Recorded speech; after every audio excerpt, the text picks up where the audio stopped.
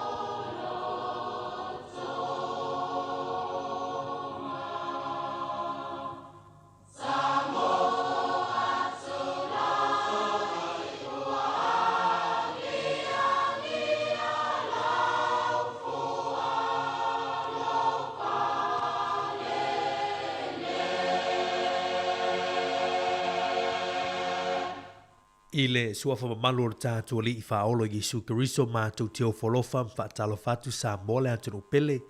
I lo malei fo mai whanunga fo nei aso tai aule nei. O le aso lua, aso se fulmari tolo nei masino Februari. E le tātou savalinga o le tu sanga luafe lua se fulmari wha. O le tautua lere si ufonga lo mua, to e amatalia fo ila na tautua le tai au ai alo maia. O le tātou sauninga lotu whale ainga le tai au. O le ataita ia le sunga wha awhiangainga Pastor Tomasi Taito. O le Kalesia Livingstone Evangelism Ministries Maola ia I loa hatusi maia le whaafonga.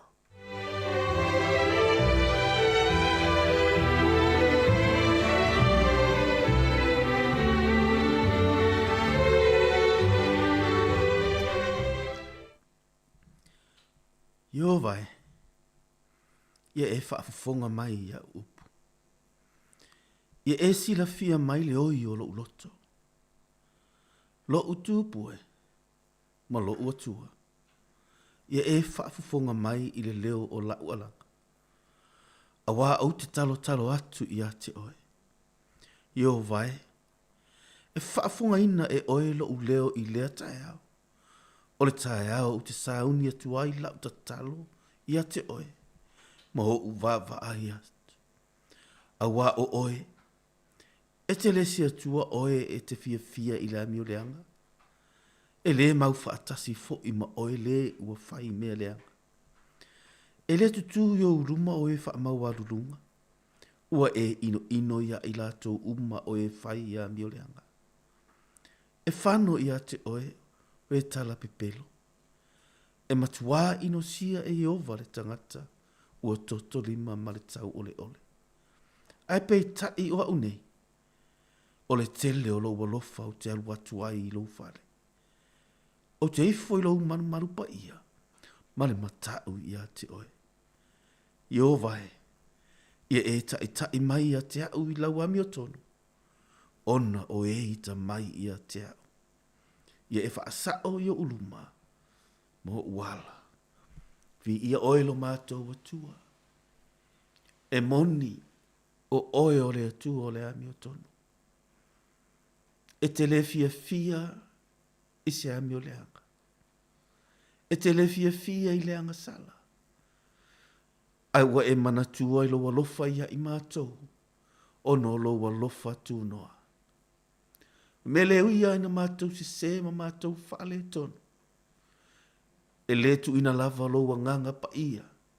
E fisoso ani mai. E tai mai.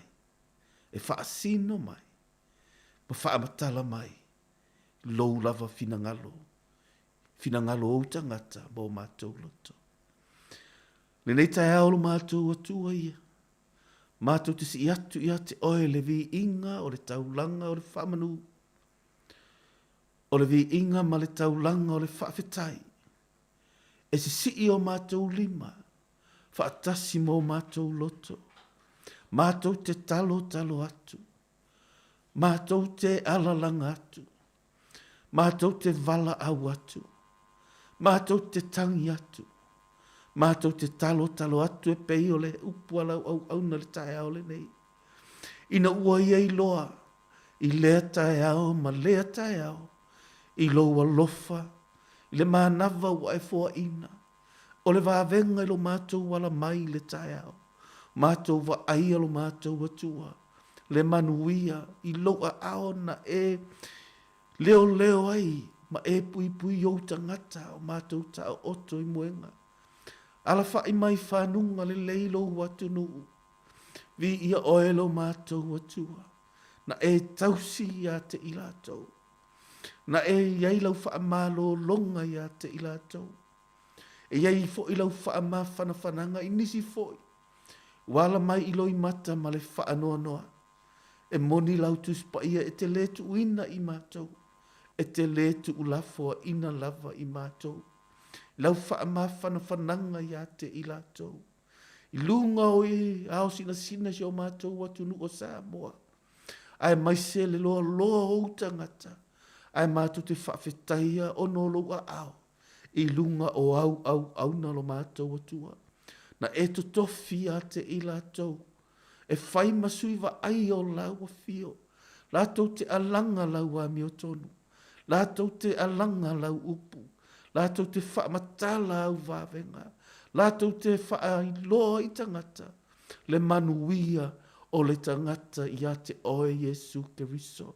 O le mea le mātou te whaawhetai ailo mātou atua. Ana le se noa oe. Ana le se noa oe. Manu i mātou te whano i mea uma i mātou te iai. Awai muli lava le oti. I mea uma mātou te iai. Ai whaawhetai Jesu ona o lo walofa tūnoa. E te lavea i o tangata. I lau whaamalo longa i lungo Samoa ato. I o tangata i le nei taia. Nisi i ngā luenga. Nisi o i le whale. Lātou tiu te whai le nei taia. Aolo mātou atua. Mātou te whaawhetaia oe. Ono lo le lei. Ono lo whaamaoni i lo walofa ia i mātou. Whaaftai Jesu ono le nei fo ofisa whaasalalau. Le ali pule ma le au whainga luenga atoa. Manuia i lātou. Ono le lātou tiu te whai le ngalulue. I le whaamatalaina. Ma le tuatu pēa lo mātou atua. O apo inga. Ina ia mātou wola le ngata i lau upu. Aina ia mātou manuia i le olanga nei. Ma le lalo langi o lo mātou iai. Whaamanuia mai oe Jesu Keriso. I polkalame umai le nei aso ma meo le a mātou whaia. Le vi inga e fo'i ia te oe. O no lo suafa. Amene. Ia, vi ia le atua le nei tae au Samoa. Vi ane lo mna ta upo e wha. Se tari tono se tala ua le ama ua se fisosoani bolo fina ngalo whapena fo'i lo nei tangata ile nei tae au. O saule fafine sa Maria utu vai. Fetalai atu Jesu ia te ia. Au mai ia te au o te inu. Awa o atu ona soo ile a ai e whaatau ai ni me e ai. Whai mai leo le fafine o sa Maria ia te ia. Pe fea ona whai mai i se me e inu ia te au. O le fafine sa Maria. A o oe o le iutaia. E le aini me e whea ia. Iutaia ma Samaria. O lo tato iai i le matua i le neiva yaso. E whaamatalaina. O ke riso i to tonu i ate oe. O le whaamoe moe ola lea. Christ in you is the hope of glory. O le whaamoe moe so se soifua po so se ola. O le iai o ke riso i te tonu i ate ia. Awa foi o lo whaamatala i le apostolo Peteru. La ufaitau i whai mai le tala a le apostolo Peteru. Whai mai ia whaafetaia le atua. Le ta maolo tātou ali i o Jesu Keriso. O le na whanau fo wina i tātou ona o lona alo fatele. Ina ia iu i le whaamoe moe uola. I le toe tu mai o Jesu Keriso na ie uoti. Ia iu i le tofie le pala. E le aise le anga. E le mamae vlava. O lo o teu le langi mo i tātou. O e o leo ina i le mana o le atua. I le wha tua. Ia iu le ola. O sauni e wha aria mai i ona pō. E ngata i whai mai le na tala wha pene. O lea. O te oli ai. E ui lava ina wha noa o tau ina i aso nei. Pe a whai e tatau i toftofonga e se le tala. E ui lava ina maua tātou i toftofonga. Ina i wha noanga ini nei taimi. A oro o iai le wha moe. Ola o le tangata. O le wha moe lea o i ke riso i tonu i ate oe. O ia lea na lavea ina mai i tātou. O wā foi o le fili numera tasi, o le oti, o le oti. Ai ke riso, o le wha moe moe ola o le tangata. Lea na mafuaina ia, totongi ma ia, le sala o le oti, ona o le anga sala. O le wha moe moe lea na iloa Yesu, manue le ai masesi o tātou, pe le leila wa mio, pe le leia tātou me e whai, pe tātou te tō anga i le lotu, e whai mea umai tatau na whai. Ai loa lava Yesu, ana le se inoa maia, e le eise si e sao, i le whaasala, o le penalty of sin. O ia le na lave a ina mai i tātou. O ia le na ave e sea mai, ua maua ai le wha moe moe ola o le tangata. Mea le ana, o whai tau wai le tala le i le whawhine Samaria. O le mana onga leo Yesu, na whai eila na saunoanga whai mai, e au ana o waalu e Samaria. Na i loa e Yesu, o loo iai le whawhine. Ua lona i lona loto, ua ta wifua i lona loto, o le awha apea na whaila ua o langa. Ua o fiu e tau mawhai. Ua o fiu e sa ili.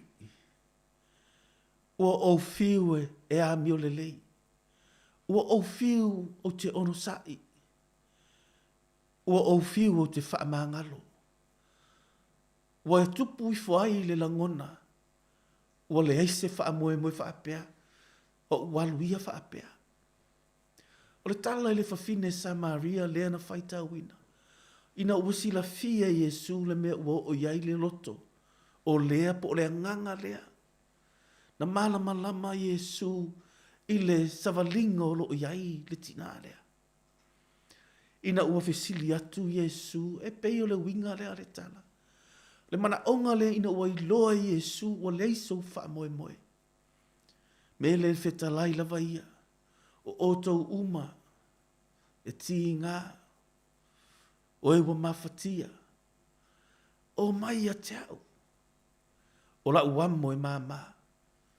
E tutusa le lei i le awala na tapena Yesu e trade ai pe e fesu iai ai. Ma le tina lea. Awa e lo le lei lava Yesu. A o na tele le tinga. O le tele fo i leo le mawhatianga. A o fo i na tele le mawhatianga. O le mamafa leo le avenga. E i uai ina le ai se wha moe moe. Whai tau ma oua lofa le tala lea. Nai loa Yesu ina ua savavali wha atasi Yesu ma le au soo. Ina ua nofo Yesu whai mai ua vai vai. Pa ua le lava foi. O te nofo ma uma fau fau. O i o le atua. Whai mai le tala le tuspa ia e le moe. E le tu le moe. E le moe lava. Na te leo leo i lou urufale na te leo leo i lou urufafo. Whai mai na te leo leo i ate oe. I le lua se fulu ma le whai tu la. E le o malo lo ia. Ai e o mai le tala lea. O whai mai ua nofo Yesu. Ua la ngona le vai vai. Na o nofo ai ma whai wha apele tala lea. Tātou te savavali umari savalinga e tasi. Ta māti nā ma le whanau te tonu o whare whaingono te vai atu. O lai ata mai e savali lava. Mā nei e le savalinga. A o lona ese e senga le savalinga na o tuale au so o whaatau mani mea ai. Ai nofo Yesu. Tātou te savavali whaatasi umalava. Ai ese le mamafa o le tātou savalinga. E le ilangona e le so o le mamafa o le savalinga Yesu. Ai sea. E ese le manatu mai o loa tua Samoa. Le manatu ia mai o Yesu ia te oe. Pe a whai ua e iai se mawhatianga. ina nei tu wifo le langona ma le loto, ua le ai se wha moe moe. O le tala lea na whai e Yesu i. Moni a la pe no whai atu. E ese a le mamawhar sa walinga re tina. E le iloa le mamawhar sa walinga re tima. E le iloa fo le mea le mamawhar le whanau. A o le tae au le nei. O te tu i atu i lo fina ngalo. Fe soso ani atu i ate oe. Christ in you is the hope of glory. O ke riso i to tonu i ate oe. O le faa moe moe ola lea. Le fai mai e le tala le apostolo Petru. E le ai lava sesi faa moe moe ola. Ua na o ke riso Yesu. Fai mai le tala le fafine. O oe le, ue malama lama le tala. Ai na faa matala Yesu le tala le se ma i maa ue. Pe ana e iloa. Le mea, le o lo fai atu i ate oe. Ma le mea fo ai fu atu i ate oe. O le aso lava le nei sa moa. E tu ina atu ai e le atua i ate oe le mea le na. O le aso le nei o te tali tonu ai. A fai e te tuu nei ia Yesu. Le mamafa o le savalinga o lo e savali ai. Po o le avenga foi. O le aso ale nei e fai ai e Yesu. Le va venga i ate oe. Ma le faa moe moe ola i ate oe. Fai mai le tala le fafine lea ina ua iloa. Ai fai tau le tala. Ua mana o le fafine i le mea le fai mai a Yesu. Ua mana o iailo na loto. Ai na ilo e Yesu. A fai na te ave nei. E to e fo ia i le mea e masani ai. Ai sea. Fai mai le tala le tuspa ia. Ua lima ia tane aritina. Longo winga e wha matala mai ai. O le tangata ua lewa na tinga. O le tangata ua lewa na sa ili se file e mui lo noloto. O le tangata ua lewa na sa ili se alofa. O le tangata ua lewa na sa ili i se lave ai. O le tangata e tele ni ana fesili. O le tangata po le tina ua sa ili se tali. O le tina e tele ni mea e mamafa i ate ia. Ai ua lewa na sa ili i se mea e malolo ai. E tele mea e mawhai na tātou wha moe moe leo langa le nei. E mawhai e launga luenga ana e tuu e te wha moe moe i ai. E mawhai e le se leni po le tele o ta mau a inga ona e wha moe moe i ai. O nisi wa lātou wha moe moe i le lei o le whanau. Ma le ta mau a inga e whai e le atua i to tono a inga ta i tasi wha pe whanau.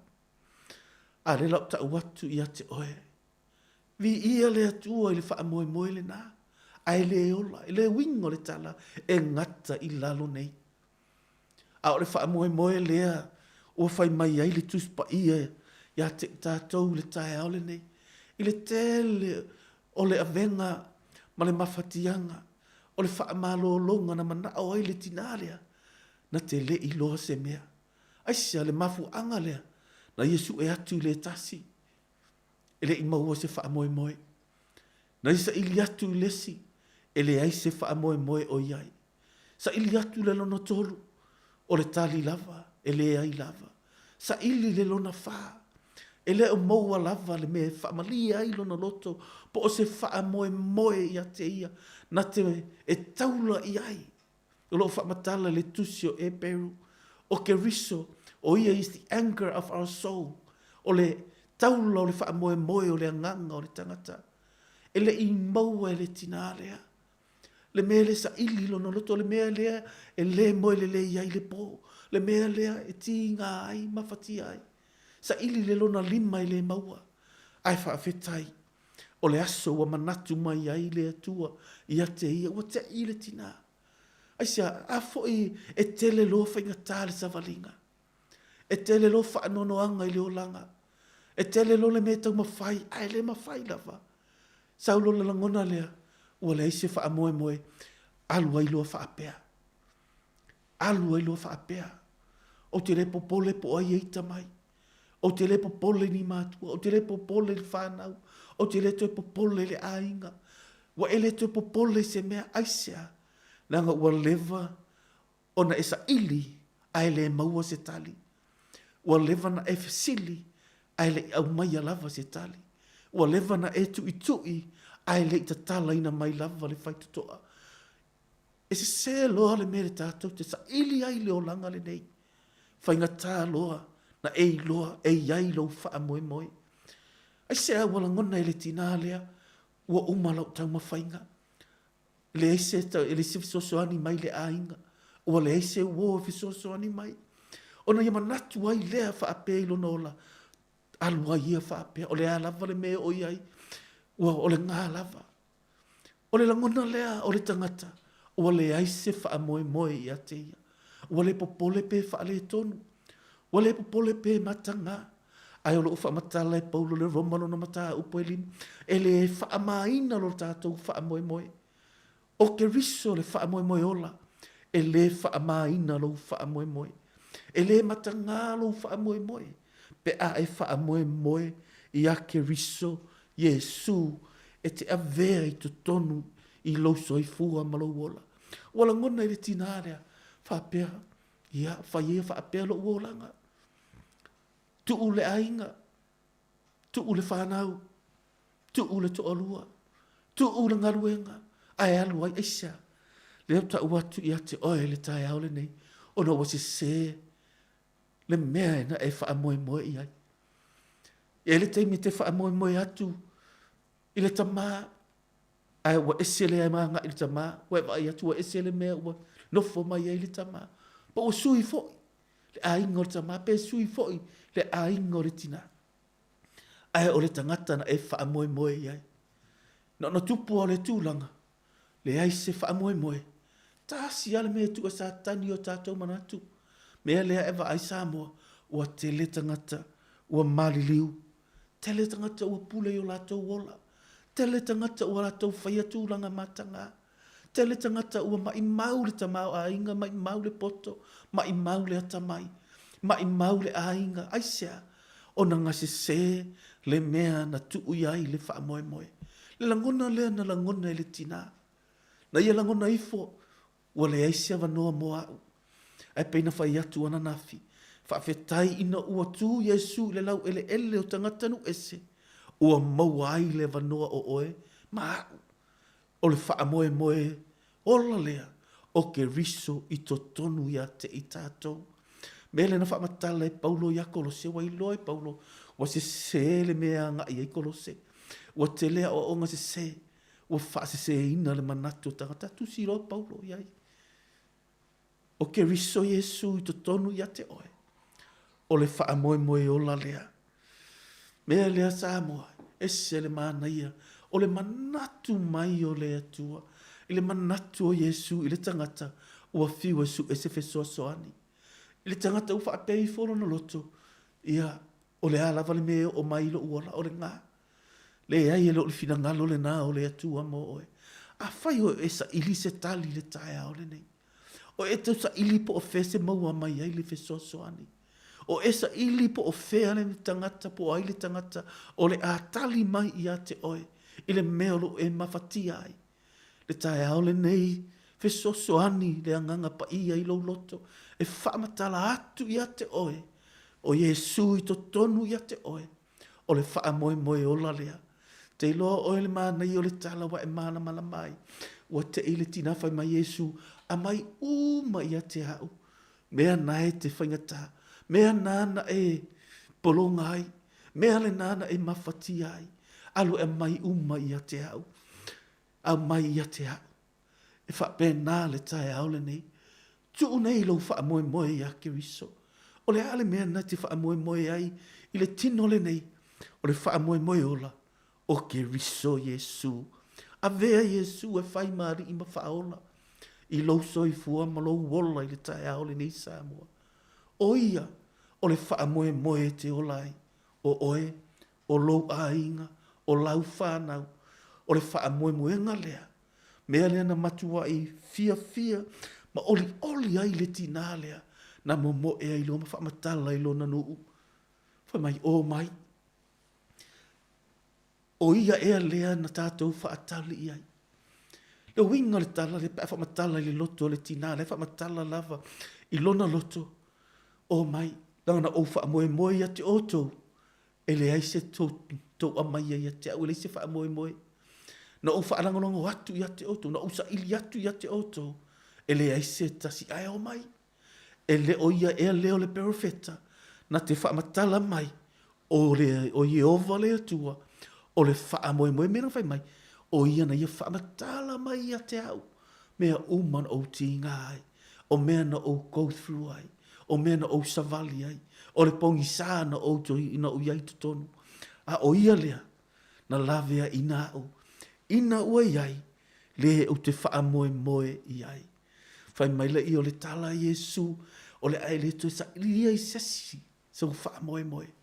A o to tonu ia te oe, o le apuna mai to tonu ia te oe. Ina ua aisi le whawhine ia Yesu. Whai mai Yesu, o to tonu ia te oe, o le apuna mai ia i le vai.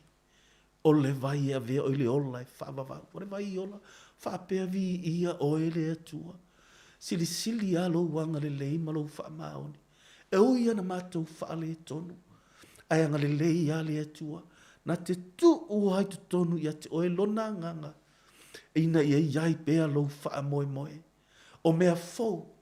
O ta pena Yesu e whai mo oi le tae ao le nei. O le mana onga le nā. O ta pena Yesu e tali lau mana onga. Ina wa e whaapea ifo ia te ia le tae au le nei. Yesu o mana o ia te oi to tonu o lo uloto. O oe o lo ufaa moe moe o la. Vi ia le atua le tae au le nei. Whaftai lo mātou atua. E si ia o mātou lima mātou te whawhetai ia te oe. Oi e mātou te sulu iai. Oi e mātou te vala au iai. Oi e alo mātou atua mātou te tali tonuina. A oi Yesu ke risona e ofo mai lava oe. Na ofo mai lava lo wola. Na e tu matu i mai o whaitoto o mātou loto.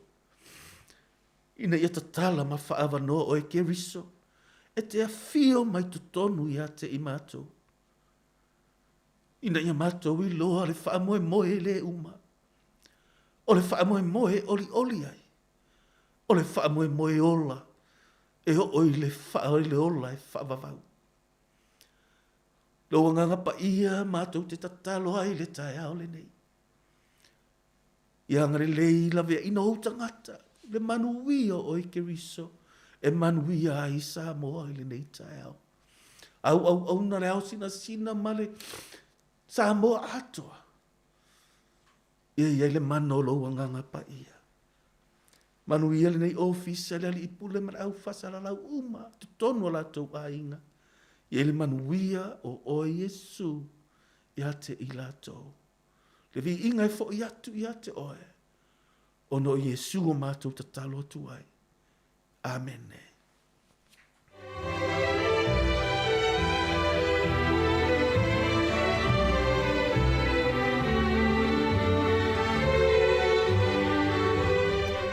Vi ia le atua Samoa le atunu pele le tae au le nau whaafonga le tātou tunu i le tātou sauni ngā lotu whale ainga na whitai tu ngai le sunga le whaafia ngā Pastor Tomasi Taito o le whaafia ngai o le Kalesia Livingstone Evangelism Ministry i Lower Hutt mo le atua le ngā whaafitai le wauna le atua o na tāpenanga mātou o while le tae au le utomatau ina i le whaafonga tāpua e lo tātou tunu e ala il manavanga pa ia ia e tomatau ina i pea ia le tātou savalinga whale nganga lo tātou iai. Nei whamunia te le tua, i lau sunga le whaafia ngainga, man whanatua le whanau, ia whaapea fōne tāpo inga le Kalesia, ia manuia tele nei aso, ia mufuafuanga o toe. Rvinga le tua toe te liu mai, whaawau tau tōre si ufonga lau mua nei tāo, whaaftai. Think about his love, think about his goodness. Yes, Lord. About his grace that brought us through. Thank For you, as Jesus. high as the heavens above, great is the measure of our Father's love.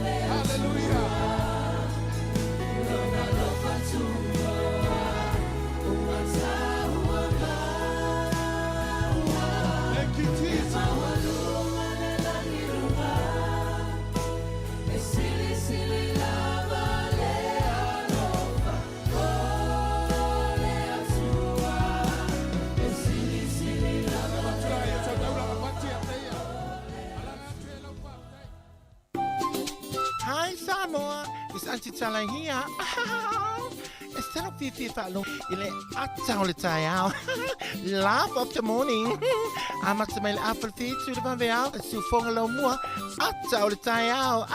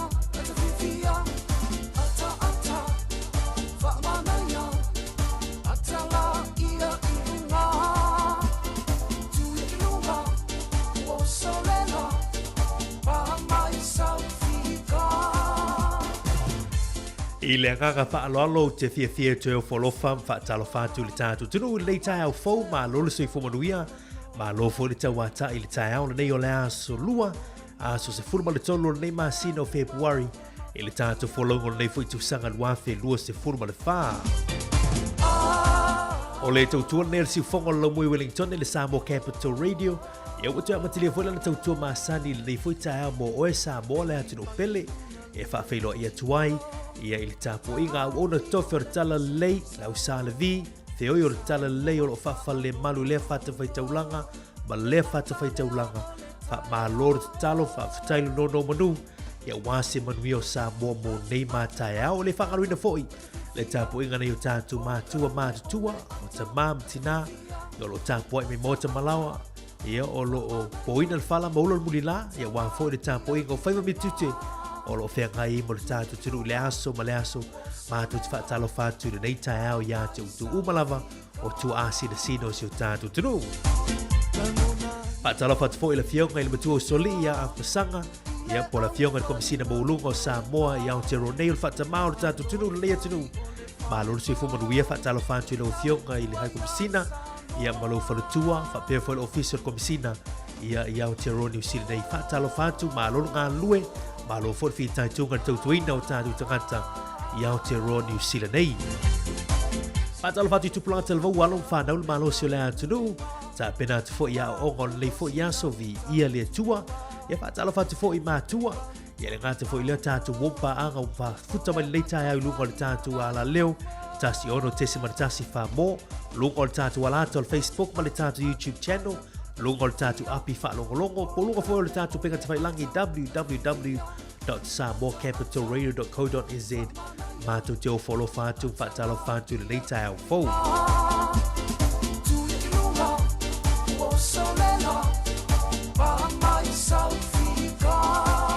Ioe, ia, lau tau ona leo marme tui tau whiga whai walu leo tātou whainoa i le leita au tau tui na whoi lau tau pa ia malu tau mamalu le aswa nafi le sunga ia tasi tui tau maa.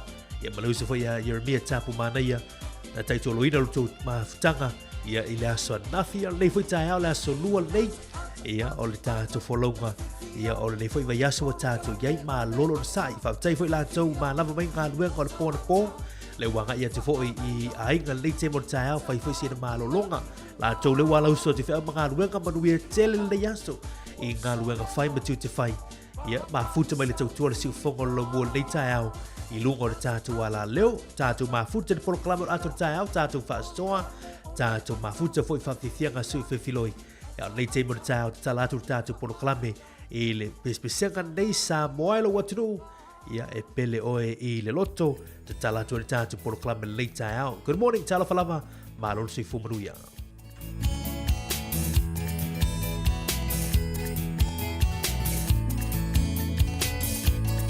Samoelo atunu pele i le loto e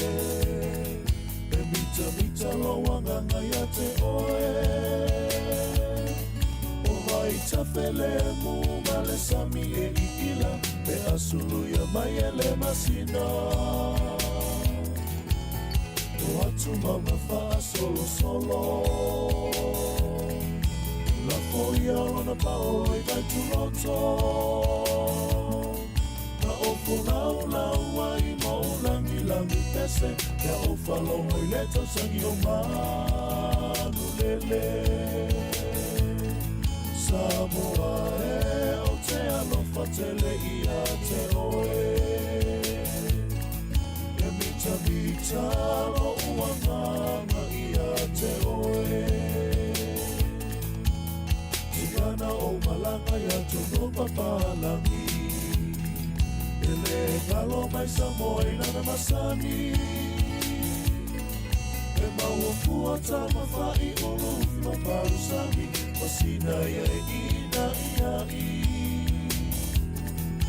O tangata uma e whe alofani E alofa fua iso o se tasi Le tio amori mauma i le tasi tusi tala O samo le penina o le ne masa Samoa e o te alofa tele i a te oe E mita lo uanganga i a te oe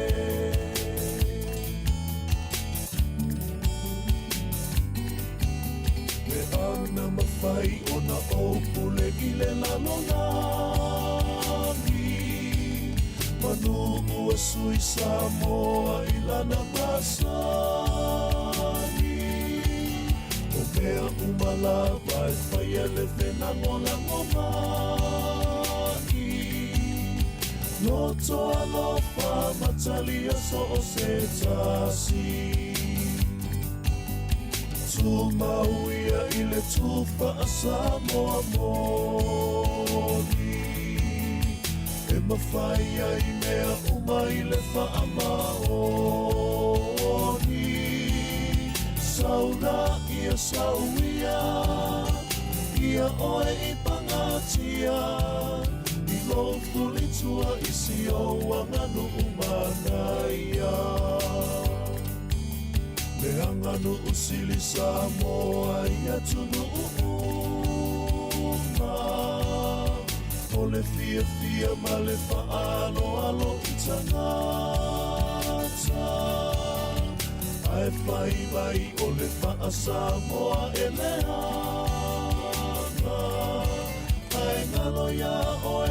tasi ia I lo tūlanga Tūmau ia I le tūwha a Samoa moni E mawhai ai mea uma I le whaamaoni Saula ia sauia Ia oe I pangatia I lo fuli tua isi o anganu umanaia I lo fuli tua isi o anganu umanaia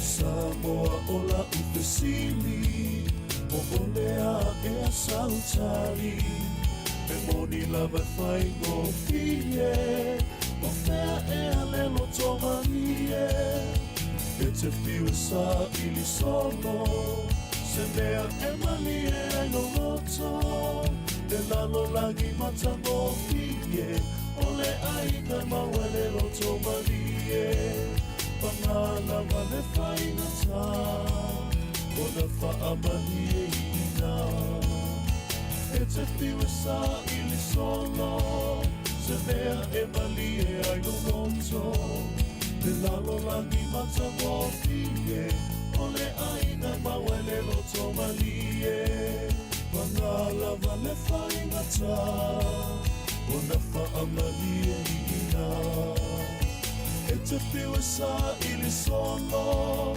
Se mea e malie ai no loto Te lalo langi matango fie Ole aina mawele loto malie Te lalo langi matango fie Ole aina mawele loto malie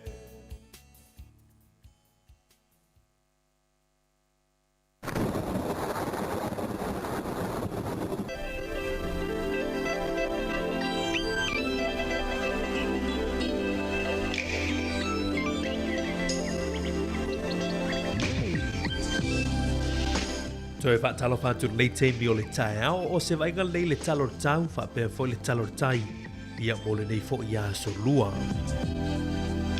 Mo Wellington e a fiei po le rua Hutt Valley ma nutua oi le nei aso langi leile aso mo I tātou mātou o fie le suno I lo la e peo na valo ia mai e lo fiso va ai tau.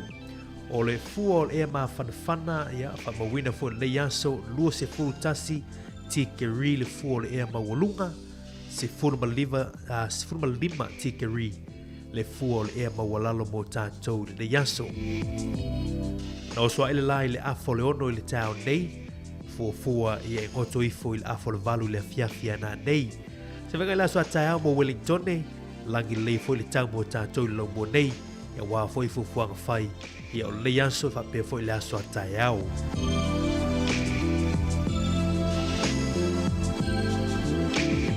Se vai ngai la o te lenga o le atunu le fo ia so lua au Kilani, Hamilton, Tauranga, lagi leile ia so mo tofa pena fo I Gisborne, Taupo, Napier, pena fo ia si tātou nu le tua oi o Mastone, lagi leile ia so mo tau. Le pito I sauti o le atunu, nai Timaru, lagi leile tau mo tau le ia so Clay Stete, Dunedin, Invercargill, si wanana ia o. I lei teimur tae au ia ki lia I teimur tau nei wha solo atu I la woli mātou o fia le sulu la I nai Invercargill le nei fo I aso ia wā fo I fufuanga whai o le tātou tunu ia I Aotearoa New Zealand nei.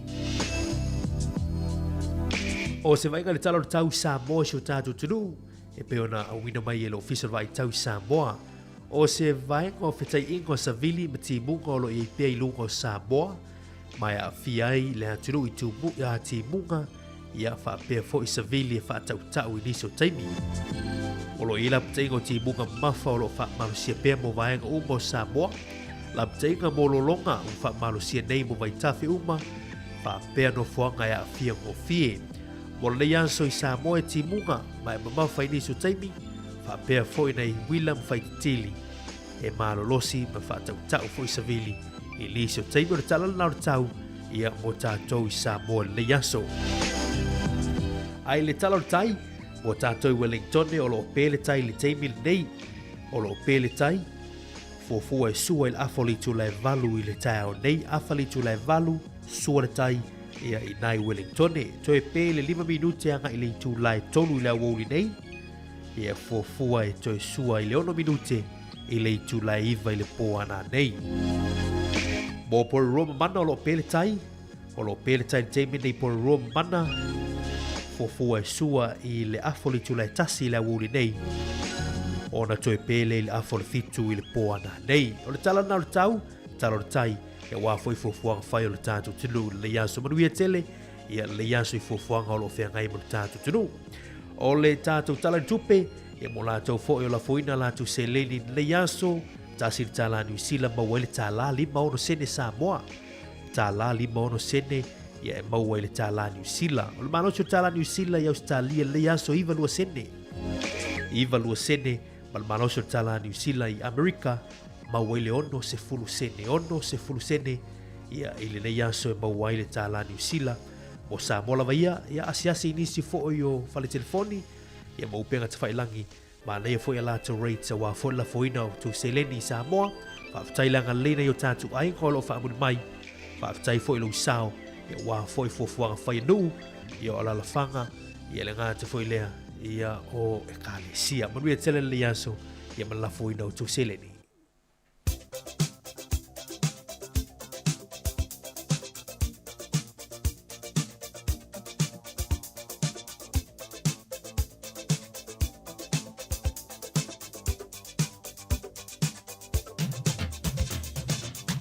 ia le tua leita au ia i lato umalava i wa toa fo i seisi tausanga fa o popo i lo to soifua ia maso matu wola ia fa monuia tele le tua monuia tele utu wa soifua le yaso ma le tua le tatu emaili hasa fa nau at samoacapitalradio.co.nz e mwhai ona tu mai eisa fa monianga ia e tō laulo i nātu i lungo le tatu wala leo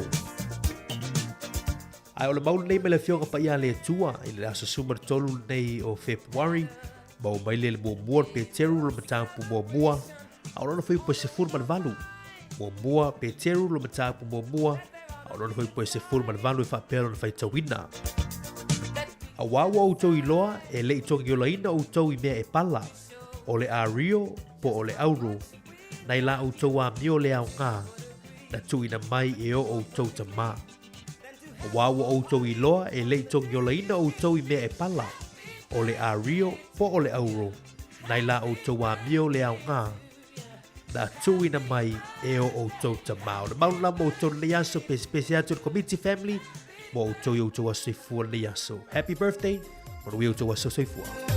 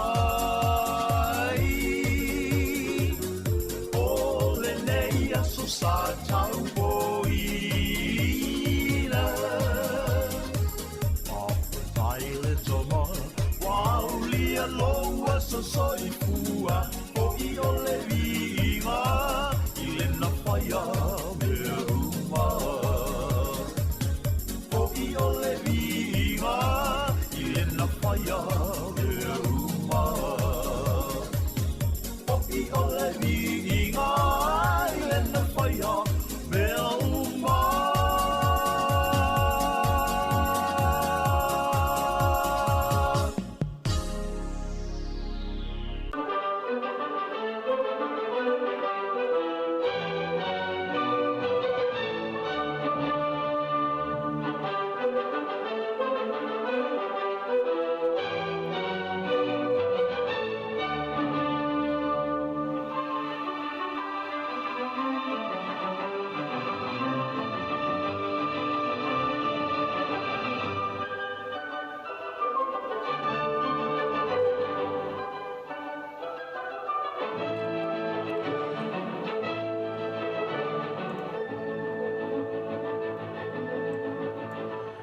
Tala whātu le tunu Ismail whaafonga, wa vai foi le nei tala whaasara pito le langi le aso I mena tupu ai le aso sfulu ma le whaa Februari. O le sol tausanga e lua fitu valu na whaasalaina I le oti ia Saint Valentine. O le alii hosi taulanga Roma, na ia whaatautaia ia whaipoiponga e ulava na whaasaina na nawa I tau. Le alai whaamanato I tausanga uma le aso le Valentine e mana tua I foi le ngā luenga ni lei na whaia Saint Valentine. Furu ma le tolu o le masina o Februari I tausanga umawai. O le sol tausanga e tasi 5 whaalua o le whaletua lona 5 lea o Henry le Valu Engelani o lona suafa o Catherine Howard. E whapea mai whaamaumau le so na whaasalaina I leoti. Ia ona ua soli e le whaletua lona 5 le nei o Henry le Valu. Ia le tūla whana fitu. Matautia foi. O le sol tausanga e Tasiona Valuiva. Na veai a Viliamu ma Mary. Ia o la ua whaimawha o le malo Engelani. O le sol tausanga e Tasiona ono Valu. Na amana ia ai e sepania le avea o Portukale mama lotu totasi. O le sol tausanga e tasi iwa fitulima na muai ia fale te tele I New York o le World Trade Center. O le sol tausanga e tasi iwa valutolu o se afi na sasao I tonu o se fale tifanga I Turin I Italia. E ono sufaso I fua na afia I le so. O le asol nei tausanga e tasi iwa ono fulu na whata itai e mo le taimi mua ni pomu atomika le malo falani. O le sol tausanga e tasi iwa fulu na whatala noa ai pe no o ai le vaenga lua le whatala noanga. Ia I le anga I tu leo sia mani e tu whatasia ma le tua sia mani na vai luaina o sa sae masisifo. I leo tato I leo e temne ia leo to tasi sia mani o solo I lalo le pā na vai Berlin, East, ma le West. Le sol tausanga e lua fe ma le tasi o se mafu e ono tesi ma le ono na lulu ai le nuu leo El Salvador. Fase lauso I fua na afia I le so. O le aso le nei le tausanga e lua fe ma le valu na whai e se fato I senga le pale mia Australia le nā taimi o Kevin Rudd. Fata tau I winga o whainga malo Australia I tangata nuu Australia I tausanga mawai. Fatasi e maleu ngā tupulanga na ngau ia.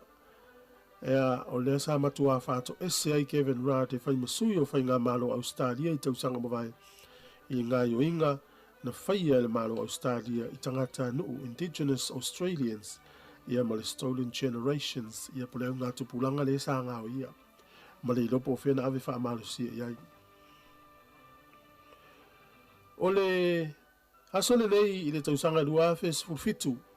Na tangata vale nai le isi uso o le taitai o Korea I mātou le ia le teminei. O le ngoala o lo na uso matua le o Kim Jong-nam. Na le fifia lava le taitai o Korea I mātou lo na uso matua o na yalu matala I solo sa wanga o lo whai tono Korea I mātou. Mai le fifia le tangata nei sa wanga o lo whaia e lo na uso la ititi le taitai le atunu. I o le sa tau pule pule e lo na fasi o tinga. Malai wa lele I Kuala Lumpur I Malaysia. O lai sa vali atu I le tangata ino Kim Jong-nam e tau whetuli mai teine e toa lua mai tua u whapu lou i ni solo, pe ni solo fo i solo afu. A o solo afu nei, ia o lo ua tuu i ele vai la au, ia o lena maa nawa e stamale nei, ia vatu ul fale mai ua maliu ai, maliu ai doa. Na tupu ina solo te usanga i lua afe sifu fitu. O le aso nei te usanga te si iwa lua lua, na tatala ina ile a ongale ta o fiti uta school, i to tonu o ta u i manua. O le te usanga te si iwa lua valu le so na vala uma i ele ta ita i New Zealand, i Wellington nei i le palemene, ina ia au ina atu ni va atau se lua, o whaso i sa te ele le mau i sa mo le taimi le nā. O le so te usanga te si iwa lima tolu, ia o le tangata suafa, ia Thomas George Newa. O ia i lona pito si amani sa o fia le tangata nei. I le komisi o whaamtalanga po le Western Samoa Commission on Inquiry. I le tamwhaile e toi whaatulanga le leilwhai ngā malo o Samoa. Ia e te ua o le so, ia mamaliwa i le tausanga na e tasi iwa lima tolu. E leo whai lopo se ngase, ai nā le fast food tolu tausanga lona soifua.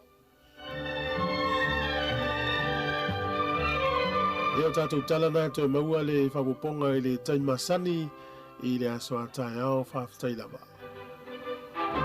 Malo whaafitai whaafoma le tātou tunu lau tau lunga tuni sio vaenga tāu o nei teimu tai au pēna iele talo le tau, suingo le tupe, talo le tai, ia o le whaamarianga fo i oso i fo maas whanau, tātou whaalongolo fo i mena tupu le aso le tala whaasopito lo langi le aso sumar tolu nei, ia o Februari e le nei fo i tausanga luafe lua sumar wha, ia ao mena tupu i tausanga ua mawai.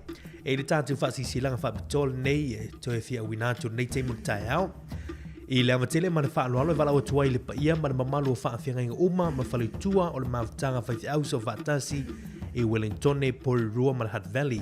O le a whaatauru ina le tāntu wasu taalo I le sol nei le aso sumar tolu Februari I le ekalesia e whakasa Cannons Creek I Porirua mai amataina le afori tulai valu I le tai au nei luluinga ia au ona tofi o le tala lei afori tulai valu ia le tai au nei mawhtanga whaithi au so whaatasi Wellington e Porirua ma le Hutt Valley ia o le tau por kalame le tai au a matalia le sauni ngā lotu ia ona so oile ma le malu o le tai au ia ona whaasoro ile o tātou por kalame o wala a matino ngā luenga o nei tusanga ma le whaalo lava sai nia le laulau a whono le whaasirisilanga na mo le mawhtanga whaithi au so whaatasi Wellington e Porirua ma le Hutt Valley manuia ia le tau aso ta alo nei aso ia le uta tonu li tulai valu si mai le whaafonganga le tātou tunu I tātou telefon ma tātou tala mai Samoa I le nei tai au whaaftai.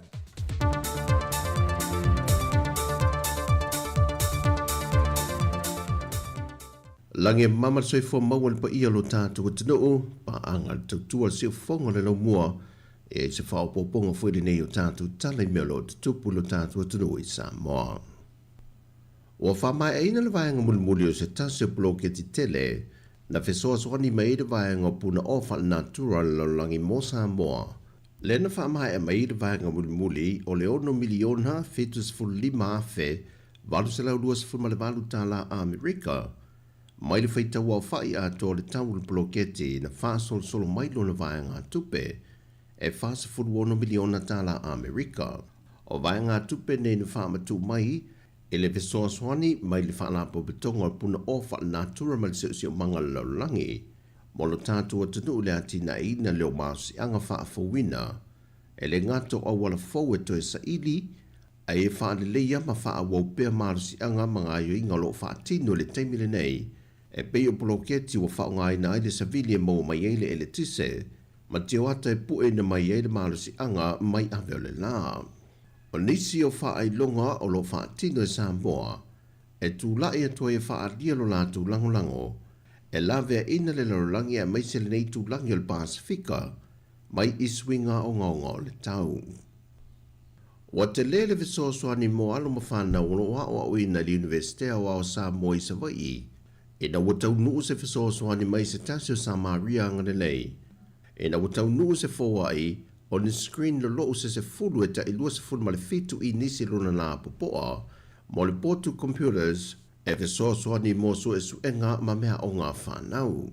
O le visosoani nea se tasio tina mai Brisbane au se talia na malanga mai Samoa I le tausangan te nei ma siasi le no whanga o le a onga Universite I Savai Mai e whaamawina ai se mana o ngolo o iai le potu computer moa awa o ngare whanau. Na toi foi i le tina le a fionga ia moanga tuti a whea alfani a siata, whata sei ma to ala lia i tamale a inga, e mai le a fionga wai ngā sa tupai te sa vai. Mau lātou tā pena mai le a whesoa soani tene, wa tualo i ngātu nei, e le tamaita i whaurulu le Universitea o Samoa. Professor Tuifui Saa Patila Mosa.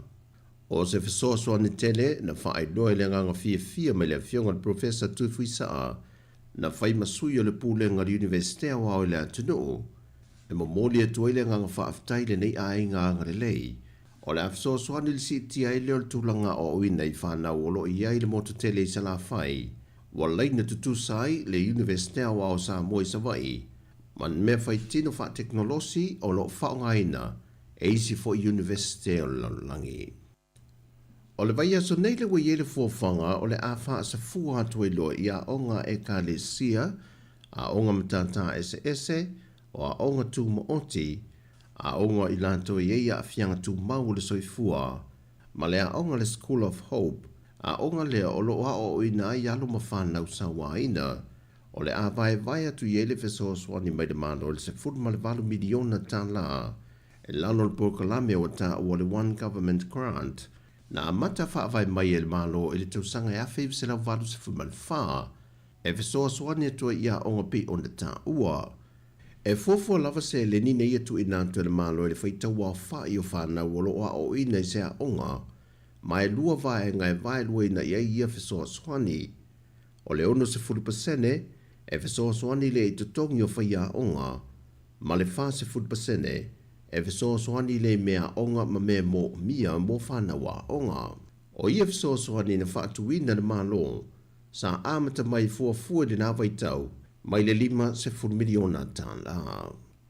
Mai il whaamasinonga, wa toe tolu atu le asonga fua le vea so fau le toe vahala awina o le mata au pua se tasi o li televou, e toe tūla i e lumo le whaamasinonga, i mōri anga o lo tua ia i o lo na whia leo niwinga mātanga, e se tama i ta ia onga se funma le ono tausanga le matua.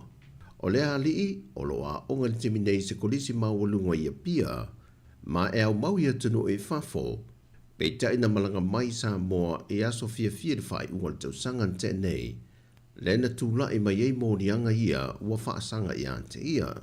Na whesiringia e le whaamsino ia whipulia e amperosa roma lea televou po o a onga pea, o loa onga pea e o mai le timinei. Wa polo ina ia le whaamsino, e nei e tau fia le whaalawilo ina le swafa o le ua mōnia, whaata seimaru nā fio anga, ma le swafa o le olo oa fia. Wa talia fu e le whaamsino le tau sanga mai dei tua leo, e whiriwhiria mai ai se lo ia e tutongi le malo, e tūla e whina wina le mata opune nei le tua le ua mōnia. O le tolo poa i o le mata opune le tau sanga leo, e na ia whaamai a mai a lātou mōnianga, ma lātou whaamaumaunga, mō le toi wāla a wina o le nei mata opo. O tala fōwia mai lo tātou tanu mō le nei fo ia solua, manu te leina whaiva matiu te o le awhianga iai, whāsoi fōia.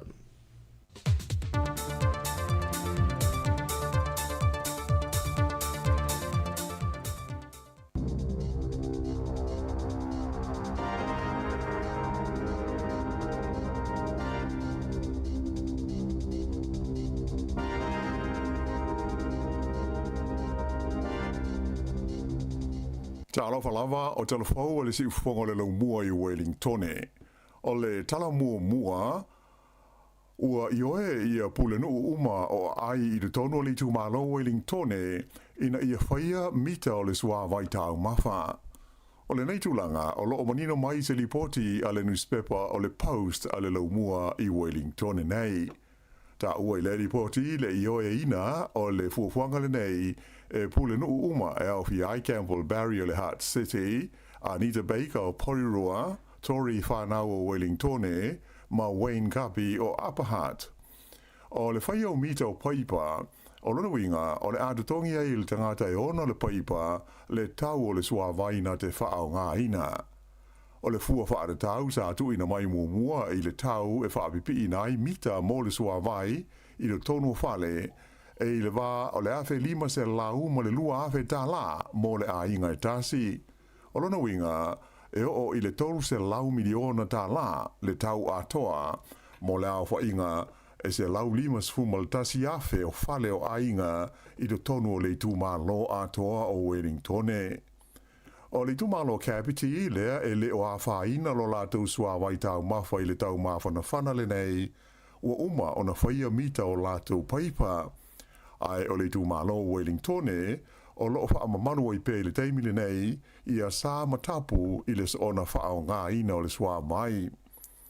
O le a ai o Wellingtone lawa ia, Wellington City, e ono se e atu i le vaenga e tolu i a le sā le nei i le tonu o leisi lua vai asa o lumanai nei, ona o tulanga wha le tonu o loo iai lo lātou vai tau mawha. Na mua i wha ai loa mai e le pulenga le sua vai o Wellingtone, o vai asa mua e lua o le masina le nei o Februari, e au pito silio na lamatia ai le tūlanga uti o le sua vai tau mawha o le tū malo a toa. O le mafuanga o le nei tūlanga le manuia, ona o le tele o tausanga e le i whaafawi nai paipa o le ofetai e ai le sua vai, e lenga te lea, ai matua tele fo i paipa tu wai ua mama ma pāpā, mahalu lea o ngā ai le vai. Ua fuafuaina pe tusa ma le fast furu 5% o le sua vai o Wellingtone, o lo alu lea o ngā, ona o le tele o paipa pāpā mata ei. Whaalia mai e le teitei whono le pulenga o le vai o Wellingtone, o le lia sua whai a Darren Ponta, o lo o taunga whai la tau i se whai ngā Peter Silio na le lei mō tangata umai le nei taimi. Na ia tā o whoi, a whai o le a whai a mita o le paipa, o le winga, e le tau o na amata whaatino lea ngā ruenga tele, i le tonu o le lua tausanga o luma na nei.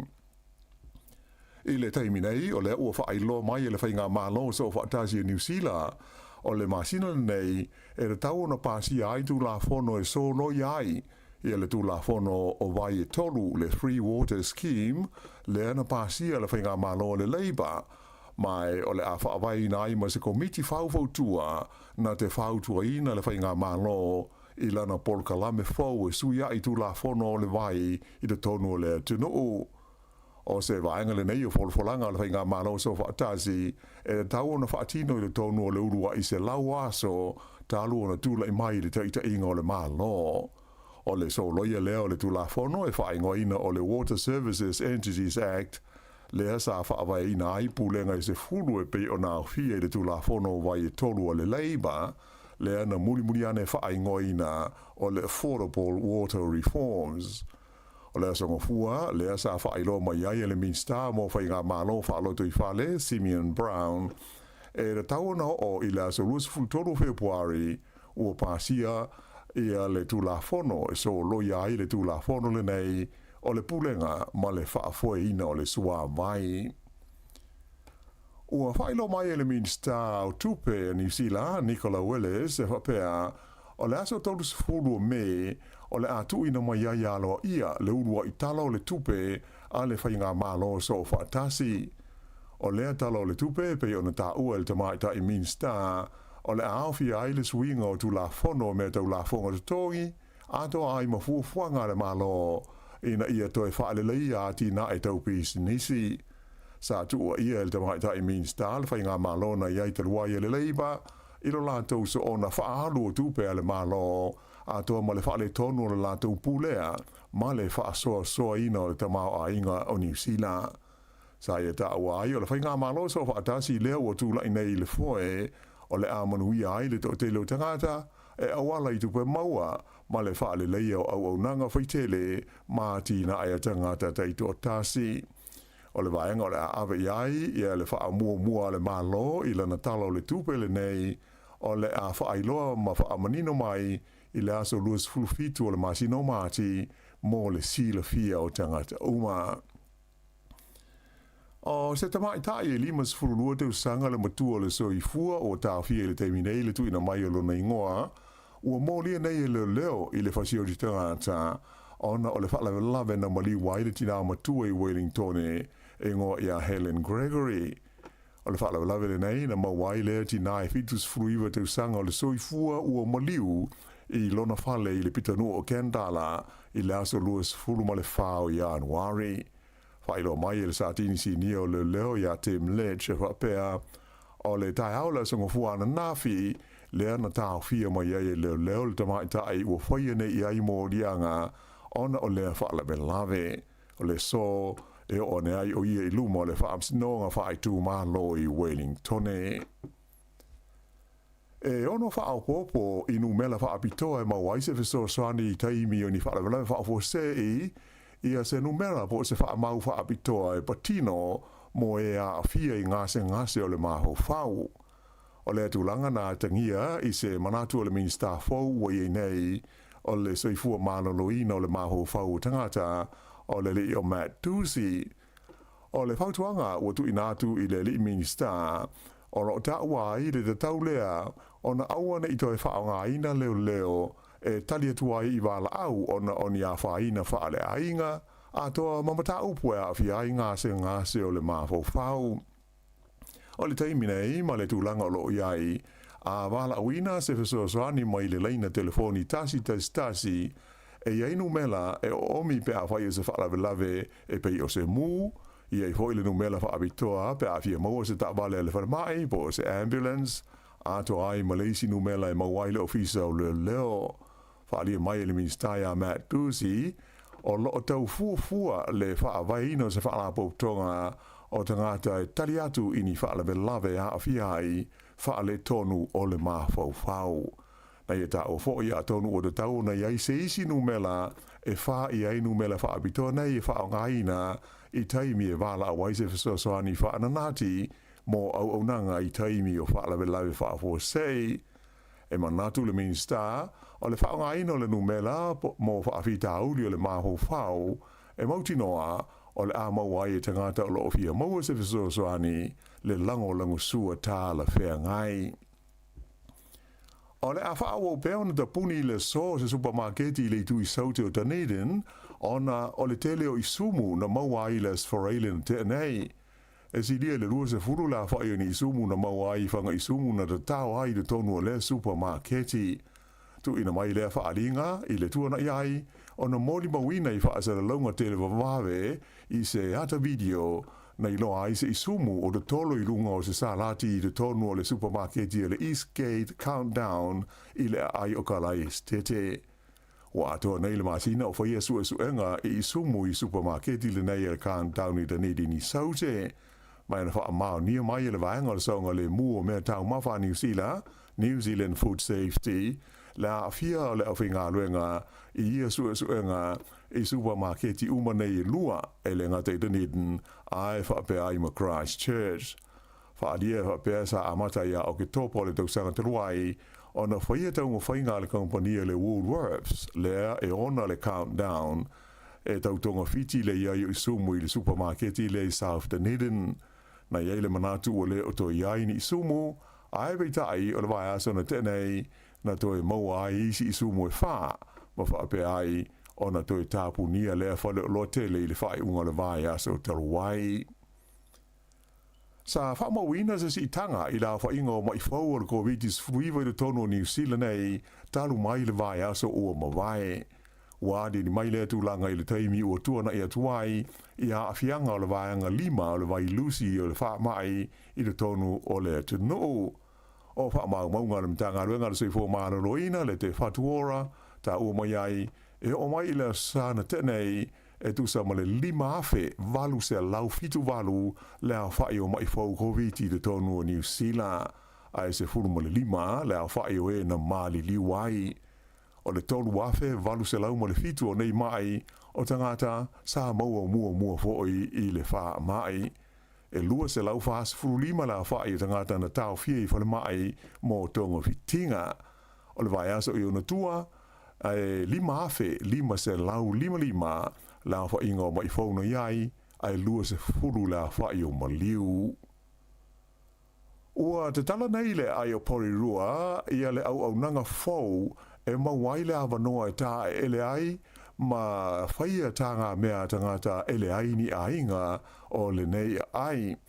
O le whaalapo tonga e whaingoina o le Orange Sky o lo whaafoina le nei tautua ma le au nanga o lo ngā lulu e whelangolongo mai ai ma le whalapo tonga le turunanga o toa rangatira ma le pulenga o le ai o Porirua le Porirua City Council o le nei au nanga e whaongaina i se ta vale o se van e whaato tonga ina ini masini tā lava lava se lua e lua foi masini e whaamamango ai lava lava a toa ai ma se whale ta ele e mau ai le vai mawhana whana e lima isi ta wale whaape nei e le whaalapo tonga le nei le Orange Sky o lo whaatino ina le nei tau tua i le tonu o isi ai e pei o Aukilani, Hamilton, Wellington e whaapea ma Christchurch.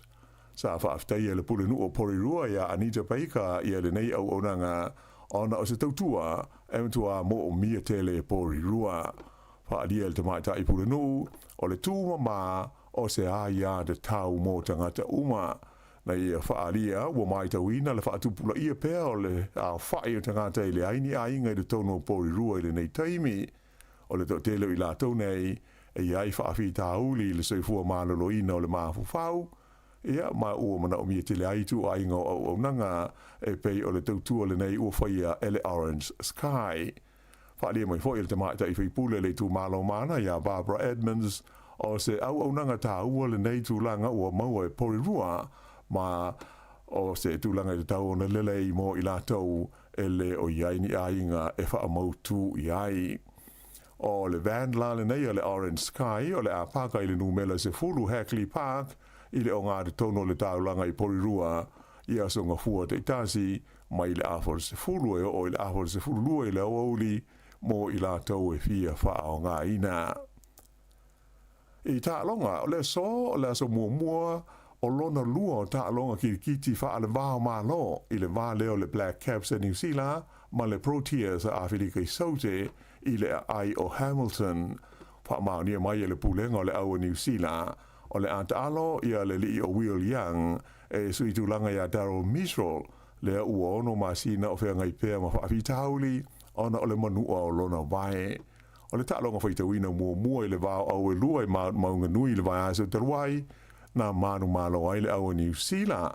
Mai to tele manatu e da tau ona malo New Zealand le series le nei ma Awhirika i Saute ona ele i malanga mai i New Zealand nei e tamata alo le lei le Proteas i le lātou sanga o lo o iai e le i mawhai lava e le Black Caps ona manu malo i se series ma le au le nei a Awhirika i Saute ia mai atonu o se awano le lei le nei e le tau ona au sia ai le tūlanga. Na whaia ina le anga le au basketball ta mai ta i New Zealand le Tall Ferns i le au Falani i le la ta'alonga sa whaia i saina i le tae au le songo fuan nafi. O le ta'alonga muli lea le Tall Ferns mo le ta'amunsanga sa tausua iso na avanoa mo le Olimpeka. Ai o le ta'alonga Falani e iwa se fulfa New Zealand e tolu se fulu ma le iwa. O le whai unga le nā o telefou.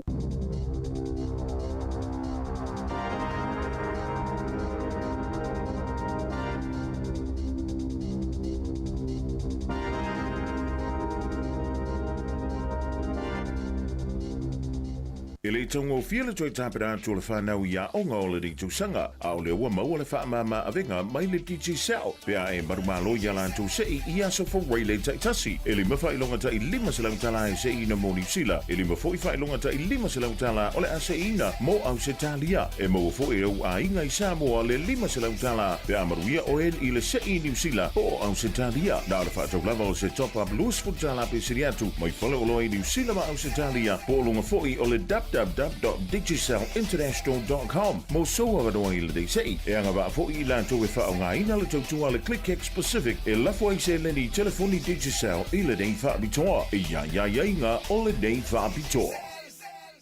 O le whaasisilanga tāua. E whaamanatu atu i le mamalo le tātou au whaafonga, e iaila wa ia te tau i lalo le tulafono o le Broadcasting Act tasiiwa valuiwa, e whai e sau whaasea po o se whai tionga i mata upu, tau i whaasalalaunga i lunga le Samoa Capital Radio. O lo o au ili lalo le upenga o sota inga le pūlenga o whaasalalaunga, po le Broadcasting Standards Authority, bsa.gov.nz. A ia inga mo le whai o sau whaasea i se polka la me whaamanu alia i lau whaafonga anga. o lo o au fia ai vaenga nei, o le ale teime mawhaiona whaise whaasea, o ai tu ainga polo kalame mawhaiona o whaasea ai, o ai e whao o iai la o whaasea mō le teime mua whaftai.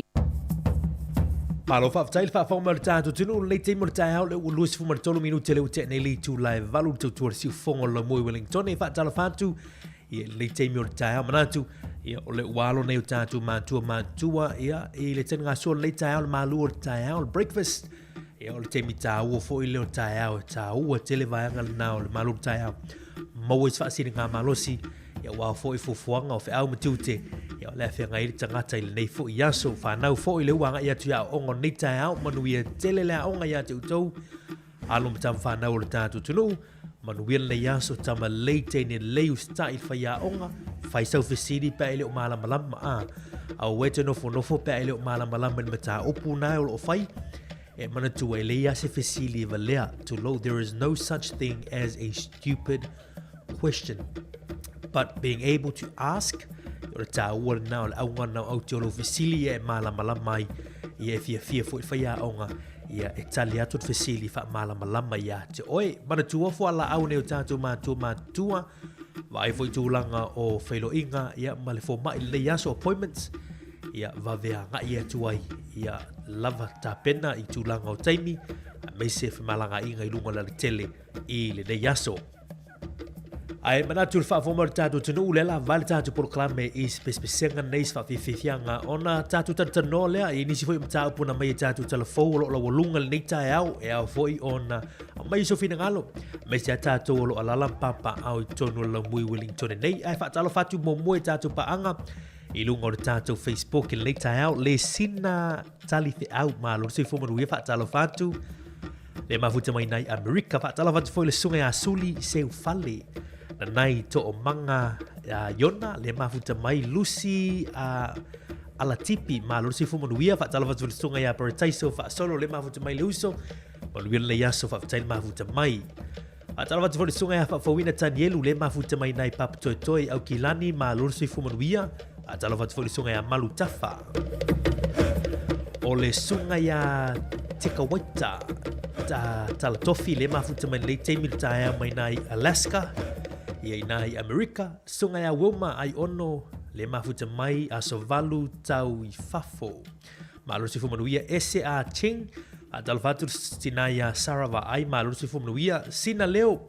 A talvatur sunga ya Tiu Lilo le mafuta mai le teimur tau Samuelu Futi, malur si fumanuia fatai le mafuta mai i le tatu por klami a vialava utou famunianga i le tatu tautum le tatu o unanga. A talvatur sunga ya pa fale li'i popo li'i le mafuta mai malor si fo manuia fa tala va tfo le sunga ya olo siavao ya le mafuta mai le ta malo fa tail mafuta mai pe ono fa ya to via lava utou fa munianga le tatu tu ele fa ngana fo la to i lungo tasi ono tesi martasi fa mo i lungo tatu api fa longo ta lo fa lava good morning malolo no sai le ta out tatu pe senga nei mai tamoli o le vai ya manu e tele tu mo si fonga lomo le te martao ia i lunga tātou por clamor ator tau.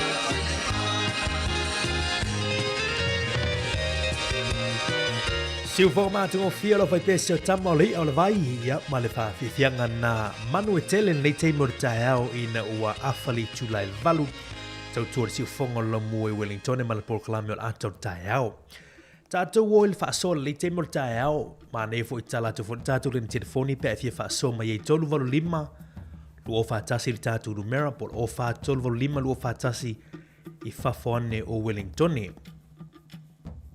ai I le talo to mua tātou telefoni tau nei lea sa au mai fo ela fionga ala wano. Ia tūlanga fo I o le malienga leo mali e fule nu ui e wha tātou I nei Wellington e pori rua. Anita Baker, I nai Lower Hutt, Campbell Barry, I nai Upper Hutt, Wayne Kapi, ia malpule nu o Wellington e o Tori Whanau. Mali umapule nu ui e to whae e alanga te tau o na whaatūlanga me o mita I tūlanga o le sua vai tau mafa. Ia pe wha mita loa whaingo o sua vai tau mafa I tonu o Wellington e la tau. Ona o le tau mawhaile fo ia le whaafi tau le lolo o whenga I le te mini. Ia ma le tau ngatā o le whaatupena o le whaale leo vaianga ni. E se isi tū o lolo winga o le atu tonge oe, o le atu tonge a o le tūlanga o le sua vai tau mafa le wha ngai ne tātou. Tau mawhai whai ti ai I le wha ngai no mita ni. Ia le tūlanga o le sua vai e wha ngai nei lea fale, ma lea fale, ma lea fale. O lena mai tātou telefoni tai au nei, e tu se lima sulu wafe le lua se lau wafe tā la le mita I tasi. Ia po le wha tino ino o le wha pi I o le mita I tono o le fale tasi. Lima sulu wafe le lua se lau wafe tā la le tau mo le fale tasi. A pe ala ma le tolu se lau miliona tā la e ono wha alu. Ile silia male se lau lima sulu wafe a fale I tono Wellington nei. Ia a fia pahat po rua lo hat mo pori rua.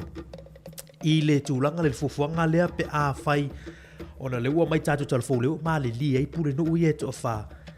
Ia mana tua o te mi neolo I tātou sama tapo o tua vai tua mawhai tono Wellington nei tono lau mo nei. Tu ia isi nu tua oi ma pena. Ai pe o le matapu lea o lo longa le te mi ni. Pola asfina ngalo le tātou tunu pe e te au wai e fo I lea mata opu o le whaile o le mita I le sua vai. Ia mana tua leo ma le pule nuu nei. Ia au le tali muli au lo ilunga o tangata nuu o pule ngā nuu o lo tātou nofo mau ai. Ia ona e vai voisina taunga tau le vaenga o le sua vai o lo whaonga ina. Ia ai pe te tau fo I so manatu. Ona te tongi pela e tātou vaenga nei. Ia fesosoa nei fo I tono le tātou ai nei Wellington nei. I le tūlanga o le wha leo tātou sua vai tau mafa. Ia ma le wha sawina fo I.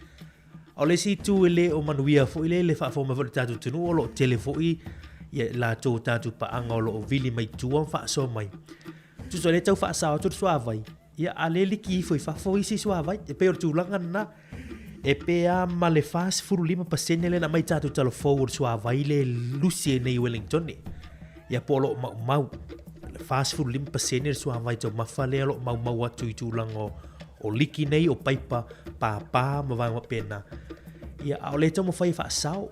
Ia ua tele tau sanga e li whaalelia tūlanga ni. Le la ua toe o mani teimi nei ua tātou i lua whelua wha. Ia tau ngā tā toe whaalelia o vanga ni. Le lava le tupe whaatino i vanga ni. Ia le la ua laa pule ngā anu e whaatino tūlanga lea o tūlanga o mita. Wha mita le sua vai tau mawha. O te roa isi pito nu o New Zealand e ngā te fo ili nai Kapiti Coast le na mai tātou talafou. Ua lewa na lātou wha ngaina me o sua vai mita. Al wha mita ina o sua vai. Rono winga te tongi el aina ia lātou ia le tūlanga o sua vai tau mawha lai lātou te wha ngaina. Ia mai sau manatu, le aso fina ngalo lewa hanga tolu lima lo whaatasi te tātou numera. I le mataupu nai le tai o lo lau o lunga le te mini.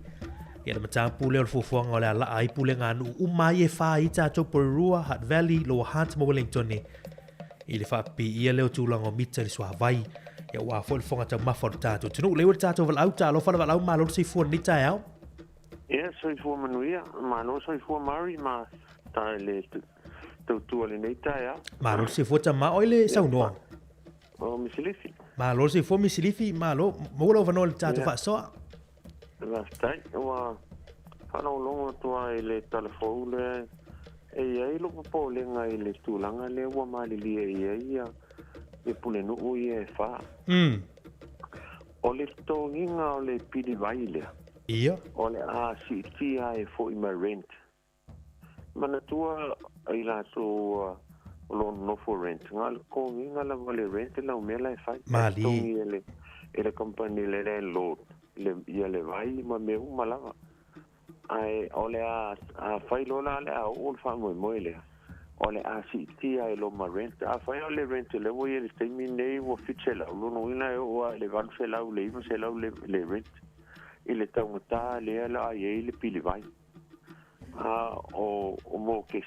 O le asi tia foi le rate. Le tongi le cancel. Ono le mo ia e sauli pili vai le. Ia o tal tonu ai e fa pe mai nei ia le cancel e tongi ai o ia la pili vai. A o le rent o te lo ai tongi le landlord. Ia moni. Ai te tongi la o ia ngai le landlord le mele. O a le faina foi nei me o paipa ie papa. E a le la pa ule i ulo le tunu tu lo lava.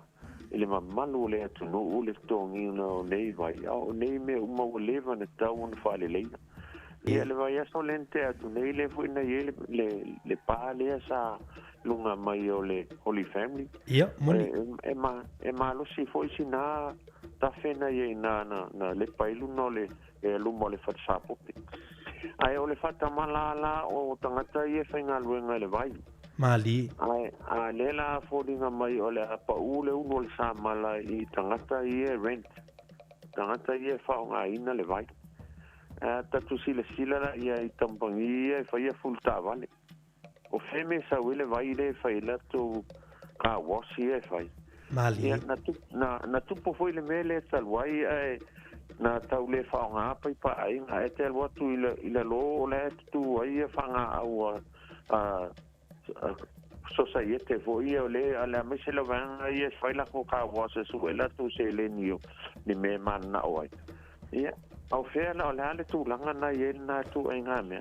Pat o lo te tonu te le lango ina ya u le me. Mali.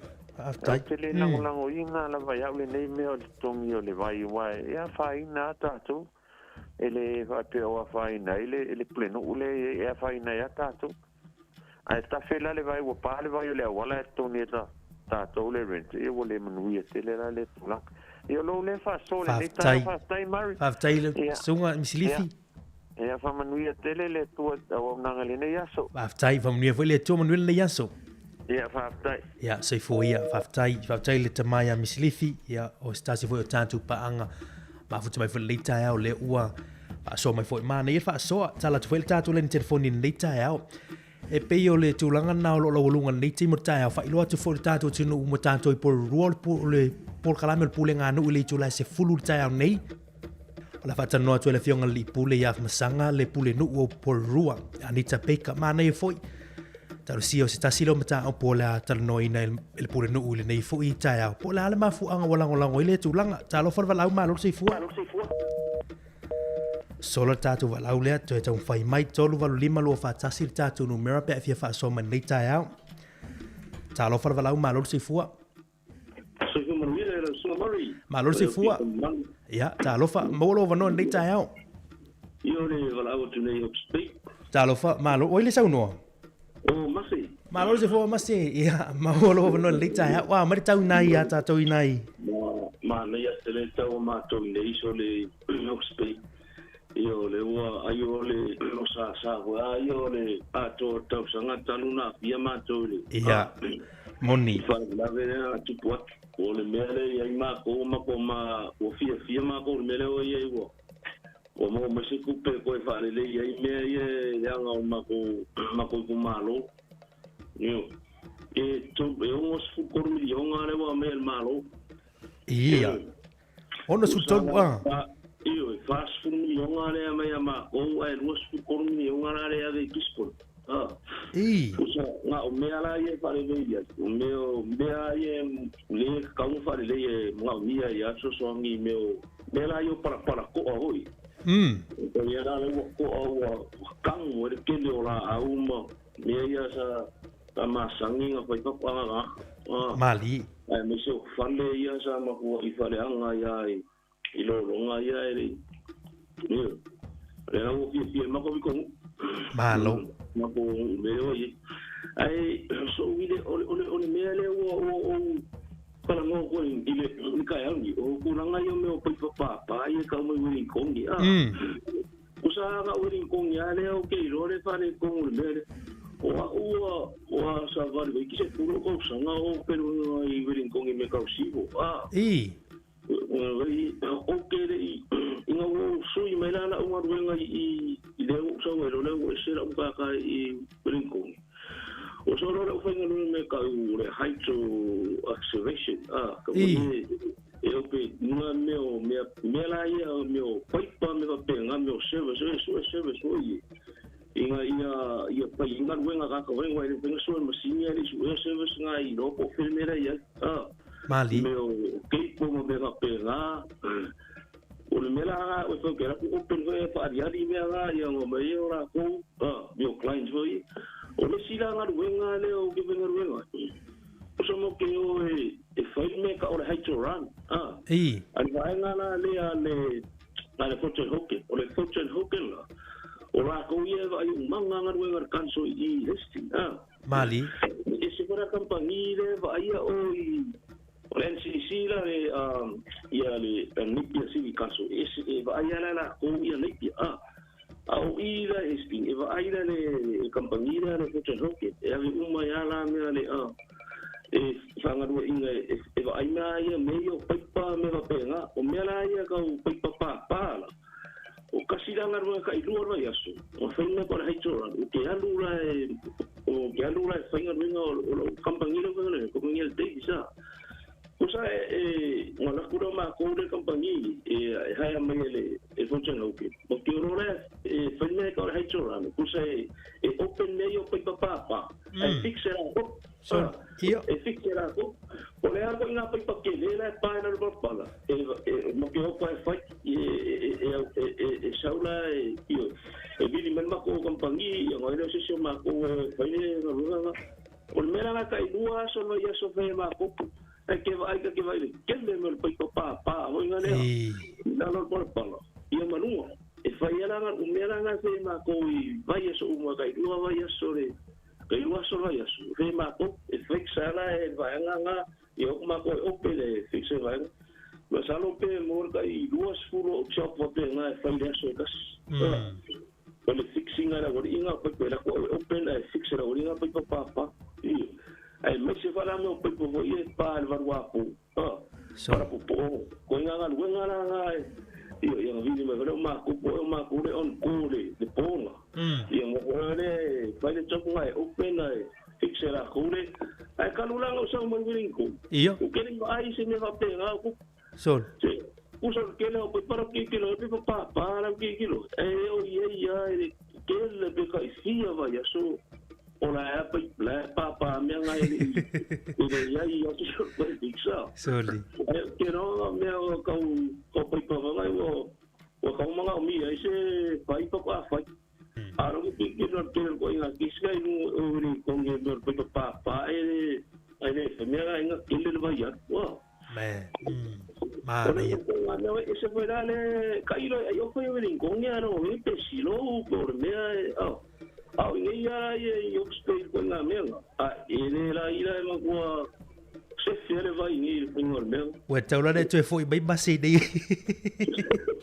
Wa taula tu foi bai ba tu pai pa ni Wellington ni. Alo fa tu basi ba te no fa so bai li tai au. Ya te fa so kwa ni tai. Na sunga. Ya mang ni tai. Alo fa tu Manuel le se tu luso ya se foi ya. Se foi wa vai dai. Tama mai nai Hawke's Bay. Tama le nga lu pe ile sunga ma se le nga lu tu nga lu ngale. Ele te elingo paipa ma te fa le tu longo paipa ya wa fo ile suava te mafa ia al tatu tunu Nile Hawke's Bay e pe ole ta lunga nei te mortai au e ta o te lelem ta pu ta tou la ngai e te tongi ta tou le la tongi la inga ia le tu lango lana suava ile fa ngai tonu fale pe no tau no tamaya misirifi mane fu fa so misirifi nei ta au o sa ongale a fe le te rent e te tongi lau landlord, e te tongi lai oianga i lau landlord. Tangata i o nofo mau tongi fale, e po o ise lato mo kesi, po i fo lato ia lava fale. E te tongi lai lato, fa popo i lunga lo rates. Ia, ba visi pili tono o Wellington e nei, talo fala vala au malo se fua, to e tau mawhai mai fa maluru atu. Tato vala au ia to o ia tau vai mai, tolo valu lima lu o fa tasir tatu numera. Elis tatu fa soale iai, lango pe le ai o le tali e le ai tongi le mangoa ai u le fa ponga fa so mare sunga ya la venda fa talo fa te ni tai au ma lo si fu mai manuia ma lo fa tai e li statu fa sole i lunga tatu por clame ia ele lango ina tongi ne lau tele o le paipa paipa papa o le fa fitau le mo tatu Mane mai so fina ngalo ni tai au pe ona o mai tatu telefo lango ina pule nu e to fao ni Wellington le vai ngale o le fesili le ye ya le tatu va lau talo for va lau malo se fo ni tai au malo se fo ya se fo mon wia to tama o le sau no fa mon mole la o fale talo va fale malo se fo mo lo no o ke le lango ina le fai o ko ngingo pili Ia ole mea mua yo aso ia mas fuka e sa warka vale pe ka ilua ni masinga ka ikolu masinga e kidingi vo lele ya ka fo me fo no koka ia wala ia moni ia e kidingi la ma wa ke longa o mea nga le e kidingi wale ko kidingi ia e mai lola ia koka nga Polo kaya ia paipa. Papai. On mea ponga ia ise vai wa fia ka usanga o alu ia paipa ia soia. Le la po ia paipa. Au ke la el council. Ola mga mo ku pe ho. Ia le rate. O rate ia ma kopi ko le hat. O ke wo. Wa so ia sa ka yongo se furuka la le masinga ho le ai le ko ia se vai sa vole ka vale avela pisi ki ele se komi vai so uma mali mai foi ia mo kanga la pisi ka limas fulwa ia kanga la pisi mo ka sanga ko al kani ya o ma ko ngo foi ngai wenui ai o kai ka ulanga ki la pisi ko ko ele ole male vesimia ole loke fua paipa ya so ia mo o porque que le voy le on bera le pa io ngien ma pe ko ele ese me oliki a o ka eli ma ko sui pe pa le tai fali tai mo fa so ma tu fil lita hau tai lava ya mo wil ya se foi ya tai tu tamaya fali mo fa so o le fesili na mai tatu telefo ele tau nei tulanga fo ole tula fo no fo le tau faile vanga fa faile le pa ma lo tar waile vanga fa faile le pa la lo te inga te senda andern i vanga fo le pili fo io vai e tonu na ile fuafuaga i le tulafono na e tau fai fa'i e fesoasoani nei pulega nuu i le toe fa'alelei o ala paipa ma pena i le atunuu atoa i le na o Wellington ma ia ale ua mai faiga malo fou lea o loo tu mai le foil taimi nei le ua taumafai le aso fou ia lena mai tatou talafou o le la toe fa'afo'i ai tua tulafono na o vai e tolu talofa le valaau malo seifua Ya, le fua mari. te fua manuia malo seifua ia toe tama o le saunoa Igero, kere ka ia u lolo inga ngati. ihi O kampai ngala ba le vanga ngai ka wa mo ia wa ko se la mo ko video me ngai bo mai ya. ia tulanga o le fa'atupuina o le faiga o mita i fali Uzo ngai ya bo e ba ia o ngai ko se ni video ngai fa ko mo ku la ko video ngai nga po mi si ia. Fa la ko text kata ngai ya wa o ai vai le kelo le vai le vai pa so le iro wa to le ai le o inicio mai fiction Mari. Kele yo pa ai ala driver pa ai lunga ia ka ko le kanso ma moni ai driver pa ai lunga lo official kan o kanso ai le ka ni poki o la comenga ko o di poki o menga o ia pa le pa le pa ilo wa o mai fiction o va ka ji ma sino pa ala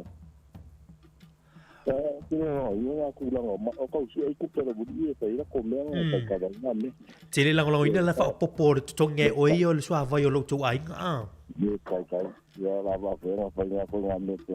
O bo tali su li le bo tanga me su le bo tanga ko. Ba di. E furi sua vai ya. I ala uti toki. Bo me su li me langin. Ya. Vale. Yeah. Pastor Akui lo sungo mai. O ile sa uno fa mo le tama. Tom, pa tai lava Tom, pa tai mo fa so. Mo le yaso. Ya, pa tai fa so mo tu fie mo le yaso fa tai sunga Tom fa so mo le tai au. Lau tele ngal fa so nei tai mo tai ile la ngolo ina to telo tatu tanga tel va ngal lo so va ile fa imita. E pena mai tatu tel fo, pe ama lu tau sanga le mele. Ai ma nei o tatu tan noi langa lela o lunga taimi nele e mata o pule swa vai e moni fa so tatu tunu o pai pa nei o leva na tal no mai pai pa ma pena ai le isi ngaluenga ala tatu o le si tu le tau ngata o le fa tino ino ngaluenga ni ia pe te lango lango ina fi so swani fu ilea tu lango le ngaluenga on no tau ngata o le tau e fa le i va nga ni ta lo fa vala ma lo si fu le se fu Ya, talofa. Wale sa no tina. O tama. Tama. Ma lo si fo manuia, ya mo lo no. Paso kule ofkia mayor ka ko ngai ku fo ka ko aku. Ka ko le vaya. O fele sa urva lau. Hamilton sole. O ke sa mai kilangi o ke try mai Hamilton na break ya la faso aku ka ko. Ka tai. O ke ya to sa vai na. Rin teu pai papa. Paule mero ke va ko lu mai o vai e fui ai va ora wali ia aro fica o mal faso mai vai o ka sire vai mai mau lo ke e fui mukia. Mer canso le fa wa. Es ko fa o le va pule ale mena. Ya ole maka o pule pa so le malu le ku. Vaya lo fa ku fo po. Fa ngai ti ko uia fa ki fo la ko ni le vai. Ya kot ko wa ya ke fo ya fa le pili fix le vai. Ia. Wa fa alu fo le pili kokomi ia ka kongu dale le fo so vai ka ma fa nga ka ko nga foi kur ka ko no foi mali aya e ole pela nga ngo fa ia le pili wa ale le a kokomi la pili a sa lu so vai le ia we mali lo loko ia alu foi lo ko pe wa ko e fa kio e pe se fa so nga vai mo fa so ma to fi Ya, o que lang o ingal pili fa le so vai ka uma fa wa foi ko fon ka uma fa la lenga. Aftai. Paule se fa so aku ngai au kilangi mahamut. Ia, whaftai lava manuel le yaso tamai, whaftai lava. Ia, lo fa. Seifua ia, la whatu whaseifua. Whaftai le saoa nai we kato ma au kilani ia ise mātou foi whawhita auri ro whengai mātou nei Wellingtoni. Ia, pero tūlanga nā o nei teimi o tai au, pero na mai tātou telefou wha le leia pule nuu i tono por ro Wellingtoni lo wahat ma apahat lango ina le wha tino ino tūlanga o mitor sua vai. Ia, no winga te tonge a inga ia le tūlanga sua vai tau mawha le wha o ngai ne lātou. Ia, e leo teimi nei e lo fa pe o tai au le la fa tino il fa ngan nei o lo we ina mali talu siela ia tele ni manatu fo ia fa ali e tu longon tampu le ia to si laile pule nga no ia nei Wellington ia e tu langa fi so so ni fa ngan nei fa ti e fo lo winga fa populisi tau lungo tu longo pidi manga fa tonga nei o tatu ainga ile nei te mo tonga tatu si fuanga lo tatu ye ai ma fu mai ona ele na o te nei wo levan tau sanga tele o fa le tonu tulango paipa ma tulango infrastructure nei ni sila ia ai pe o tatu nei Wellington ni ro ia sa tapu da pe o tapu na ro tata no ni te mata ala va tatu proclame spesianga nei fa o tatu tata no ni te mata au tali tu la ival fa poponga o tatu telefone tatu tala mai sa mo elis mata pu mana ia tatu fa soi pe amai ale tatu telefone tu la ival tulango le o numero foi le tasi le fa ngai tulang fa lavi ia po le sau experience po le tulang na o i lo tulang fa ngai no numero le mo fa lavi talo fa au talo fa mari if malo si fu o te lang ina mana ia mai lo fa so fa pe ele to tonginga ta to se rate to vai o le atu se si wala Pata tainga ka paka. La si ilunga ka paka pe si ilunga pensingi pe okilan. Anaya. Wala mea lana e tauna mala mai tatanga ta ale ui mai le wala le e ui mai fo ilesi a wala a ya uia. E sili mo le swa vai. Langa ye si a inga e te le la to fa wanga le swa vai. Ai fo isi a inga le te le la to fa wanga le swa vai. Mania. Ona fetauila ia a tele lau whainga, tele foi lau toninga. Ai a whapela la TPS le mea le pili lea. O le a ui mai isi a wala mea ka ora ka o mako foi le mea le mo topea. O le totongi ina o whale le ino o mangtua foi o ala paipa o lefa. Ia, mali. O lefa na tau na sui tau sanga o tona. Ai le sanga luenga le whai o le mea la le ei. Po fe pa pe e lo le poloka wala pe pa le tu ma fuanga o le tu wai o tu wai pai pa mon ta tau na sui o fe la o i tiri kanso e tu e mail tu pere o le malo a le se tu pe man malo le ala la sa fai ta tu tangata i tu malo Wellington o ele fa tu pe on me si di la ya uia o me le pe o le tax ia mali tongi le tax ele fa le ya wala ele ta mo fie ia meu fo mai me fa pena e ola una te lango inga e fa le ya tili e moltato ala pai po moltato a pitonu i Wellington ma le fa so ia ola fa so na ia mana mala mai fo ia isi fo e fa no fiel tato le ai ai fai na ui mai le tang le kanso isi o wala so se me ai fai ma le fa so ele so fa wal moli malo. Malo fa tai la malo manuel le yaso fa tai mo fa so ma tso fi. Ia, manuel fa na so fa. Fa tai se fu fa se fu. Ma le fa so le sunga ya malo. Tu lang fa so le tai au. E ma tso fi mo fa so le tai au e pete lang pete le lang ina va nga le.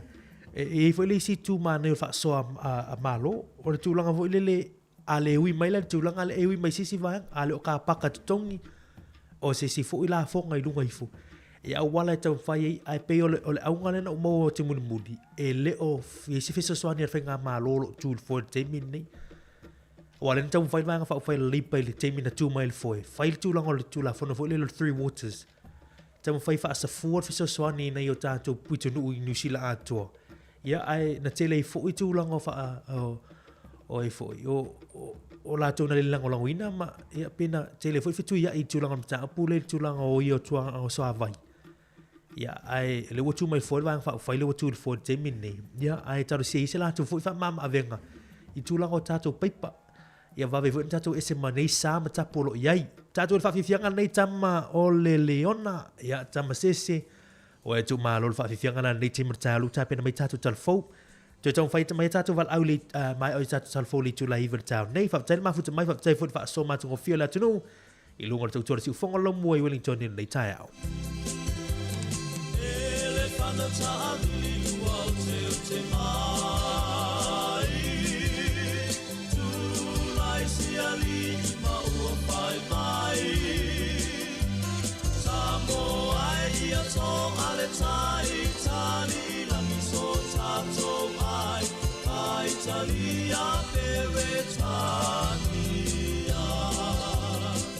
Oile ko mana ua e whaaputi.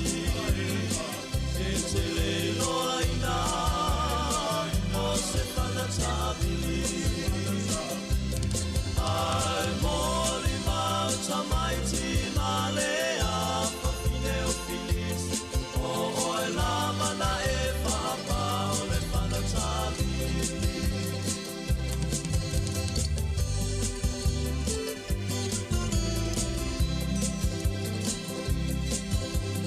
Tama se wai tu malo.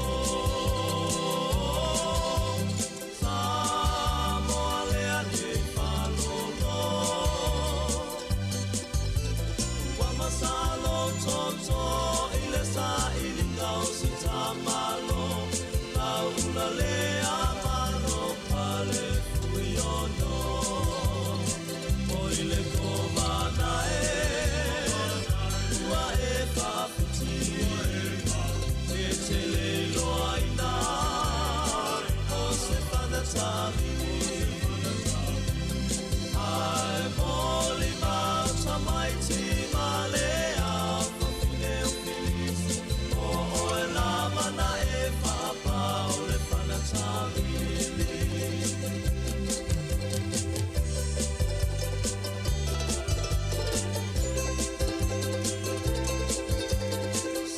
Samoa ia e loto tele. Tūlai mai a ai awa e te pepe. E rina whainga tale nei nea ai tātou tau whinau mea. Tu salama te whaatawhea. Oile ko mana ua e whaputi. E te lelo aina o se whanatawili. Ai moli mau tamaiti malea whapine o filis. O oe la mana e whapa o le whanatawili.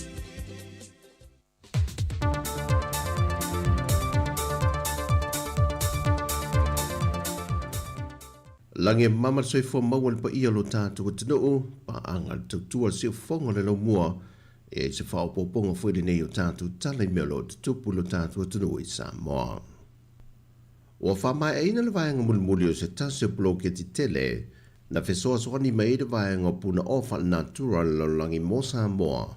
Le na whamai e mai le vaianga mulimuli o le ono miliona fetus ful lima afe valu se lau luas fulma le valu tala Amerika.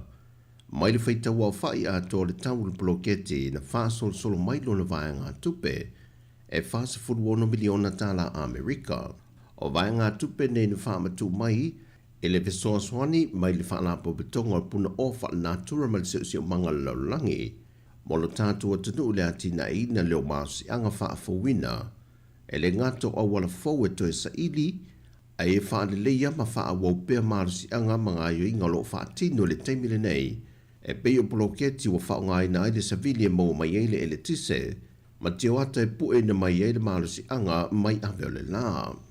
O nisi o whaai longa o lo whaatino e Samoa e tū lai atua e whaaria lo la tū langolango e lawe ina le larolangi a mai sele nei tū langi o le Pasifika mai iswinga o ngaonga o le tau. Wa te lele visosoani mo alo ma whana uno wa o ina li universitea wa o Samoa i Savai E na watau nuu se fiso soani mai se tasio Samaria ngane lei. E na watau nuu se foa ai, o ni screen lo loo se fulu e ta ilua se fulu ma le fitu i nisi luna na popoa, mo le portu computers, e fiso soani mo so e suenga ma mea o ngā whanau.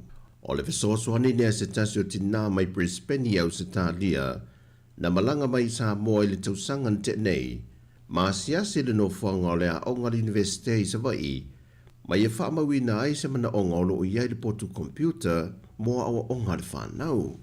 Na toe foi i le tina le a fionga ia moanga tuti a whea alfani a siata, va te sei ma to ala lia ita ma le ainga, e mai le a fionga vai ngā sa tupa i te Savai, ma o lātou tā pena mai le a fisoa soani tene, wa tua alo i nātu nei, e le tamaitai whaurulu le Universitea o Samoa, Professor Tuifuisaa Patila Mosa. O se fisoa soani tene na whae noe le nganga fia mai le fionga le Professor Tuifuisaa na whai masui o le pūlenga le Universitea o le atunu, e mo mōli e tuai le nganga whaaftai le nei ai ngā ngare lei, o le afisoa soani le si tia i leo le tūlanga o oina i whanau o lo i ai le moto tele i sa la whai, wa leina tutu sai le Universitea o Samoa i Savai, man mea whai tino wha teknolosi o lo whaongaina e isi fo Universitea o Langi. O le vai aso nei le wa iele fuafanga o le a wha sa fua atu i loa i a onga e ka le sia, a onga matata ese, o a onga tu maoti, a onga i lanto i eia a fianga tu mau le soifua, ma le a onga le School of Hope, a onga lea o loa o ina i alo mawhanau sa waina, o le a vai atu i ele feso swani mai de mano le se furma le valu miliona ta la, e lalo le pokalame o ta o le One Government Grant, na amata whaavai mai e le malo e le tausanga e awhi se lau valu se furma le wha, e feso swani atua ia onga pi o na ta ua. E fofo lava se le nina ia tu ina atu le malo e le whaita ua wha i o whanau o loa o ina i se a onga, ma e lua vae ngai vae lua ina ia fesoa swani. O le ono se 40%, e fesoa swani le i tutongi o whaia onga, ma le wha se 40%, e fesoa swani le mea onga ma mea mo mia mo whanawa onga. O ia fesoa swani na whaatuina le malo, sa amata mai fua le na vaitau, mai le 5 miliona tala.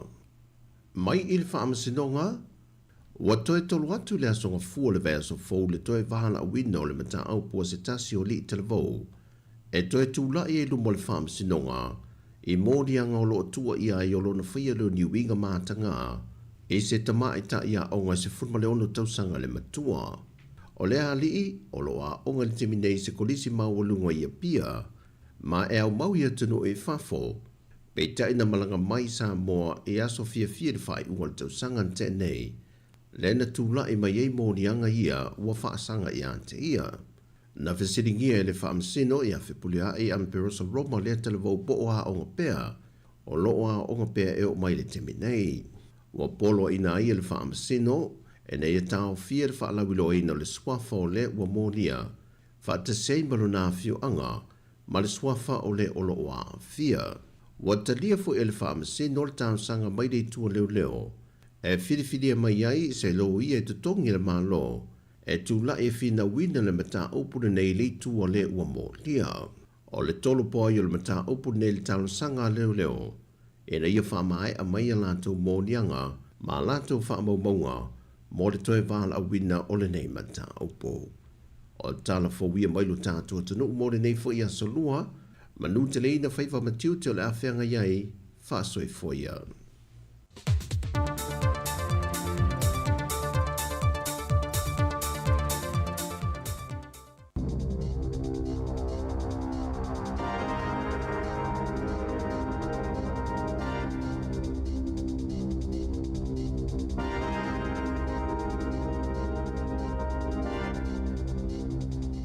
Ta alofa lava o telefou o le si ufongo le lau mua i Wellingtone.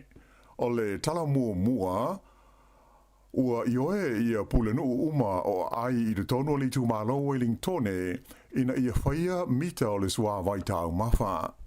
O le neitulanga o loo manino mai se lipoti a le newspaper o le Post a le lau mua i Wellingtone nei. Ta ua I le ripoti le I oe ina o le fuafuanga le nei e pule no uma e au fi Campbell Barry o le Heart City, Anita Baker o Porirua, Tori Whanau o Wellingtone, ma Wayne Kapi o Upper Hutt. O le whai au mita o paipa, o lona winga, o le adatongi ai le tangata e ona le paipa, le tau o le sua vaina te whaau ngā ina. O le fua whaare tau sa atu ina mai mua I le tau e whaapipi inai mita mo le sua vai I le tono whale, e I le wā o le awhe 5 se lau mo le lua awhe tā la mo le a inga e tasi. O lona winga, e o I le tolu se lau miliona tā la le tau atoa, mo le au whainga e se lau 5 sfuma le tasi awhe o whale o a inga I le tonu o le tūma lo atoa o Wellingtone.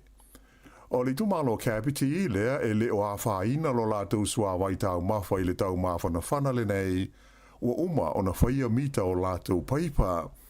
Ai o le tumalo Wellingtone, o lo wha amamanu I pe le teimi le nei, ia sa matapu I le o na whaao ngā ina o le sua mai. O le ai o Wellingtone la waia, Wellington City, e ono se atu I le vaenga I tolu, ia le sa le nei le tonu o leisi lua vai asa o lumanai nei, ona o tulanga wha le tonu o lo o iai lo lātou vai tau mawha.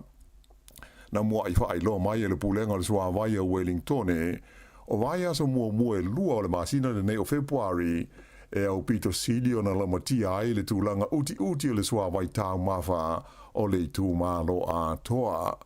O le mafuanga o le nei tulanga le manuia, ona o le tele o tausanga e le I whaafau I nai paipa o lo ofetai e ai le sua vai, e lenga te lea, ai matua tele fo I paipa tu wai ua mama ma pāpā, mahalu lea o ngā ai le vai. Ua fuafuaina pe tusa ma le fast 5% o le sua vai o Wellingtone, o lo alu lea o ngā, ona o le tele o paipa pāpā mata ei. Whaalia mai e le teitei fono o le pulenga o le vai o Wellingtone, o le lia sua whai a Darren Ponta, o lo o taunga whai la tau I se whai ngā Peter Silio na le lei mo tangata umai le nei taimi. Na ia tā o whoi, a whai o le a whai a mita o le paipa, o le winga, e le tau o na amata whaatino lea ngā ruanga tele, I le tonu o le lua tausanga o luma nai nei.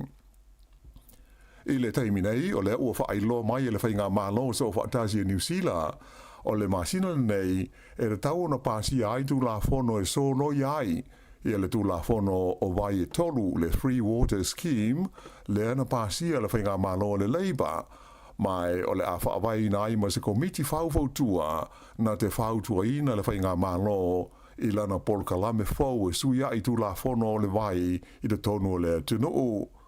O se vaenga le nei o folfolanga le whainga malo so whaatasi, e le tau na whaatino I le tonu o le urua I se lau aso, talu o na tula I mai le taita inga o le malo. O le so loia leo le tula fono e whaingoina o le Water Services Entities Act, lea sa whaawai ina ai pulenga I se fulu e pe o nā whie le tula fono vai e tolu o le Labour, lea na muri ane whaingoina o le Affordable Water Reforms.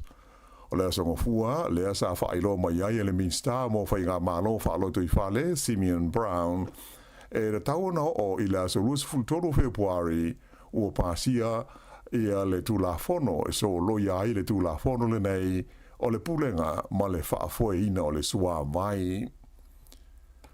Ua whailo mai e le Minsta o tupe New Zealand, Nicola Willis, e whapea o le aso tolu sifuru me o le atu ina mai ai aloa ia le urua I tala o le tupe a le whainga malo so whaatasi. O lea tala o le tupe pe o na ta ua el tamaita I Minsta, o le aawhi ai le suinga o tu la fono me tau la fonga te tongi, ato ai mafuafuanga le malo, ina ia toi whaale lei a tina e tau pisi nisi. Sa tua ia el tamaita I Minsta, le whainga malo na iai te ruai le leiba, ilo la tau so o na whaalu o tupe ale malo, ato ma le whaale tonu o le la tau pulea, ma le whaasoa soa ina o le tamao a inga o New Zealand. Sa ia ta awai o le whainga malo so whaatasi leo o tula inei le foe, o le amanuia ai le to te leo tangata, e awala I tupe maua, ma le whaale leia o au nanga whaitele, ma tina ai a tangata teito o tasi. O le vaenga o le awe iai, ia le wha mua le malo, I lana tala o le tupe le nei, o le a whaailoa ma wha amanino mai, i le aso luas fulufitu o le masino mati mo le sila fia o tangata uma. O se tamai tai e limas fululua te usanga le matua le soifua o tawhia le teiminei le tuina mai o lona ingoa, ua molia nei e leo i le fasio di tangata, ona o le whalawe na mali waile tina matua i Wellington e ngoa ia Helen Gregory. O le whalawe le nei na mawaile tina e fitus fruiva te usanga o le soifua ua maliu i lona fale i le pitanu o Kendala i le aso luas fuluma le whao i Januari. Whailo mai e le satini si nio le leo ia te mlech e whapea o le tai aula songo fuana nafi le ana tau fia mai e leo le tamai tai ua whaia nei i ai mō rianga ona o lea whaala me lave o le so e o ne ai o ia i luma o le whaamsinonga whaitu malo i Wellington. E ono whao popo inu mela whaapitoa e mawaise fiso soani i taimi o ni whaala me lave whaafosei ia se numera po se wha mau wha apitoa e patino mo e a fia i ngase o le maho whau. O le atulanga na tangia i se manatu o le minsta fau wa i nei o le soifua manoloina o le maho whau tangata o le li o Matt Ducey. O le whautuanga ua tu inatu i le li minsta o ro taua i le tau lea o na awana i toi whaonga ina leo e tali atua i wala au ona oni a whaina whaale ainga, a toa mamata upue a fi ainga se o le mafo whau.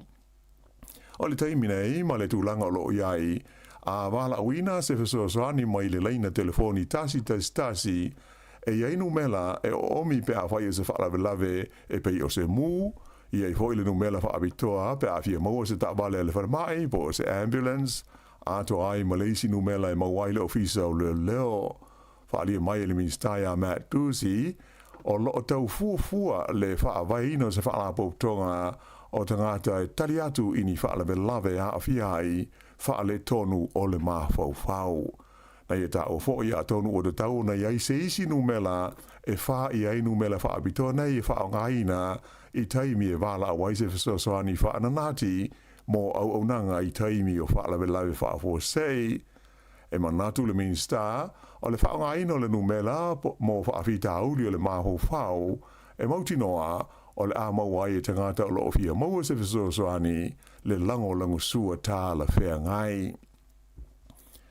O le a whaawo peo na tapuni le so se supermarketi le tu i saute o Dunedin, ona o le tele o isumu na mawai le sforailen te nei. E si lia le lua se furu la whaio ni isumu na mawai whanga isumu na te tau ai le tonu o le supermarketi. Tu ina mai lea whaalinga i le tuana iai, o na moli mawina i whaasara launga tele wawawe i se ata video na iloa ai se isumu o te tolo i lunga o se salati i le tonu o le supermarketi le Eastgate Countdown i le ai o kalai stete. O atoa nei le masina o whaia suenga i isumu i supermarketi le nei le Countdown i Dunedin ni saute. Mai na wha mao nia mai le vaenga le saunga le mua mea tau mawha New Zealand Food Safety, la afia le awhinga luenga i ia suenga i supermarketi uma nei lua e le ngate Dunedin ai whapea i Christchurch. Whaalia whapea sa amata ia o ke topo le tausanga te ruai o na whaia taunga whainga le kompania le Woolworths lea e ona le Countdown e tautonga fiti le ia i sumu i le supermarketi le South Dunedin. Na iei le manatu o le o to iai ni isumu, ai veitai o le vai aso na tenei na toi maua ai isi isumu e wha, ma whape ai o na toi tāpunia lea whale o lo tele i le whai unga le vai aso taruai. Sa whamawina se si tanga i la whainga o mai whau o le COVID-19 fruiva i le tono New Zealand nei, talu mai le vai aso ua mawai. Wadi ni mai lea tūlanga i le taimi ua tuana i atuai i a awhianga o le vaianga 5 o le vai Lucy o le wha mai i le tonu o le tunu. O wha maunga le mtanga ruenga le seifo maana roina le te whatuora ta ua mai ai e o mai i le sana tenei e tu sa ma le 5 afe valu se lau fitu valu le a whai o mai whau COVID i le tonu o New Zealand. Ai se furu ma le 5 le a whai o e na mali liwai. O le tolu wafe valu se lau ma le fitu o nei mai o tangata sa maua mua foi i le wha mai. E lua se lau whaas furu 5 la whai o tangata na tau fie i whale mai mo tonga fitinga. O le vai aso i o na tua, ai lima afe, lima se lau, lima, la fa ingo mai fono iai, ai lua se furu la fa i o maliu. Ua te tala nei le ai o Porirua, ia le au nanga fau, e mawai le awanoa e tā e ele ai, ma whaia tā ngā mea tangata ele ai ni ainga o le nei ai. O le whaalapo tonga e whaingo ina o le Orange Sky, o lo o whaafo ina le nei tautua ma le au nanga, o lo ngā lulu e whelangolongo mai ai, ma le whaalapo tonga le turunanga o toa rangatira, ma le pulenga o le ai o Porirua, le Porirua City Council. O le nei au nanga e whaonga ina i se ta vale o se van, e whaato tonga ina ini masini tā lava lava se lua, e lua fo i masini e whaamamango ai lava lava, a toa ai ma se whale ta ele e mau ai le vai mawhana whana. E lima isi ta vale whaape nei e le whaalapo tonga le nei, le Orange Sky, o lo whaatino ina le nei tau tua i le tonu o isi ai e pei o Aukilani, Hamilton, Wellington e whaapea ma Christchurch. Sa whaaftai e le pulenu o Porirua ia Anita Paika ia le nei au onanga ona o se tautua e mtua mo o mia tele e Porirua. Whaadia le tamaita i pulenu o le tūma ma o se aia de tau mo tangata uma. Na ia whaalia ua mai tauina le whaatupula ia pea o le a whai o tangata i le aini ainga i le tono o Porirua i le nei taimi. O le tau telo i la tau nei e iai whaafi tauli le soifua malolo ina o le mafu whau. Ia ma ua mana o mia tele aitu a inga o nanga e pei o le tautua le nei ua whaia ele Orange Sky.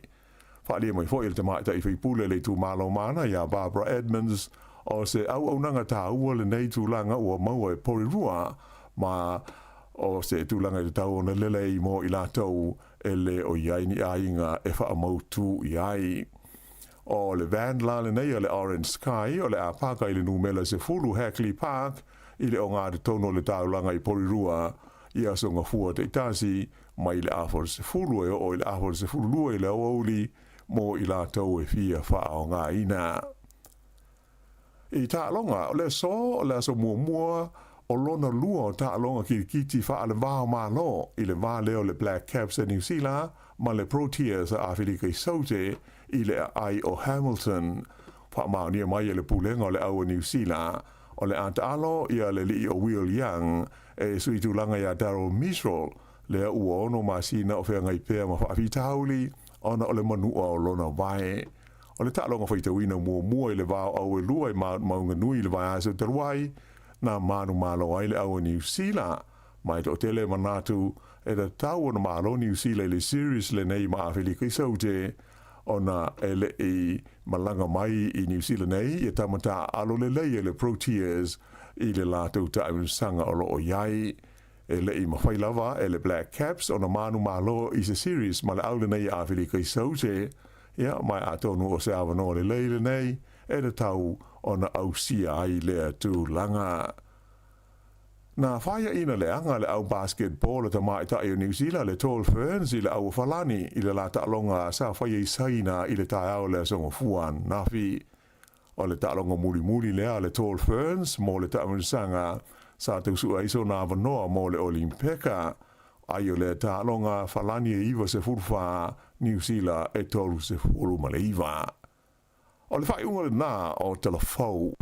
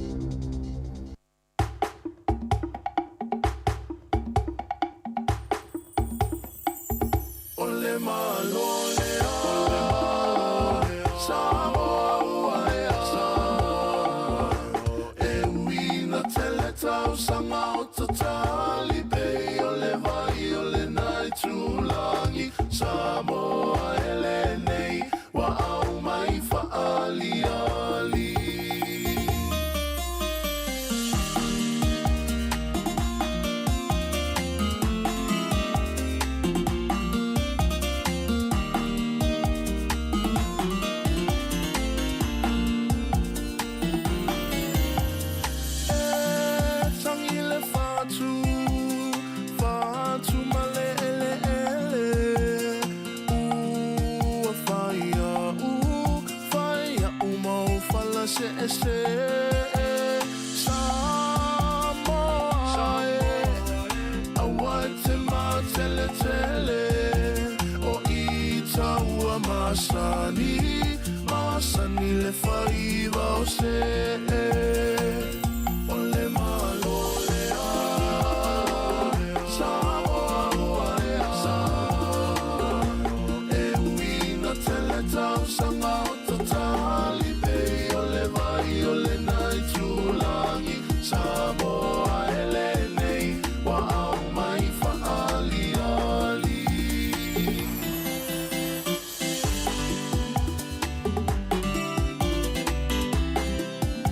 lua sur tolo minuto le wete nei tu live le tu mo si fo ngol mo Wellington e ia mal por club ato le taeo tau runga tu ta tu telefon ta tu tala mai Samoa ta penei nei le fionga ia la wano ate lawa ta tu telefon New Zealand nei ta tu tala mai Samoa ta penei nei ta si Salem Sam o la tu tala tu ta tu le telefoni o fa tol vol lima lo fa tasi ia pe e fia fa so mai ta tu ta por nei taeo tu langor tu vai ia le fo e pulenga no e fai nei Wellington e Porua Hutt Valley ia mo Wellington ia le fapi ia ile o tulango mita ia o le suavai o le sita tata upo mane foi pe fia fa so mai ia o le tulanga ile numero foi le le tasi ia le fa ngai nei te mo fa lave a e vilien numero tasi e te mawatu ia le tangata le ilungo lenga on vesile mai le pete mana o ile official leo ia por fui mu ia por le farmai ia por ambulance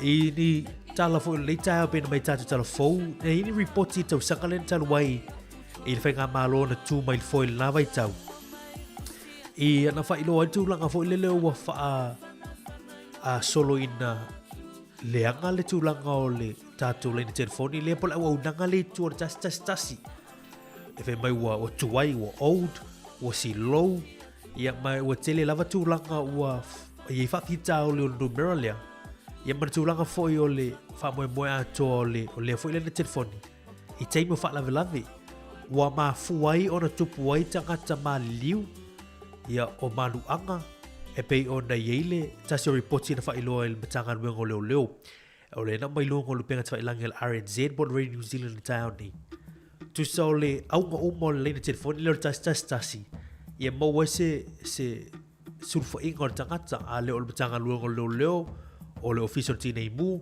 ia pol ambulance foi ai wa mai tawa tu ni so reporti wa tu so wale fi so ani numero telefoni le malaina mala unanga le ai wa mafu ai ona male liu tangata wa tele foi na manu nu tangata te mile ta vile tu on fa fi tauli tasi fa te ngale na mai e ese tasi o tina na umolo na soifua a o ilunga le na telefoni ia tu lo fa fo marta tu no le te marta na fa o li mai lo na to lua o le lai lunga telefoni tama le ti na le tas si le wovini ai ele si awala fo ile e fai ona i lo ai e la wonanga le e na tu te ngafa man numero telefoni le o lo ire fa fita o lo tu lai mai wale ma fa na tala no ma ti na o lai e popole ile lo to lua le ina u fa longo mai la lo to lua o le lunga telefoni ia le tinale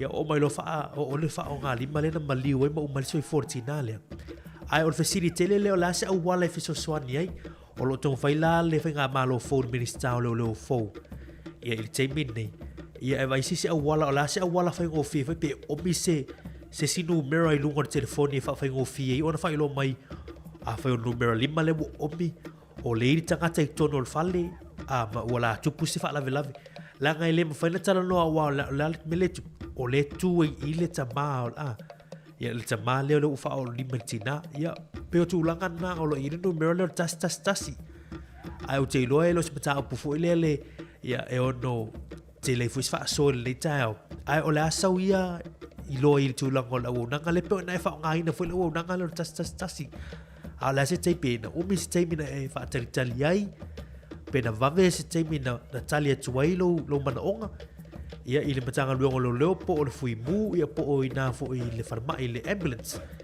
le sina mata pu mane tatu fa so le te mata ai pe o mata pu lo lunga le te mata lunga tatu por kala mer swa vai le to mai tatu telefon ta nei le ra to va to fo i tu lango le tau e ono oi torse lau miliona tala e fa to pe mita nei ia pe a fa pe pi le mita pe lima sulu lima se lauta lai le lua fe ta la le tau e fa pi le mita tasi ile fale tasi a faila le se lau lima sulu fe ta fale tono Wellington a fe por Rua Hutt Valley a pahat lo hat ia e silia mar tu se lau miliona ta la fa tu per vai ngale ia per fa fita o te le pa papa e fa suli pa senior swa vai maule e mai mawatu ia ona o le fa le leo tatu vai ngo pai ia o lo ala mai le tulaga o le suavai e le faasole mai le suga ia solo a malanga o ma ia la te langolongoina le vaenga lea a ia fai momua la ia le lei paipa fai le lei momua la paipa papa ni ia fatu a matai mitsa pe o le tasi na o faasole ni te martao ia olo au mai lunga tatu faasoa ia ai la vai tatu proklame spesial ai faasoa mai bolo vano le te martao tatiana ia o el fuanga la au ia o tatu anga tfu ila so tao le asole o le Valentine e o te iloa lau ta pena ia tama i le tina tama se mea alofa tama ia le aso le fa ingoi no Valentine's Day ia le fui tau sanga lua fe lua sifu manfaa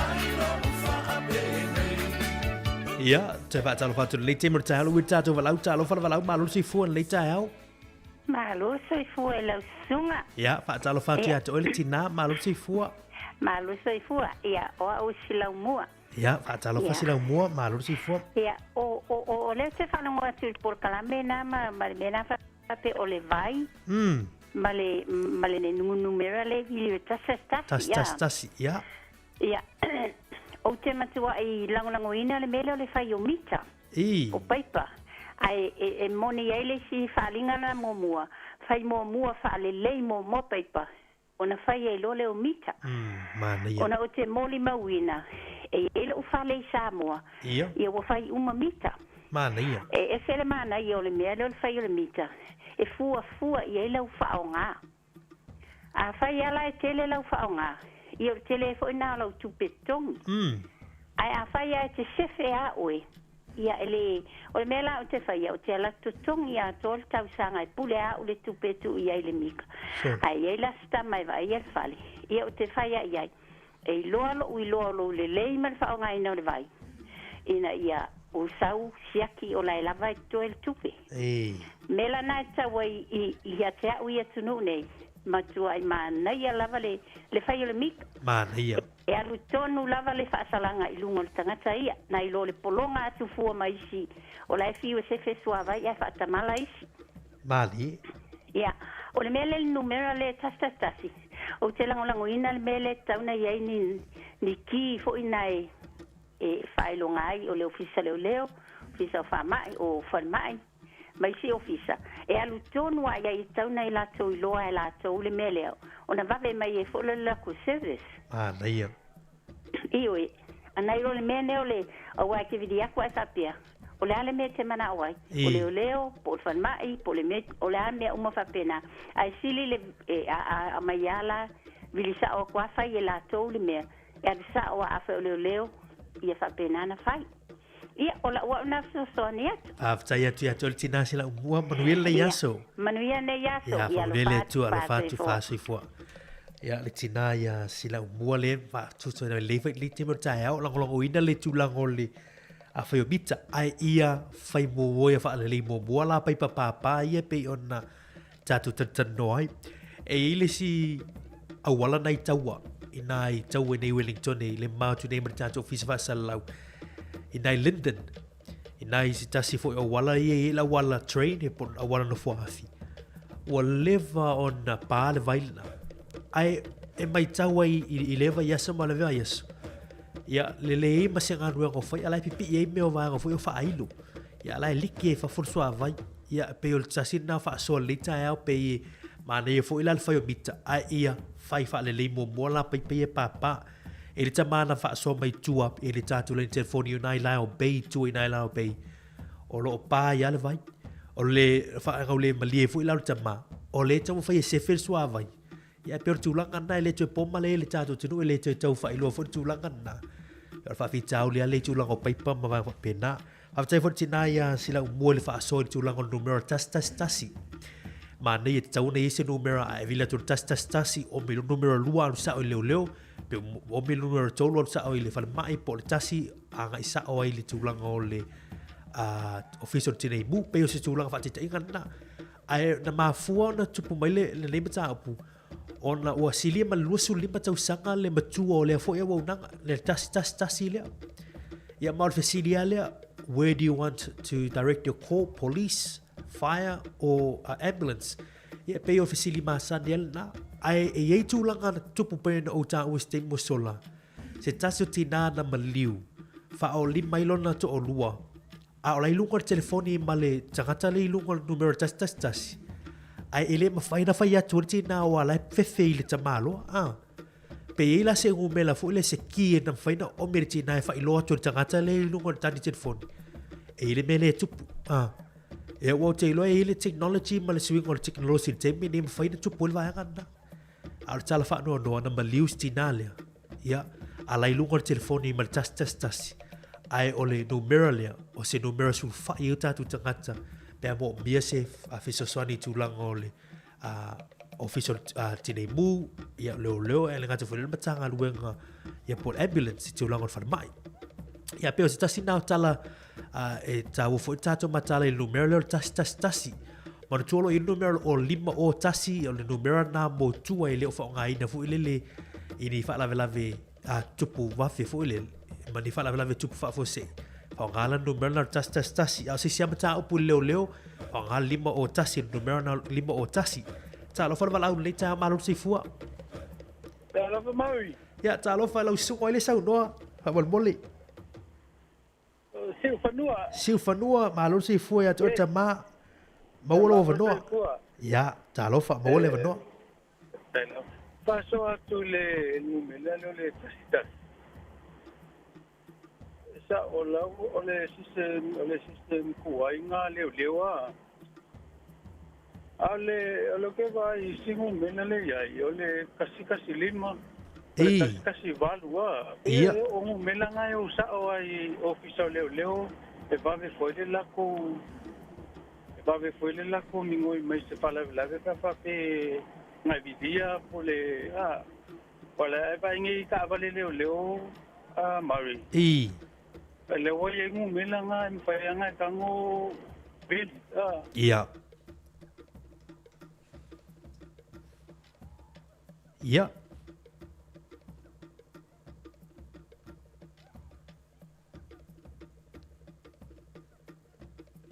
ya te tau fai mai fa malu ro tu sta male wo bole la ngona tu la fa so mai ai sa o ilunu e lo tasta silimo tasi o lima 10-5 a tasi o lima le numero la na e te mawhaina e whailoi ni tūlango ni Fisoswani fo le assistant e whailoi leo se mata upu fo le whatateinga le wata noa tu o nai te iloa se mata upu pe i se sau Fisoswani na eva ai se tūlanga fo le lai mo mia Fisoswani leo ona e vile yo numero na tasi o lima 10-5 a lima o tasi ia o le numero na la tau e te whailoi ai tūlanga fo i o nisi mata upu tuane mo le vaianga na mo leo pe o tūlanga nai tau fo le whaafoma le tātu tinu o tasi o lima numero na mo le non-emergency a tasi ia o le numero na ia mo whaalawelawe tupu whaafosei mai le teimia le tasi ia tau o tele le vaianga na wa fo le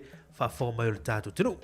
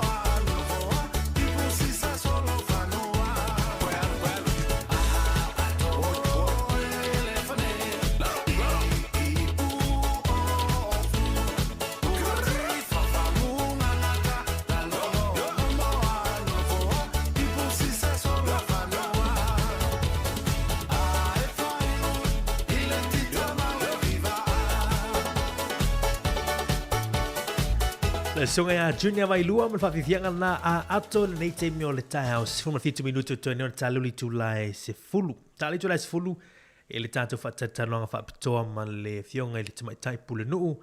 Ia o le pule ngā nuu i nei po rua ia le tamaitai ia Anita Baker. Ma wai whatatanoanga na ma le fionga ia afmasanga te Moresi Priscilio le tātou le tio nere siufonga lau mua. Tali tu lai se fumaratasi ia o le tātou poroklame ia o le whatanonga American Institute of Medical Research, te whaasao atu le American Medical Institute of Research. Ia o lo i le poroklame i le tula simaratasi e poroklame whaina te whaafongai, ta uina tuai i le teimi masani o le tātou poroklame ia whaatulanga ina mo poroklame sui fo maloloina. Ai inisio tala i tātou ta'alonga mane fo i tātou whaasoa i nei te murtai au tūlaka o le ta'alonga le lasua nafi. Ta'alonga le peo ta'alonga i pei tau tusa mara ta'alonga o lakapi. Ia ta'alonga le lakapi American football. Le sama malo i le au le Kansas City Chiefs. Ia le sama lolo i le au le San Francisco 49ers. Ia luasu lima ai le lua. Vai le i le wala lata o tūlango ai lua lima i le lua te manu malo le au le Kansas. Au me mali e na sili ai na Isilia le au le San Francisco 49ers i la soa nafi. Ia ai lai pe lai e uliva ama ia le au le Kansas City Chiefs. Ia e mai furta alonga. Ia te malo le au le Kansas City Chiefs te fo i mai ai tua ia si i le ipulea.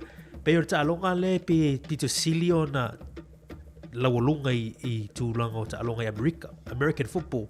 So tu mara ta'alonga le NBA basket ia America. Peo ta'alonga ia e tele fo i along whanau Samoa, along whanau Pasifika ia ua tūlanga fo i ua ta'alo i kalapu nei e le ngāti fo i lea ia au nei i le Super Bowl lea po le final lea o Super Bowl ia o le American football. Ia pea na o le valu e vai aso tūlanga o ta'mirisanga lea e le peo tātou le lakapi e whaisina umi o le tātou ta'mirisanga ngā solo. Peo na i le Super Rugby le wanga i mai fo i whaingol nei fo i masina. Ia peo leo te lenga o ta'alonga nai America. So le e tasi fo i le tele ia e i le tala maalia na u moina. Tolu 5 miliona ta la na whaatu peina. Na le tolu se furu se kone o tūlanga whaatu sina po o whaasalalunga fo i whapisinisi. Totonga isi pisinisi peo na i le Coca-Cola o isi kampanina i le whatawale fo i le Ford Motors. 5 miliona ta la mo le tolu furu se kone. So le i tūlanga whaasalalunga. Au na sina ta mai whaasalalunga fo i le Coca-Cola ai o le tau le na whaasalalunga 5 miliona. Ia, o le tupe umana e alu umai tamata alo i maua sina tupe tamata alo i e wai tupea fo i le ta'alonga o le American football. Tele fo i tātou alu whanau Samoa ta maali i fo i le tātou tunu. Ia, pe o na iei nisi o toa manu le fo i ta'alonga. Ia, o tele fo i ala whaamonianga e ala mai le ta'alonga i o le American football. Pe o tasina o tala i ta'alonga le teimura taha mane fo i le whaafau le tātou tunu. Olo wha ngā solo pea tūlanga o le misanga leo le kirikiti pe na mai tātou talafou ta'alonga le Black Caps i awa New Zealand. Ia olo wha ngā solo le teimi i nai Hamiltone. Ia olo no winga. Ia ta ua te le vaenga leo le lata alo malatou au lea o le la so nei mal awa New Zealand. Ina i Hamilton. Ia le la so mai list lata alonga le pe Afrika ia. Afrika i sauti. Le lata mwhai ei. Ia e ta alo mo le taritale o le tangi wai shield. Ia i Hamilton i le aso. Ia ta alo sia. Ia maua fo ia e le tatu aulea New Zealand. Ia se manu malo. Ia i le teimil nei. Ia i le auna Afrika i sauti whai fo i sina le leo le au. Ai peo se teimu mua lepe mwhai. Ia ona malo ai ia New Zealand le test series. Ia malavala tunu leo Afrika i sauti. Ia i le tangi wai shield por tangi wai ia i le nei teimu tau sanga. Ai la tatu ati sa fianga te telu mai tau lunga le pokalama le ator tafa tai lava le tatu tunu ma futa mai a vela va utum famnianga le tatu tau tua le futa fa talava tu le tina ia finga wa isila ma lo se famnuia fa talava tu ia tangwai a tau tasi sunga ia saulo fa ia ma lo se famnuia fa tai ma futa mai solo ia le misio mo mai fa talava tu le sunga se ma lo se famnuia fa tai ma futa mai lavender atalo fatu fo ia pa so tau pa pa tai ma futa mai liti mtai au alo fatu mo tu malama a metto le lofi luiva a forma posua ma lusi fo manuel Larry Barry area fatalo fatu mai nai au kilani liti mi a Josie a Ching ia balolo al tatu tunu tatu pa anga yo long foi ma futa mai liti mtai au tatu fa fisianga nei manu ua pepese Sa tala watu whaile sunga i Chia, Harry, Ale Malo, le mafuta mai nei au kilani nei teimo ta whaftai le mafuta mai.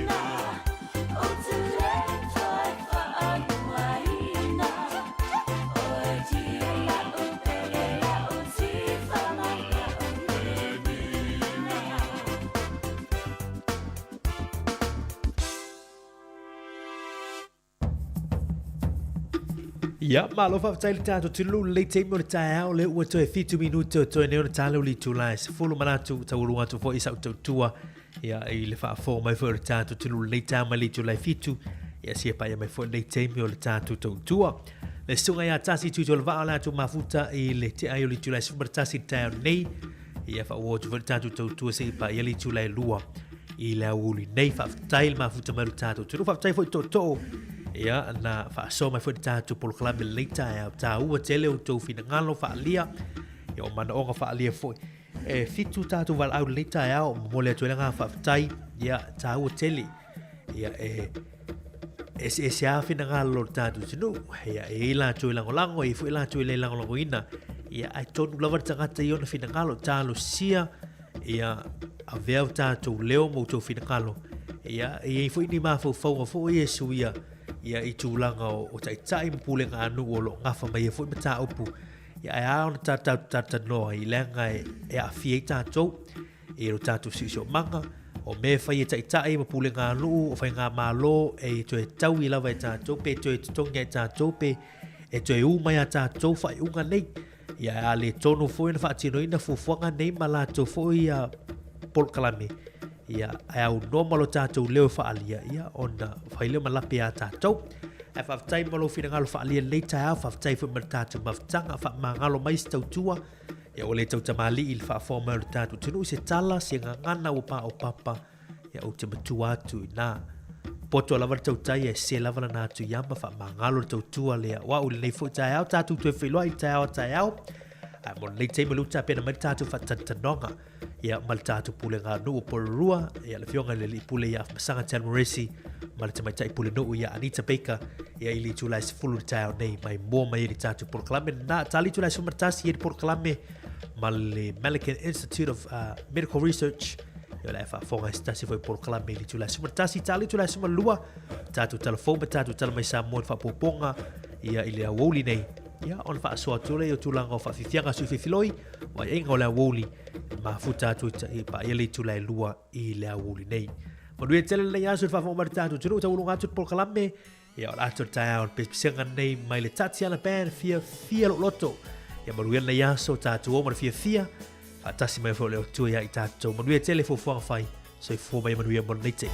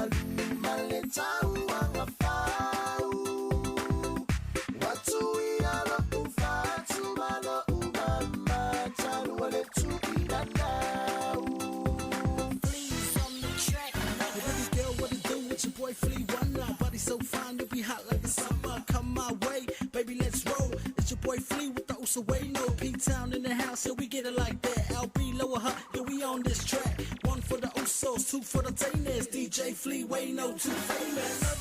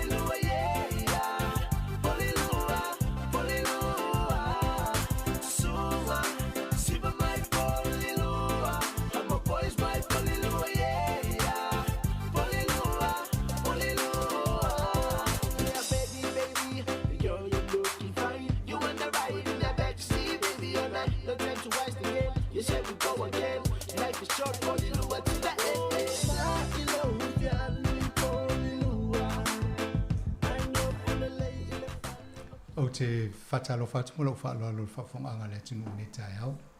So inga pol kalame o mata whatasi mo le pulanu o porua ani te peika. Whapea mo le sui pulanu o Kylie We Happy. Tata noa fo in ta o pol lato pulenga nuu. Le amatanga o le tausanga whorua whilo sfu malwha. Kia ora. Talofa, welcome to Samoa Capital Radio, first program 2024. Talofa, it's great to be back. No, did you have a good break? We did. Well, I had a good break. Yeah, I felt like it. Great break. Fabulous break. Oh, did anybody annoy you over the holiday break? Yes, but that's normal, so it's I don't mind. It's my job. Part of the work. I did have a man ring me and I was up in Tauranga and he goes, I didn't realise you'd be in the office. I said, no, I'm not. Yeah. It was, late in the afternoon. Technology these days, your mobile is your office. Exactly. You can always get me. Like that day when I sent you a text, I thought you were here and you answered from Australia. Yeah. No, welcome back. It's nice to have you two back here. Well, 2024, change of government. Obviously, there's a lot of changes that we need to get used to some of them, and some of the things still being introduced. Yes. And in water is one of the big issues being discussed in not just Porua, but our region and around the country. Yes, they announced Local Water Done Well, I think they called it, is their new title, instead of Three Waters. And basically Sorry, what was the name? Local Water Done Well. Oh. Yeah, and basically is user pays. It's taking they want new entities set up by councils to take the council water entities off our books, but we still own them, which means we still pay for them. So it still means user pays and water meters need to come in. So it's all the same thing. It means ongoing rate rises. So nothing's changed really, except for that coming off our council books. So when you present your accounts, it doesn't show as a big debt in the books of the council? No, it doesn't, but it shows on our other books because we're an owner of that CCO. Right. So whereas at the moment with Wellington Water, we pay what we can, the new entity, it will be you pay XYZ and that's it. And then they can borrow more. All right. So, and is this factored into your long-term plan? Because that's already been... No, our long-term plan isn't at the moment because with the new government proposal, first of all, this month they're getting rid of what Labor did, so they're taking that out of government. And then the end of 24, their policy comes in, but it's not rubber stamped till the end of 25. So it won't come off the council's books until probably 2 years. So our long-term plan will stay, and possibly our annual plan next year will stay, and then the following year it will come off. 2025.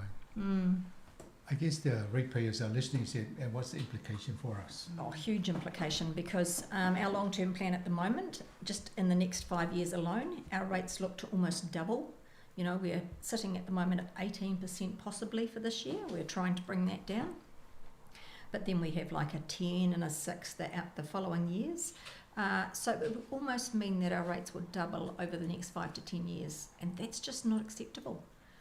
But the government are not putting their hand in their pocket and they're saying it is user pays. So it's a matter of saving more water and putting water meters in. I can see some people won't be able to pay. So I don't disagree with you. I think we're going to reach the point where people are already maxed out. They're struggling financially for food. The interesting thing is we hardly get anybody renege on their rates. So it's the one bill they always pay. But what does that cost their household? Because then they're not buying food or they're not buying things for their children or their animals. So somebody is suffering. So it's still not right in my book. I wonder whether they should just have a separate rate for just the water. Well, they will. You'll get with a water meter, you'll get a separate rate. But you're still paying your council and your water. So it's two bills, but you're still paying the same, aren't you? Correct. Now, the other thing that's been just talked about is having a water meter introduced. Yeah. And that's a cost there. It is a cost. I think it worked out at about 30 million to do them in Porirua. They work out at about 1,500 to 2,500 per household to install. How much is that, sorry? About 2,500 per household to install. Each house it would be. But it would take them a couple of years to install them. You know, there's so many houses, and if it's a region we all do it at once, which is what we're saying, we're trying to get the price down. But still, there's a huge cost just to install a meter. So what brilliant ideas have you dreamed up over the holiday break? Well, we've got our CEO is on the working group, which is good. Wendy Walker. Which is absolutely awesome because she knows her stuff. But bottom line, it comes off the council books. But the bottom line again is it's still a ratepayer that pays. So we have to work at the table out. What can we cut? You know, what can we not do? We wouldn't put in my view, new cycleways. We're not going to build new things. So we have to tighten up really tightly. We probably have to look at what roading we can put on hold because those costs are going up. So the long-term plan will come out with things that people can give suggestions to. We're going to put out what we think we can cut or what we can't cut and see how we go. Yeah. Water is one of those essential ingredient of life, and we can't live without it. And the bills, and this is what the government is saying to the councils, that the bills have to be reasonable. So that's all very well. Bottom line, they might be reasonable, but the residents are still paying for it. So I haven't worked out how the funding model is still going to take it off the residents. And the government hasn't offered to pay a percentage? No, they're not going to pay a percent. They want water done well at council level, which to me is exactly the same as what we're doing. They're saying we're not putting enough money in. Well, Porirua has put in 224% more in the last 12 years since we've been on council, increased our water, and it's still never enough because the renewals that need doing compared to the fixing. So we'll go along and fix a leak, but really it's the whole pipe that needs fixing. Yeah. So then it pops down the road. This Wellington Water, how long has that been in existence? 2011. Nick Leggett's, when I was first on council, said that was when it started. And Wellington Water is doing a really good job. The staff there are awesome, but it's not funded correctly by councils. So no one puts in enough money. They ask us for X, Y, Z, and we'll just give them X because we can't afford to put that on the ratepayer. And this is where the government is saying you need to give them more. So that more is coming from the ratepayer. It would be nice if the government can top up whatever the shortfall is. It would be, but they're not going to. Oh, they might be forced to do something. Well, as a region, we're forced. So you make it a bit tighter, and we have to make it work. We've got no choice. Let me try and explain that to all our ratepayers. O le whatalofa atu o le matatano malpulenga anu o poru o le tatai o le pulenu anita paika i whapea fo I kaili wi happy o le sui pulenu. O le mata upu le tano a mata i le ia o sa matatano fo I marulongo kisimasi le fo I sa manuia la o nei.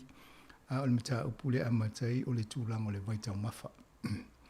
O le fo I na ngia ni le tato talafo ia anita paika pe o le tau whaafonga i ia imta upu ai o isi fo so so ni tono polo ale tu lango le vai e le vai nga le o fa tu le malo fo ma tau le sa tau fa vai mai le 3 voters le malo le fainga malo le lipa so il fainga malo fo le nei le o il vai nga le tau o le local water done well o le nala ma le fufanga le fatananga le ye nei e a ese mai le tau a tolu ngal wenga le mai tusi po council e fo ia le pulenga nu ai tu ula lo fa la tsona po le tino le fa va le malo ia ai fa la vela e tu tongi u mai tangata tato lo tele ia fa tu penga al fa fo le wa le mo wa tu ani se pe ka le ai se tu pe o tu mai le malo so so ni swinga tele ye nei a fa pe o la le titi le tu pe tele tu pe lam no miel va ngale e su e tato e pulenga no ia matangata lau tele rate payers tato umani o le ala baba iatu o le lua fe lusu lima ta fa mai e le fisu ia ingo isi faingo fatulanga ngo accounts nei a o le full vol percent le tala no e ani tato no e o atu le tulanga na le tu inga maulungo percent o le rate on tu tongi tato ina ia fatino ai no fasili la ia mita wa le tautala no e fai mabuta mita ia o leva ai tusa e lua fe lima se lau le tupe e fai ele le me tasi fa pena le fale ia mai pe rus fu miliona le alu tupe po lua pe fa pe le tau ato e fai ai tutongi fo e tangata lautele tato rate payers ia lucky vo o Wendy Walker le lato chief executive officer po le ta iulu o le pulenga nu o le e tono le committee la le e nafa malfata nong mtau e o le ala mo wai fo le tele o tanoanga ia mai lumana a mo le pulenga nu that's currently what is the rates they're paying now because you're looking we might get up to 18 now is that what you heard We're looking at 18% increase on what they're paying now. It's done on the value of their house. Yeah. So that each value is different. Right. And what's the overall rates they're currently paying? The average rate for the average? 8, 6, 7? Good point. It depends on the value. So I think I'm paying 6 Right. and I'm in a very small townhouse. You must be similar. Yeah. Yeah, I would say the average, there's some that are paying 15, 20. So it really depends where you live and what your valuation is. So obviously, Anita, the council would be trying their best to try and minimise. We have to. People cannot afford it, and this is what we've been saying going forward. They can't afford it. I mean, we're trying to now save water. We haven't even covered water restrictions. So the more we save, the less we use. It's an ongoing cycle. Wellington, I think about 40% of the lost water in Wellington pipes. What about Poro? Do we have that? We were down at 32, but with with private leaks, that brings it up to 40. So people have got leaks on their property as well, which they're not fixing, or sometimes they're not even aware of, and that's where the water meters make a difference, and they found them in Kapiti. So they do. We know they work, but it's a matter of actually getting them installed, which is another big job. So in the meantime, we're asking people to save water. I'm saving a bucket of water every morning in the shower because I'm on gas, and it takes that long to get the hot water through the tap. So I'm getting a full bucket of water every morning. I'm using a glass of water when I brush my teeth. The same in the kitchen sink. I'm using a container in there and saving the water because it's hot water again, and using that on my garden. So we are asking people. We're still at level 2. There's still a chance to get to level 3. I think that's a good idea. I think every household should have a glass on that sink in the bathroom. Yeah. So when they go there, that's how they brush their teeth. And have a bucket in the shower so they can top it up with the cold water that comes out first time before you get the hot water. Yes, you don't realise how much we're wasting until you start saving. And when you pay for it, all of a sudden, you'll save it. And the idea, like in Kapiti, that's the experience where the waste it was. When people start paying for their... They found and fixed most of their leaks in 6 months. 6 months. And everyone who they actually binned their council. They got so upset with the council up there from putting them in. And 6 months later, they're all going, this is the best thing since sliced bread. And that council are doing really well. They don't have any water issues. Well, that's a classic example that we all must follow. Yes, absolutely. O le si vaenga le peta tanoa ni, o le whainga o le water meter le whale, e mo i o le wawa e le taumata.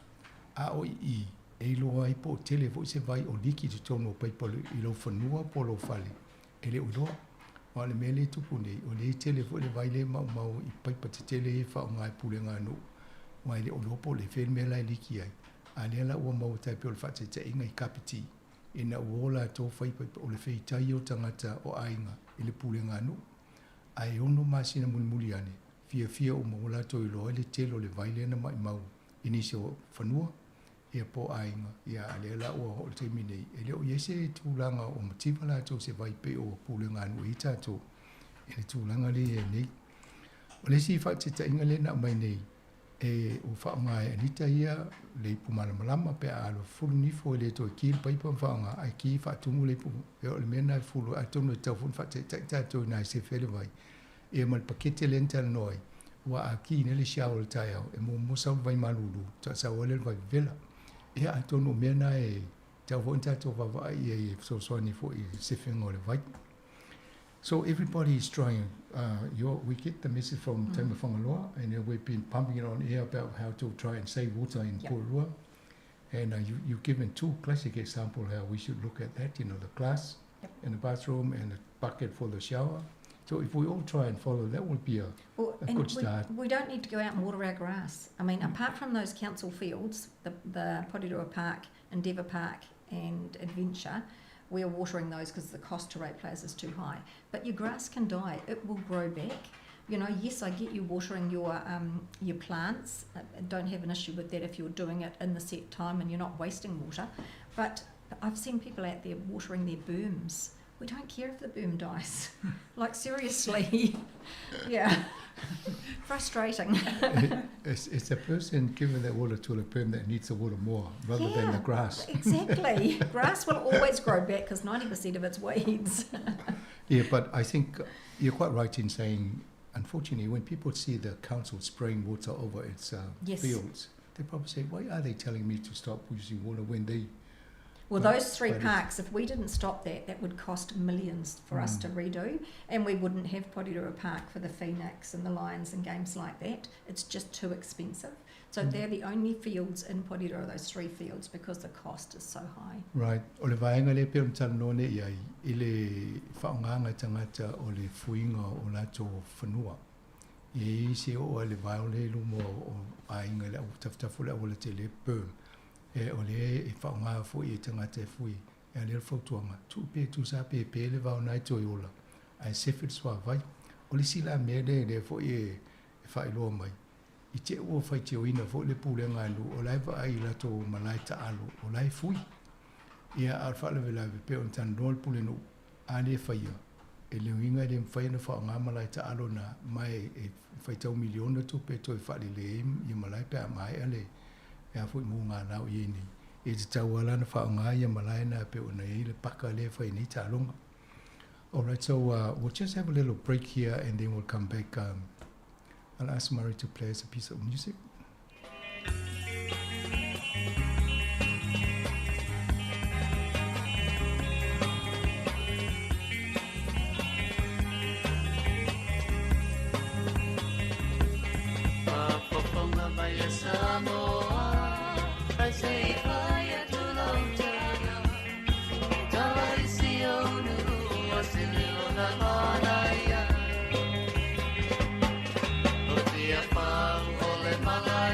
No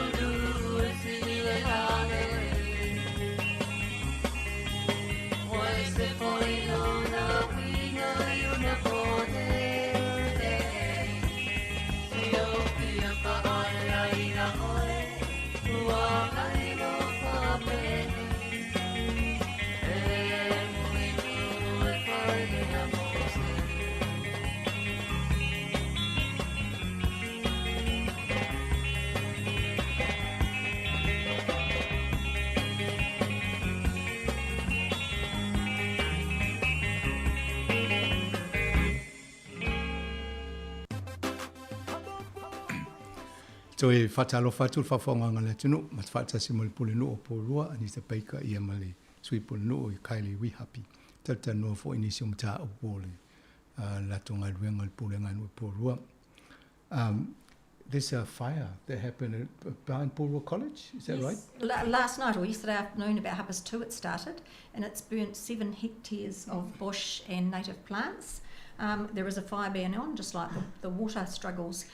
So, of course, with restrictions on water, what are we doing? We're having to put the fire out. So the fire brigade are up there using more precious water, and the buckets were coming out of the harbour. So that's our second fire here in Porirua, one on each side, using a lot of water. So please, with the fire ban, be careful is what we're asking people. You know, they don't know how that one started, so it just happened. But we just have to be really careful with our precious resources. Ole maenga le ole mata no nei an tau foi sefet swa vai. Ia ai le atonu na wa silafia ni se malu le tunu ole fo sa ele mutu ato le aonga kolisi Pōrua. Ia tele fo le vai na man mo mia fo I fu ele le muna. O sila vai na mai tai le I mo mio. Ia pu fo le nei Pōrua. Ia ole mai le ia vai e so ni fo vai ngale. Ai le toi fa mana to I ni te peika. Le tu la mal so ni ta to fa tete mo le fo I yafi ma mena e tu po I ma I mo mio mo. Ia male to ya ro so vai fa ngai e fa I fu ye. A le tau sa ili po le ma fo anga le mo le na sa to I le na pise fo ila to ni Pōrua. All right, so all the best for whatever we're trying to do collectively to try and get our team effort. Yes. You got the coolest challenge coming up. I get the light subjects. That's brilliant. I'll change the mood up a little bit. It's a challenge. So 19 cafes and businesses across Porirua are entering in the Koolaz Challenge again. So this will be the second year in a row. It was really popular last year. They make, really unique and refreshing drinks, and they come up with it, which is great. And it will be judged and also by public vote. So anyone that goes in and has a drink can vote for their favourite drink. So, as I said, there's 19 cafes. That includes Tuk Tuk, Get Fixed, Bandon Brewery, Ruby's and Tea Bay Cafe. And who are we battling for this title? We're battling Hut City for this title again. Oh. So, Bear Engine won last year in Titahi Bay. They did. So support your local cafes. Oh, okay. And vote. That's the most important thing, vote. Yeah. All right. O le vaenga le tala no I tausanga mawai sa whai le tau wanga o nei Pōrua ma Malhat Valley. Ia la tō pisi nisi e whatawai mo meo me inu. Ia sa ili o e la adwatu me whai ona e pālota a meo te whiawhia me inu le ma le vaenga lea. O le tamwhai ngā e pisi nisi ina ia whaolola pisi nisi mai whailo I tangata ia o nanga ia o lo awanoa mo la tō. Le lai fia po no ta wa tu o le na man ma lo po ro ta wa nga ta loi ya le foi fa mo to fo ta sanga ni ya a fa pe pa lo ta mo to ya na va vele on na mo le va no ma lo po ro a va pe dia yo tu langa nai ya fo I le fai ona do po la de pe ma lo ya le hat valley. So you're having a beer with Barry Campbell? Oh, we are, but there's no challenge in it for me. All right. Last year, you mentioned that you're going to have some exciting games here in Pōrua, yes. the Phoenix. And there you said something like, I think there's more to come. There is more to come, so yes. The women Phoenix team are here now. They are, and they've got, I think, 2 or possibly 3 more games. They've definitely got the 17th of March against Sydney, and then on the 30th of March, you've got the Sydney Wanderers. I know they're talking about a possible another game in March. We've got the Pride Month in March. So the women are doing really well. They're sitting on the top of their league, as are the men. And we've still got our fingers crossed for more excitement coming to Porirua Park, but I can't say any more on that yet. So it's watch this space. We're becoming a very popular venue with the sports teams and support them. I think it's good initiative for them to come away from the big base in Wellington. Yeah, and they've had shuttles from the train station to the Right. park. Okay. So, and easy parking up there. So they've made it easy for everybody to be able to come out. They've had great crowds. I know Councillor Jeff Hayward's been to every game. So we've got good support. So is that a standard for every game? There will be shuttle Yeah, buses they've been doing shuttles from down at the train station. Okay. Mm. Well, man, o le vainga le tala no i o le masino te se masa fai lo e le pulu no o i November. E ia swinga le pe o le au o le Phoenix le tu pa o te mai tai. O le la mai te mina sa pe le la mai ni o le la ta alo nei porua i le manaele i le porua pa. Ai le yela na saunoanga atonu e fo inisi swinga lumana i po inisi fo fio mai ia e fai un talo lo le se fa tulanga le vainga le. A le tulanga la o le awatini ata alo e ia pasi e pu e mai tai le railway station. E ma fai ono mai atonu mo to le Wellington ma le Hutt Valley. Ia tala noa ina po fo i sa iri po fia tonu ana mo le pasi pa fia malanga mai. A wa mana ia le utu mai. I think it's actually good in one sense. It's creating activities, the hypenia in Poroa, and I guess it helps with a little bit of economy input from people coming here to buy something. People love coming out. Yeah, easy parking. They go down to the shops down in the city centre, so it's working well. So you've been to some of these games, Kylie? I haven't been to any of those games yet, but there is the opportunity to go. I just haven't You'll go to one of these games. There are two coming up. Yeah, this weekend is one. Yeah. Okay. Yep. Pretty exciting though to have that in our city. Yeah. Yeah. Okay, thank you for that. National standards for recycling. Yep, it doesn't change for Porirua because we're already doing it. So it's just your recycling of your 1, 2 and 5 numbers, which are really hard to find, as we know on your items. And what I'm saying to people with recycling, if it's really filthy, don't waste too much water on it, put it in the bin, because you're going to waste a lot of water trying to clean something for the recycling. So I'm going a bit easy on recycling at the moment because of the water restrictions. Otherwise, stick it in your dishwasher when you're doing things to clean it if you want to do it. But Porirua is already up with the standards, so nothing really changes for us. You know, we've got our 2 bins, one for glass, one for recycling. So just don't put rubbish in any of them is what we're saying. No. It's following these the containers marked 1, 2, or 5. And 5, yeah. Are they easily noticeable? No, they're not easy at all. Not for my old eyes. Put it that way. Magnifying glass. Some of them are really easy. It's a map. We've got pictures on our website of what most of those are. So meat trays, for example, are now included, whereas they didn't used to be. They should come with magnifying glass in. Yeah, they should. Well, they should make it bright on the front. Something. Yeah. Colour code. So you know. Yes. That's That right. would be the Yeah, best thing to do. would be ideal. All right, so you got and then your nappies and sanitary. Those are the things that can't go in. Can't there, go in. correct? That's what we're saying to people. Please do not put that in recycling because the minute that goes in a recycling bin, then that recycling bin has to go to the tip instead of the recycling centre. Okay. Yeah.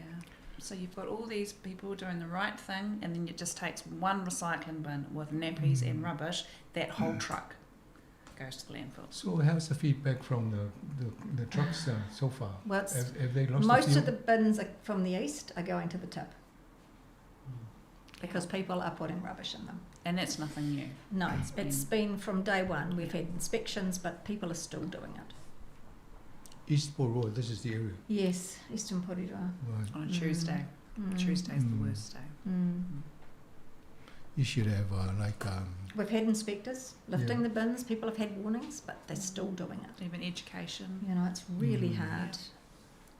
Oh, well, on this program, I think now that we've learned this, we try and deliver in such a way, hopefully, that we can get everybody to participate and make it easy for the council. Yeah.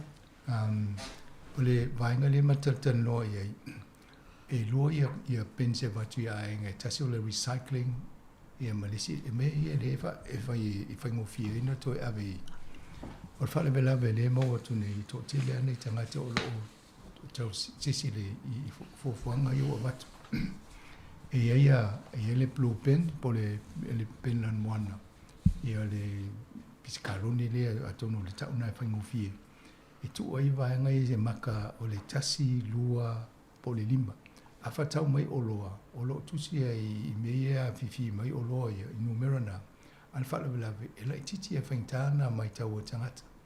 Loinga e wa isisi lai titi o la ainga ma tau o la tau, e maa sani e lo tātou, nei lo le to ainga, wainga na e tu utono mo le recycling. Ia ma mo pepa po cardboards, o apa mea ai, po le apa pisupo, apa eleni, o mea fo ina whaine tu utono. Ia ma whangu winu, pe whatau mai po kokola po le whangu wai, whaine tu utono. A o sia mea, o tu o iei po la pisi o le a fo o ngapkingi, kamaiki, tamaiti ma mea whapena. Ia ma isi tu ai ngā whangu e reo ni whangu winu ia. E tu ulo I tolu nā wape tasi la le tanga la pisi re mai ai se se me I tonu. Lona winga o le uta atoa le loli le lau tue au mai mene. E ave te la pisi ai le ave le lona winga te lea le awhianga o le vaenga ne pa tasi a se te ainga se se le whainga o le mele. Le lau fasiri tue ipe po la se ripoti mai la tau ia la ua le la pisi. Ia le mo mai ia tatou ne le Eastern Porua o le tele na se se nisi o mea ia e whai. Le tele rana ave la pisi ave tia I o le ele ave whaasoa pe o le me tauna iai ia tatou ngā rue whaatasi le oa au ngani at fo I le pune no le vaenga le tau mwhai tatou ngā rue na whaingofia le vaenga le I think it's if they color code I think that could be the problem is people trying to get the number 1, 2, 5 and whatever else. The bottles will be quite easy and the other things. Glass is simple, that's easy, yeah. Yeah. Okay, let's try and work on put the pressure on the manufacturers. Yes, good idea. And Lunar New Year, Saturday 24th of Feb. Yeah, so we're celebrating our diverse culture that we have here in Porirua. So there'll be from down at the city centre in Cobham Court. So there'll be heaps of family fun, including live performances, activities, food and market stalls. We're inviting, cultures that celebrate the Lunar New Year to come on down. Even people from outside of our area too to come and celebrate on the Saturday. Was this on last year? No, this is the first time we've done it. So we've just had Chinese New Year and Lunar New Year rolls out of that because that's all the different Asian communities. Okay. So this is our first time doing it. So I'm opening it at 10 o'clock in the morning. I'm looking forward to it. It should be good. O le si vaenga le fau te momone porua le uta o le ta o le Lunar New Year. O le whatasinga fo o tangata e se tonu porua le muli le aso whapitoa whailonga ina e tangata saina le o Asia. Le lai whaila so lusu wha le stona I lusu wha February. Se fulu tau e o le tasi e te tala fo le pulu o le o Anita Baker. Ai le tele ai whawhiwhianga e mawai I o tau mawha ai mane fo wa le te mo mo tonu mo fo le vaenga I mo ta whawai e o lo asiasi mai fo I ainga nei. Ia ma alum whanau e mai mo fo I tū maanga a tangata e se o la whaalia le aso. So how many people do you expect to see in this events like this?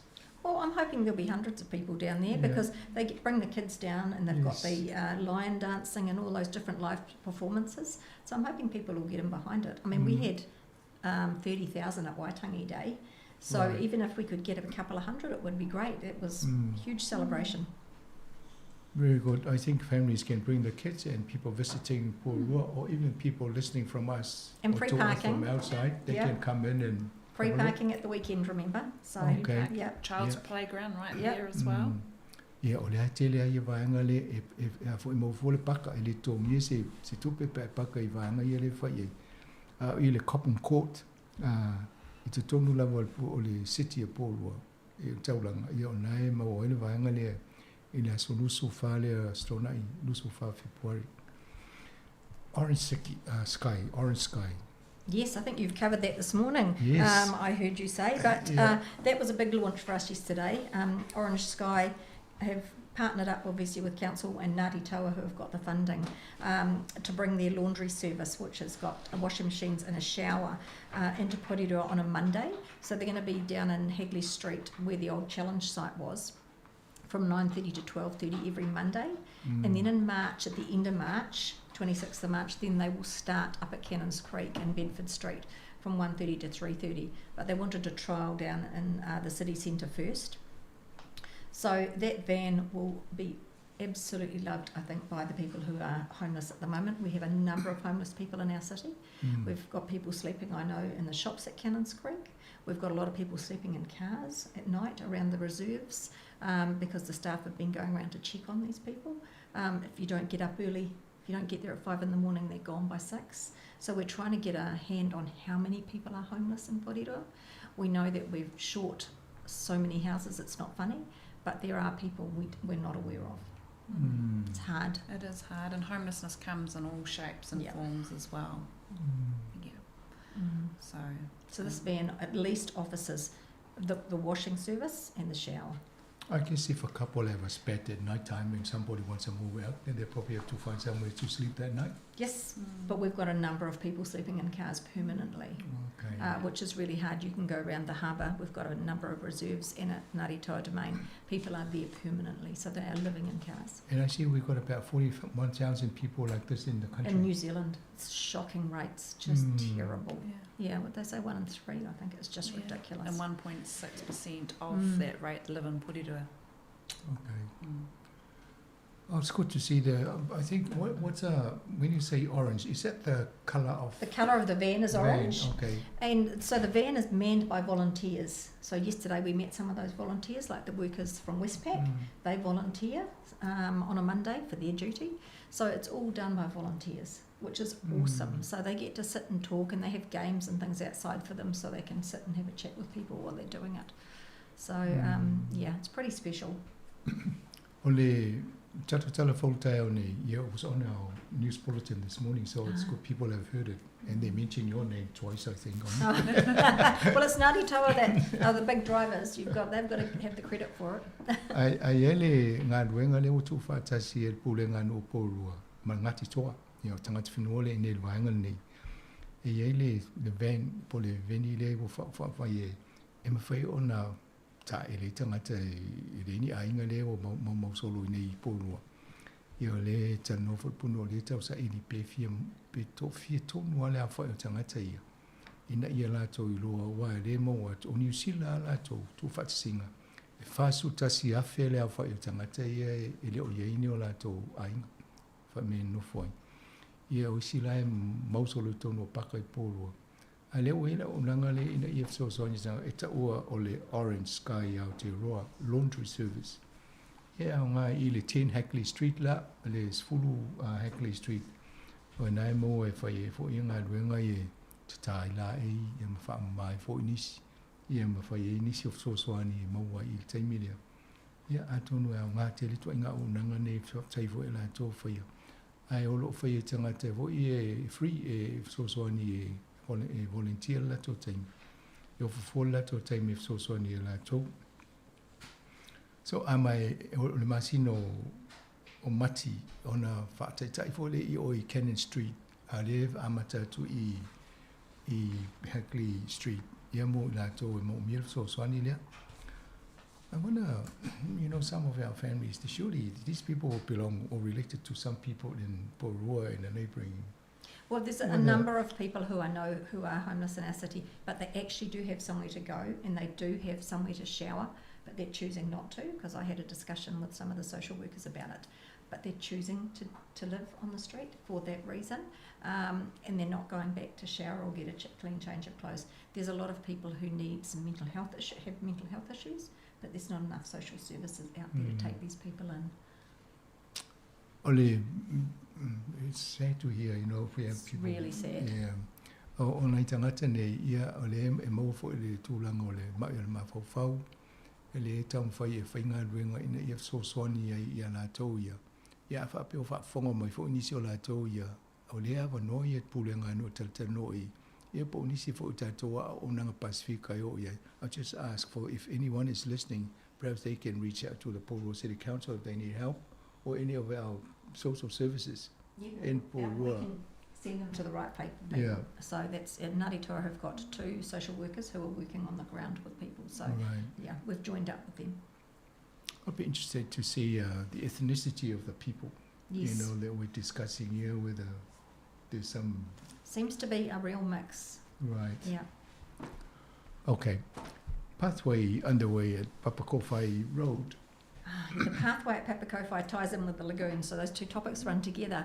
The pathway, which we're getting a lot of grief about, is for a new cycleway which joins with a footpath on the same side as the police college, so from the lagoon down to almost Panamata School. Council did not pay a dime for this path. Oh. It's all donated or comes out of the national budget from Waka Kotahi from the previous government. So it's nothing to do with council budget-wise. Just want to make sure we push that. We're not supporting this in the sense that we're having it done to us. So it's great for those cyclists who want to use it and people who are walking on it, but we're not paying for it. We are, however, doing the lagoon. We're changing the entrance and doing a few alterations in there with plantings and new toilet facility. So that was budgeted, that was in this year's budget. So they'll see the toilet upgrade and possibly the roses from the garden will go up to the Gear Homestead depending on what time we get round to moving things. But it's just going to have the entrance upgraded. So they are actually on the same area, the same road. So people will notice a bit of traffic confusion there. I must say, we have this golf academy for 4 to 17-year-old. And last year we decided at the end of the year function, we'll take them to Aotea Lagoon. Mm-hmm. I've never been there. We've been talking about Aotea Lagoon. And then I thought, I must go and have a look. I was quite impressed, and I thought there was none of that smell that we keep talking about because I've never experienced it. And the kids love the splash park. Splash pad, yeah. Yeah, pad. Well, they really enjoyed it. And that recycles its water, so that's good. Yes. Yeah. So I thought, now if you're actually doing this other work to improve on it, well, I think we'll go back there next year. Well, there's a new pump track there for the bikes for the kids, which was once again donated by Waka Kotahi. So it hasn't cost us anything. And then you got the barbecue sets, spread around the place. And I thought that was brilliant. It was very good. Yeah. We'll come to our free concerts next year as well. They work really well. Okay, good. O le vaenga le matata noa le pāwhoi le I Papakowhai mō te wila. O le mō whamanino atu le pule nu e le I ai se tupe le pule ngā no po le au whailafonga nā alu I. Le wha tupe le pole kalame ale malo, whainga malo le umwai atu. O le alawa umai e reo whiwhia la tō lewa ye. Ia ai laisa so o atua I le mele ia le Aotea Lagoon. Ia ma latalata le Police College I nei porua po le mele I leo. E leo whaalia e leo whiwhia te le na wau. I le na wha iu e lea fōi le tausanga leo mwai atu nei a le Golf Academy te maisi tātou. Ia mai mana I o nasa whaile pikiniki o whiwhia te maiti tā e le ai ma whai vot papakiu. Ia lea whamai o la lai tau whaila tau e whaile le ia tiri. O le vaenga le taunu o le whaitoa momoa. Pea e taunu iei. O vaenga na le ngā luela tau ai whaatupe la pule ngā nu ngā luenga na. So the addition or this other work that you're working, so when is that likely to complete? Not till May, December, so it'll be in the middle of the year. Actually over winter when you think about it, the works. Ready for summer. Oh yeah, ready, but when we come there December next year? Yes, or exactly. This year. This year. Oh, very good. Yes. So that you're doing that part, the Aotea Renewal South End? Yep. Okay. So the Rahina Kenepuru Drive? Yeah, that's the ongoing one. So that is Kenepuru and Raihouse Street. We've had that fake looking roundabout with all the plastic sticks hanging up in the air. And they've moved those sticks a number of times for cyclists and walkers. Now they've got it right. They're going to do it permanent. So you'll get rid of all those plastic sticks and things. So that's the traffic that goes down to Tawa, obviously, or up to the tip. So that's when people will notice it. So they're going to finally finish that. And we've been doing a lot of work on Warspite by Desert Gold. They've moved the pedestrian crossing on the main road there. They've only moved it, I reckon, about 20 metres away from the intersection, but it has caused quite a lot of traffic between 9 and 3 this week, because I've got caught in it a few times. But they're working on that. O le ngā ruenga le whai nei I le Kenepuru Drive, e ma Warspite Avenue. O le whai ngā ruenga tonu na whai mai tau nisi o tō lo poloka te le ia I whiwa I tā wale le vāo le iwa le tōru I auli. O le whai na maua le pule no o tau. E o le lawa o I te rio ngā luenga le tau pina mate po whi tonu e whatu isi o ainga ia. Ia le o mautino nei, ia le lala amatana wha mautu lo ngā luenga lea e wha le si vaenga le o ngā luenga o awala I tonu e anga ia tua matau o tua I taua. Ia tonu ngā luenga o me tele isi fufuanga e tau mwha I la tō ia a sa o alfo fufuanga mautu ia na le fole. I guess most of his big works, the planning and the sizing and the positioning of things, it's got to be spot on. Absolutely spot on. Otherwise, you'll have to dig the all the time. It's a bit like the fake roundabout down the road here on Mount Gavin. That's working really well, just while we do the Bottomley Park work. You know, that's just a circle in the middle of the road and people are driving over it, but it's working and the traffic's getting in and out.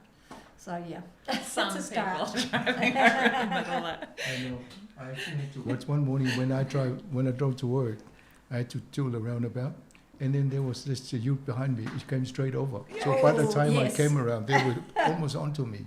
And I thought, hey, you've got to watch what you do. But I do actually want to acknowledge our residents in Porirua East for their patience around the works, because obviously it's taking a lot longer to do the pipe upgrade. And so, yeah, I just wanted to acknowledge our residents. Yeah. O le tano nei awala ia pe on whai nei. E reo whamania e tele I o fufuanga I te o whapepo la me tua i ele ngā ruenga. Ia pe on whamania fo e pulinu. O le tūlanga na iei ina ia sao ma whaamaonia le ia me tū ia vaenga se aere whaua lo le tūlanga mautu. Ina ia awole te le tūpe to e ere mulimuli ai to e whaasau. E lea fo I lai tai pela o le roundabout le I leo tau.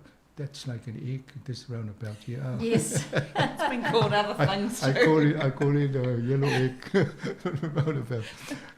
They're a lot cheaper than the permanent ones. Yeah. O le swala vela, e ista ngai te leo mai oso sao I lunga, ai leo ta amilo. Ia o le to e whamana to, e ala na whai wha la poto, e te ta amilo e lau ta avale, ai te leo oso I lunga. Ia e mau e fo le sta e au na o tau fo ngā luenga, e oso malesi, oso mai lunga, leo te ta amilo ai. E tauna matala fo tātou e avita avale tūlanga whapea. Very good. So you got all this other pack of sort of for the start of the year. Anita, are there any other things that... I've had a weekend of Pacific things. I didn't go into the festival in town because I was busy out here. We had John Miskey had the Va and Vaka on Friday night. We had some awesome speakers from all round. They'd come from Rarotonga, Tonga. And it was fascinating listening to them. I could have let them speak for a lot longer than they did. And then on Saturday morning I got out on the harbour on the VAR that he built in his garage. The big Vaka with the sail up was flying around the harbour. It was just awesome to see. I went paddling with John in his smaller one, which was great because I watched the boys from St Pat's come out in their one and they flipped in the wind. They're in their plastic or fiberglass canoe. We're in our solid one that was the tree from Bottomley Park, and it was just beautiful being out there and seeing those boats on the harbour. It was great. And then I went to the closing blessing with Reverend Falkland for the Nui exhibition. So that's shut, and they had all come down from Auckland for the closing of that. But they have done a great book, the Nui Heritage Journey in Aotearoa. It's a huge 500-page book of stories and pictures, which you can buy down at Pataka. And Molly, I'm not sure how I say her surname. I don't want to say it wrong. Molly, they said Molly Ma, but Molly... Yes, so she has written the book and published it. So she used to live here and now she's living in Auckland. But that was a great morning, so I didn't get into town, but it was a great morning. So this boat, how long was the boat roughly? The one I went in took 3, so there was just 2 of us in that one, and that didn't have a sail, whereas the other one had seated 6 or 7, and they had their big sail up. I put the pictures up on my Facebook page because it was so impressive. And I see John Miskey has put up a video on his site showing the zoom across the harbour. It's just such impressive. So is that an annual event? Well, I think he'd quite like to. He'd like to actually be able to carve and help train and get the kids onto the harbour. So he's looking at things like that. It's a matter of where they do them. So he carved from a tree from here? Bottomley Park, yeah. Oh. In his garage. So it took him... We went to the blessing, I think, in 2017. Yes. And then he finished it last year. And then apparently it was the first launch at the weekend. So, yeah. 5 to 6 the years little one, yeah. to carve a His, canoe. yeah, he said his mother's been very patient and it's been in her driveway and garage. And so I went as a councillor and then went as a mayor. So it was great. It's done an awesome job. Ma nei o le tala no fo e whai unga le aso nei e le imwhaina awai de whatsinga Pasifika len whai Wellingtoni. Sa iei fo ia fōwha ngā pōrua pe e le waa lea e na tā le tangata i nei pōrua. I le se tasi o la au na tip fo ina tā mai i whanua o lau le nei pōrua. I o le lana whaatai ta i rongo le sami fo i le ngā taia o pōrua. I o le la sa aroi fo mai ia ese fo ila na ia ti e le waa. A sei malisi wa ana ye malila ia nasa voi fo ni se to no etanga na ye ye sei male wa tama onga mai St Pat's ye pita sa e le wa ana le mo wat fo fam talanga ye nei fo mal talanga ye le tusi le pe lima se lau ia i tu lau le tusi le e fa tau i talanga fo tal fa so pito ni we mana ia fo i tūlanga o mea tūmanga no o i tōna e nā fo sa te tala lo i ia e mai to inga mena na pisia le whai umal vai aso e amatai le loa whilu sufa. So Anita, now this is the beginning of the year. We've already covered some of the big project that you're working through. And so what would you like to personally to achieve in this? Oh, I'd like to get water done well and keep our rate level down. So to me 18% is just too high. So personally I want to see it drop. It's what people choose and what we do around the table. So it's affordability in the city, especially at the moment, is really hard. And I'd like to see more homeless people off the streets. We need more housing, so that's working with Whangaora. I know we've got lots of blessings coming up in the next couple of months for sites that are going to be built on and then houses that are ready. But it's all about affordability, and it's all very well saying the word affordability. What's affordable to one is not affordable to others. Yes. So it's really hard. But I'm contactable. If people want to talk to me, they just need to pick up the phone or send me an email. I answer my phone. So keep in touch with us, really. And we'll start the Mayor's Clinics back again. We just haven't done a timetable yet. But both Kylie and myself are available.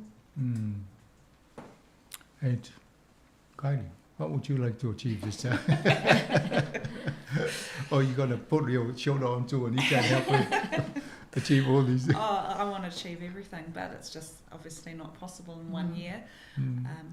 I also think too, we have a lack of social services in Porirua, so it's about working collaboratively with other agencies.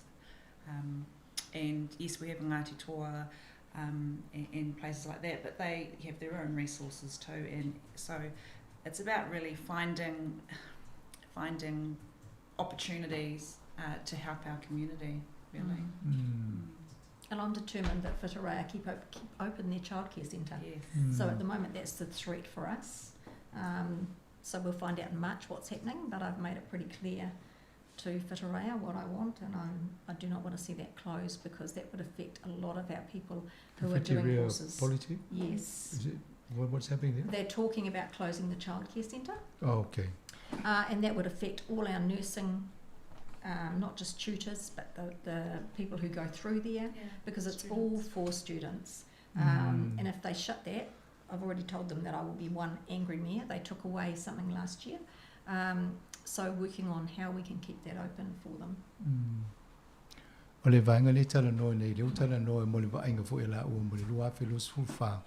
O leo wha mo le vai, le tala noe tele i o tūlanga le vai, ma le polenga ina i o le a fo i le maulunga le tupe i te tonga i tātou i la fonga, po rates. O le enta o le suval paseni o no iei. Ia mai le te wawa ai fo i le opule la affordability. Po i tau mwhai o na tutongi tangata lautele.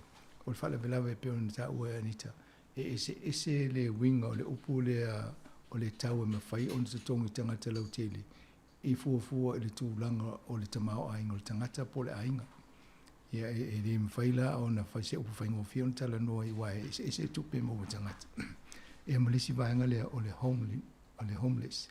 tangata e le ni ainga e o le tamu whai ngā lulua i le vaenga le ina ia i lava le social service e lango ina tangata nei e to tonu po rua lava lātou.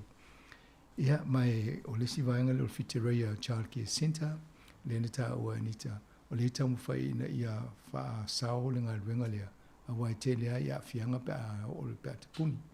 Ia o le ngā lue fo ia puni no umala tau le vaenga lea. All a peace for the year. Anita and we look forward to seeing you every month. Come here and then put it out here so that everybody listens and hopefully they will also contribute towards the solution. Because that's why we do this program. Well, people have better answers than us a lot of the time. Like, we don't know everything. Yeah, of course, you know, that's why we share the information. They come to us and we're going to do the review of our program shortly. So this program will put it out there, what you think about what we're doing, and then it will give us advice or any feedback about the program. We think you're doing a good job. You're an asset to our city, so we're happy to have you. No, thank you. So final comments from you ladies. I just hope everybody enjoys what left we have of summer, because it seems to be getting colder at night already. So enjoy it. Daylight savings racing towards us, I think, at the moment. So save water, do what you can, and enjoy the weather. Come to the festivals that we're having. Yes. Absolutely agree. O le lei ia o leo o vatu o le se a foi fa moto le tato po kalami nei fautuanga le polinu fa foi le mo tato le tunu tam fai ia mo sa ma le mu o le ma tulanga o le vai ia pe on tel no atuai tam fai tato e sefe le vai ia mo so fo la le dei fa pena fo ia fa popo ia kaili wa ia mo tato po kalami nei aso este mi no fai le tato review tel no mo fo e mo sa ma no so so ne fo po kalami nei ia lo fi la vol po no po kalami la ma no mai ma tel no at fo mta wa la vol po le nga no nei po lu mo o tole fam telanga me tupu ia ma malama le me o anga I fo le topu no nei po lu po kalami na mo se sia no tel no temini to fa so fo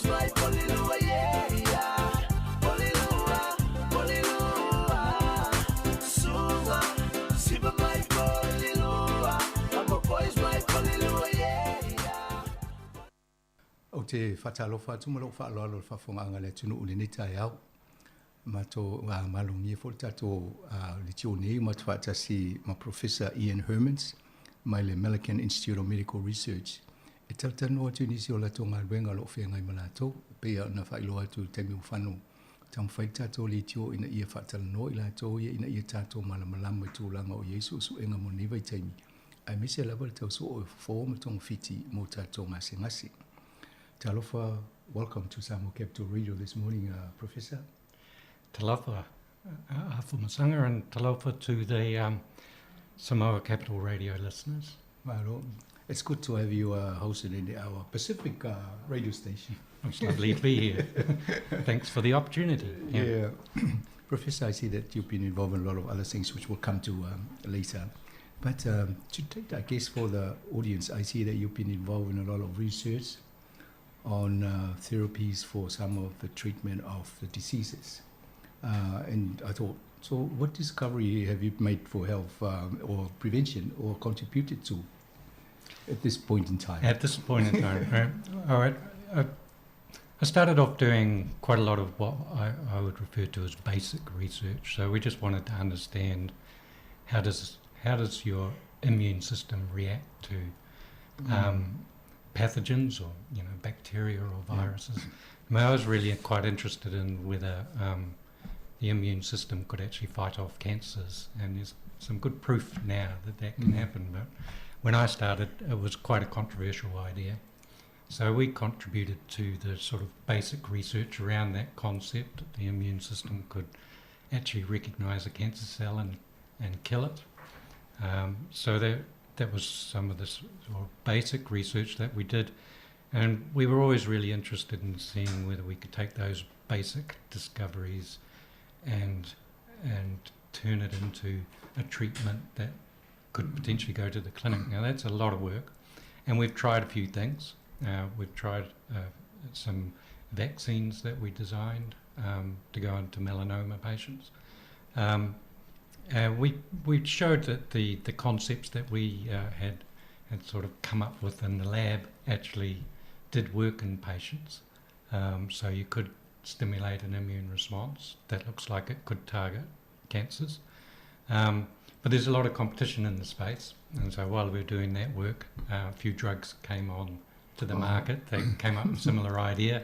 So we pipped at the post there. Okay. But nonetheless, we feel like we contributed in a way to the whole concept, and we were, brave enough to stick our heads. Yeah, you said it was controversial when you started. Why was that? A lot of people thought that the idea that the immune system was capable of eliminating a tumour cell was never going to work. It worked a lot in the test tube, if you like, in the lab, just looking at tumour cells, and it worked in small animals like the mouse. But whenever people had tried it in patients, it was never as effective, and there have been a number of treatments that had got all the way through to testing in patients but didn't get very far. And so it was because of a sort of bad backstory, unsuccessful treatments. But actually the whole concept's not new.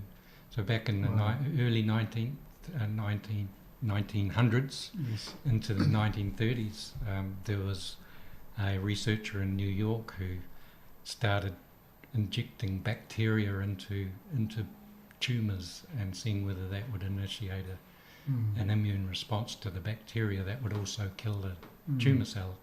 And he was actually reporting responses way back in the 20s and 30s. The smallpox or the cowpox or it wasn't anything as serious as that. It was a sort of skin associated bacteria, and just injected it in. And he made this extract from the bacteria. It's this really bright red colour. We've actually got a little vial of it, and at the Mulligan, it was called Coley's toxins, because it was the sort of toxins that were released by the bacterium, and injected that, and it did actually cure some patients, but it was a very variable product to make. Some toxins were better than others, and at the time in the 30s, chemotherapy came on, which was a lot more regulated and much easier to make. And so what was called immune therapy back then in the 30s lost favour, and chemotherapy and surgery and radiation therapy all became the treatments, and immune therapy lost favour until, when we started, and there was groups all around the world sort of picked up the idea, and in the mid-90s, 1990s, sort of building on those original concepts, and now there's some really successful drugs. So where do you see us heading? I think at the moment, the drugs that have made the biggest impact, they tend to unleash really strong immune responses that kill the cancer, but they also kill some of your own normal cells as well. So it's like the early days of chemotherapy, where the chemotherapies were quite dangerous. Kill everything. Like using a gun, the old blunderbuss gun that spread bullets everywhere. You kill your target, but you kill everything else around it. And it's a bit like that at the moment, a bit more sophisticated. So I think what we're going to get is immune-based therapies that are going to be a lot more targeted, more like using a vaccine rather than these.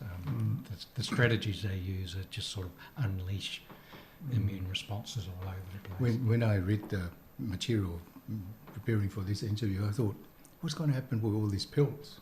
If you guys are going to come up with something that's sort of folk targeting it, you're going to do away with all the pills we take. Well, I think there's possible. There's a lot of diseases that actually involve the immune system that hadn't been appreciated. Things like heart disease and obesity. They all involve the immune system. So drugs that alter the way your body reacts, your immune system reacts, is the way a lot of medicine's moving. And so it's possible that we will be treating diseases with vaccines, and I don't think we'll be injecting them. I think there's going to be nicer ways to do it. Some people are very scared of. A lot of people are scared of injections, but also so oral ones. Vaccine will be. It's a bit tricky to go down the oral route because your stomach is acidic, and the drug's got to survive, or your vaccine's got to survive. But there are people working on that. One thing that's really exciting is these little micro patches that you put on. It's like a bandage, and they've got a whole series of little micro needles, tiny wee things, and then you just put it on like a bit of sticky tape, and they sort of dissolve into the skin. So there's no pain associated whatsoever. It's just like putting a little sticky. If you turn it to like a fashion thing design, so that people can wear it, and people will like it and start putting it on. Yeah. If it's anything like a sticky plaster, the worst bit will be taking it off. We're not just ripping your hair off. It's I think there's going to be new immune-based therapies. It really is changing the way medicine. Thank you. I hope I can actually catch up with all the things we've been saying in English now. Let me try and translate some of it. Ole tato awhawhonga pinto sisila mai mo tō mai mo mai lungo le social media mawhatasi name Professor Ian Hermans. O ia le satala noi le vaenga na taula i ila ni e fōi susuenga. Ia o le e fōi taula i vaenga o tonga fiti mo le kanisa. I le amatanga ina ua lātou tawapa ai e sui i tātou immune system po vaenga o le tino tātou le te e nai whaamai. Pisa e ne i talitong te le i la rangi i pe e fōu i le wapa ai.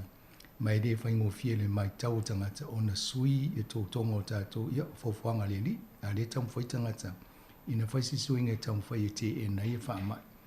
Ia pe o vahenga nā lena amata mai ai, sausaula ia le tau tanga tasi iwa tō sifuru pena ia tā ua. Nā matai o na maua i tonga fiti mo kānesa. Ia fo i whai e tui ma tūlanga whapena. Ia, na o mai le taimi lena ta o le vaenga le o le chemotherapy e tō tele tātou e malamala mai pe a whai e ia fo i tonga fitingo kānesa. Ia whai lawe e isi vaenga o le tino e a fia i. Awai e le mo whai o na taulai i le siama le e tupo le whale lawe. Ai ba ai i vaenga te tono le tino le tu iai. Ia, nai sira fia fo isi. E lusi e mala uru o isi tangata. O le taimi nei la le vaenga le anga i le tanoanga. O lo ngalue nei i vaenga i e taula i tonu wa le a le tonga fiti i le a le siama le te awhia. Ia ma vaenga nā lo tau mwhaina ia wha tino i le ngā luenga lo whaina i susuenga. Te le alaisi wana matara noa ia e fu stei muli o tau mwhaile i tato pokalami whapene e whaani li umai i on tau e waitua le mo le whawhong anga le tino. Thank you for that, Ian. Perhaps let's come back. I know we've been pushing for the last 2 years people to get vaccinated in this country, in New Zealand. We've been doing our part to mobilize our Pacific community to get vaccinated. What's just to remind our listeners about the vaccine. What is it? How does it work? How does the vaccine work? Yeah. It's a good question, and it involves immune cells, and there's a couple of immune cells that are really important, and they've been given convenient names: B cell and a T cell. B cell and T cell. B cell and a T cell. So a B cell, I like to think of these as soldiers. Yes. There's a war going on. And B cells, they're like soldiers with submachine guns. They shoot out sophisticated bullets that we call antibodies. Whereas T cells, they're more like sort of targeted artillerymen.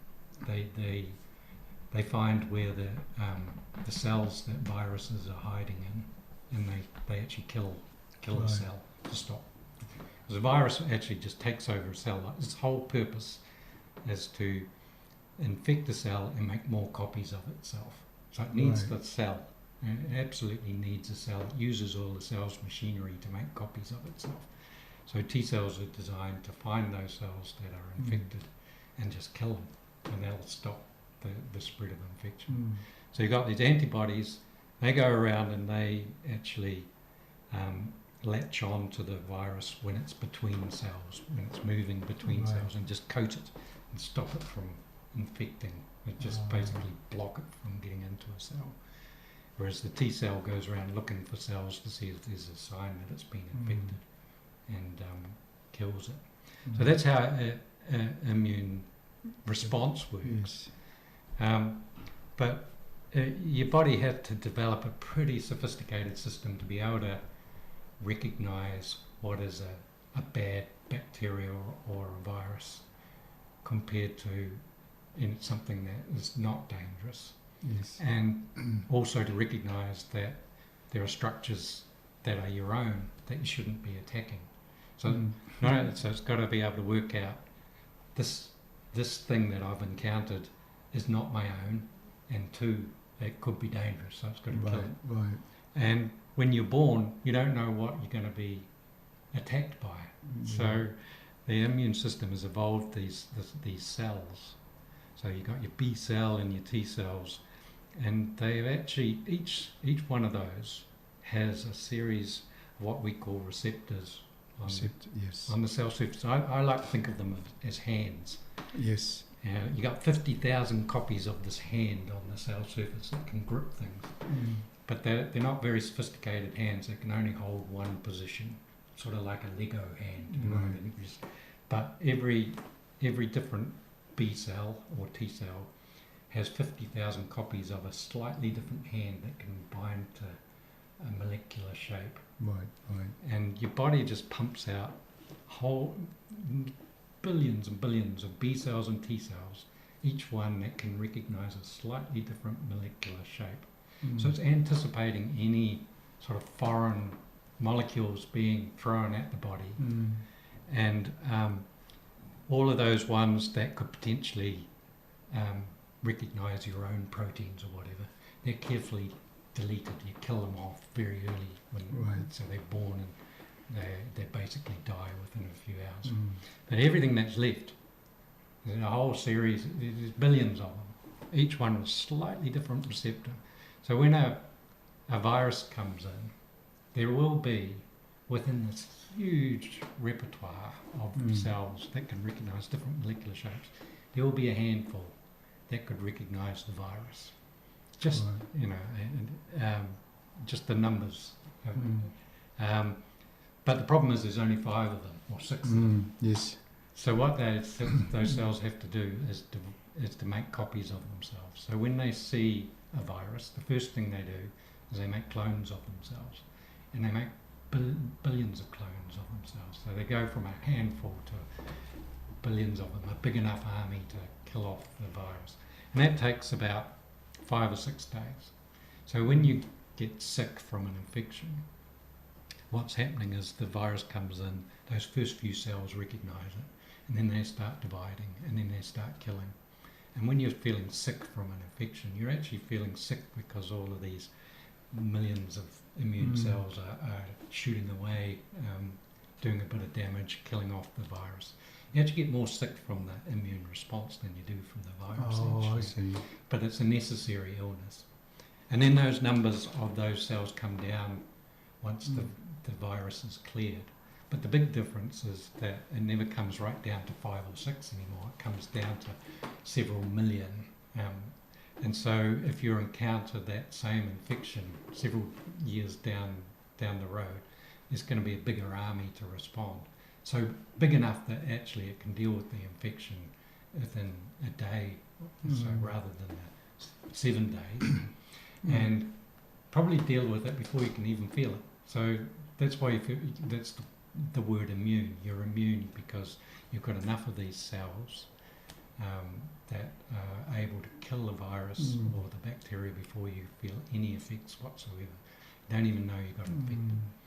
And what we're doing with the vaccine is to do exactly the same thing, is to expose the body to that virus, but you do it in a very careful way, so you're exposing the body in a way that you don't get infected or ill at all, but you're raising that number of cells so that when you actually get exposed to the real pathogen, you've got this enormous army all ready to go. So it's just sort of replicating what goes on naturally, but doing it in a very sophisticated and targeted way. So I guess from the scientist's viewpoint in the research you're doing, is actually helping add to what the immune system already is working on. It's a completely natural process. Yes. It is, but we've done it in such a way that first time you're exposed to the virus, it's with a part of the virus, so you're not exposed to the dangerous thing of the virus. So it's initiating a completely natural immune response, but actually just doing it in a very careful way. The reason why I put this question here, because we still have some people who are hesitant. They're not quite sure whether it's safe. And then there are people that actually coming up with mis and disinformation, sort of discouraging people from going and doing the right thing. That's right. But obviously, from the research viewpoint, you're only helping what's there already. Exactly. And that's the sad thing, really, is that it's so much better for you if you just have the vaccine rather than actually get the disease. You've already made this army. It's going to deal with it. And it might not make, in the case of COVID-19, make you completely protected against getting sick, but it's going to stop you from getting seriously sick. So that army is big enough to prevent the really, really bad infections that people end up in hospital. And I was just wondering, you were talking about the B and T cell. Is there a ratio of how big these armies are inside you? Or That's the body, a good question. every individual will have to dictate how many they have? It's a really good question. And that sort of stuff we are really quite interested on knowing. What is the relationship between B cells and T cells? Because they're like a good functioning army. You need good communication between these cell types, and our research is looking at that communication. I think you can't just have a B cells alone or T cells alone. You've got to have them both. So you've got to design your vaccine so you make sure that you get both of them at the right ratio. So it's a really good question. I get at times, you scientists must marvel at how God created man. In other words, sophisticated sort of bodies. It's got all these systems in place. It is pretty sophisticated. I remember when I was a student finding out about T cells in particular. I mean, a T cell's job is really amazing because it has to actually work out whether a cell is infected or not, and it's only able to look at the outside of the cell. Yes, it can't look inside. And I remember how's that problem ever solved? And it turns out that a cell functions like a household. At some point, you've got to put out the trash. Yes, and cells have evolved to put the trash out on the cell surface, and that's what they recognise. They see bits of virus in the trash cans out on the cell surface. That's how it's done. I remember being blown away by that. It's just simple explanation, but it's very complicated when you're looking at it. Thank you for that. Let me try. That's a good answer to the question. Now I'm fully educated about how it works. Ole, Vasili lena tu nei ai. E toi whaamanatu mai o le ale me tau o le vaccine, ai whaawhena ngā lue. Le ala ngā lue ngai tonu e whai tonu tātou. Le lan tau whaamamlama mai e tūsa o fita ia e iei whaenga o le vaccine, po le tui le whai e tātou. E tauala ia vaenga le ta o le B ma le T cells. O pei o vaenga ia e esia, o vaenga ami e pia whapeo fita ia, e esia la le tu ai ngā siama po o vaenga ia le maasani o na vai e tono tātou tino e watu loa, o mai loa li o ai whai ele tonga fiti ta pē, ina ia awaine e maua le tino tātou le mai. Vaenga lana, e o mai e so na sala lau solo pulu e whane la tō pēle whate te ingana mai, ia e hawhaina mai si vaenga o tātou tonga o tātou. Au le T-cell, e whaapitoa a mai ai atu to ai ngā tangata ese reo sau tonu polisi amalea. O la tō ana, fitfita ana, whaapitoa ma la tō, mai lo la tō ta pēre vaenga na. Ia pei o le vaenga na la tō i so enga whai, ina ia tamu whai. Po le ase whai ngai awaine i tele ia vaenga o le tino e whaamalu ania, i whaingo a fo i o tōng fitinga i tono tātou tino. Ia na whaamatala fo i le ia le tūlanga o mea ta o receptor o mo lima, le pipi i mai vaenga o fo i o siamba nei to tono o sela le tino. Ia ma whai nei tātou tō tonga. Ia mania fo i la le vaenga o le vaenga, whaamatala ia le awa ai le mo le sela. E taipea o le household whaapunga le na whai, taipea tono ainga. E i teimi tono tātou tino o tumu fo i vaenga le tauna i taulena whaamama. Taipea fo i tono ainga mo la pisi i ma vaenga whaapena. Ia e whai e stone fiti. Ia ai e mawa e no fasila ia, i wa ainga la wha scientist i fōwhanga le tua. I tātou tino ngā le wai logo iei umai e vaenga i tāpena e whai i tātou. Au ngā luenga le whai e lātou e wheso soani ina ia whaale leia tiri ma tau lai ia le fo i le vainga o tātou i sela ma fo i ma siama. Ina ia whaingo fia i le vainga o tātou tino lumanai. Ia atono vaenga na le fo i o ia te ia i le puto a mata ona sue. E ese fo i lana va ai tono tātou tino mga i o inga la ma mene. Ia atono le ua tau mua tu i whamamranga mo tātou. There's been a slow uptake of COVID vaccination by the year 5 and 11 according to the Ministry of Health website. So everybody's trying to encourage them to go and get vaccinated for their own, health sort of safety. How would you encourage people to go, obviously the guardians or parents, and then the kids themselves to please go and get a jab? I think the Omicron version has changed the whole scene, and it's very, very infectious, and so there's a very good chance that your child will be exposed to the virus. And for most children, it's a mild disease, and they will recover. But there is still a small proportion who get very sick and have to go to hospital. And it's very clear from the data that's particularly coming out of the United States that if you look at the children that have ended up in hospital, by far the vast majority of them have not been vaccinated. So vaccination will give you the security that you're not going to have to rush your kid off to hospital in the middle of the night because they've got horrible breathing difficulties. I think that as a parent, that's enough for me. It'd be horrible to see your child in that situation, knowing that you can prevent it with what is a very safe vaccine. I've had the vaccine 3 times. I didn't feel it the 3 times, so it's not painful at all. The child might become a little bit listless, a bit tired the next day.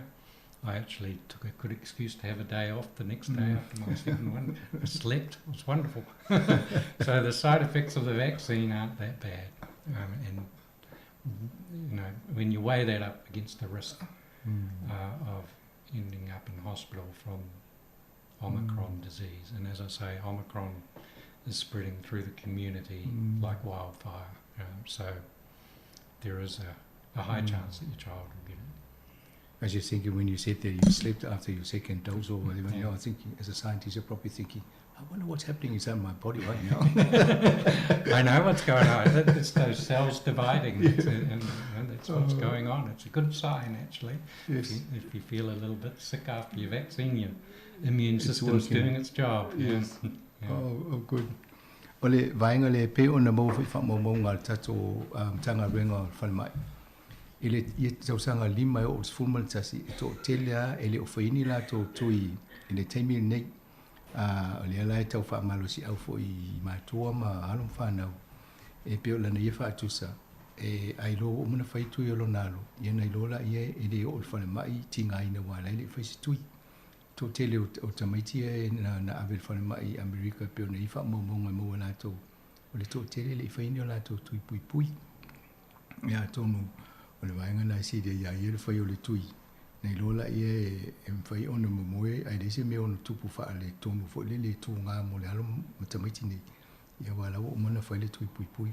We'll take a little break here. We'll have get our DJ to play a piece of music and then we'll do the second part of our program. Alofa lava, Rodney Soyalo here. Keep listening to Samoa Capital Radio and stay healthy, Samoa.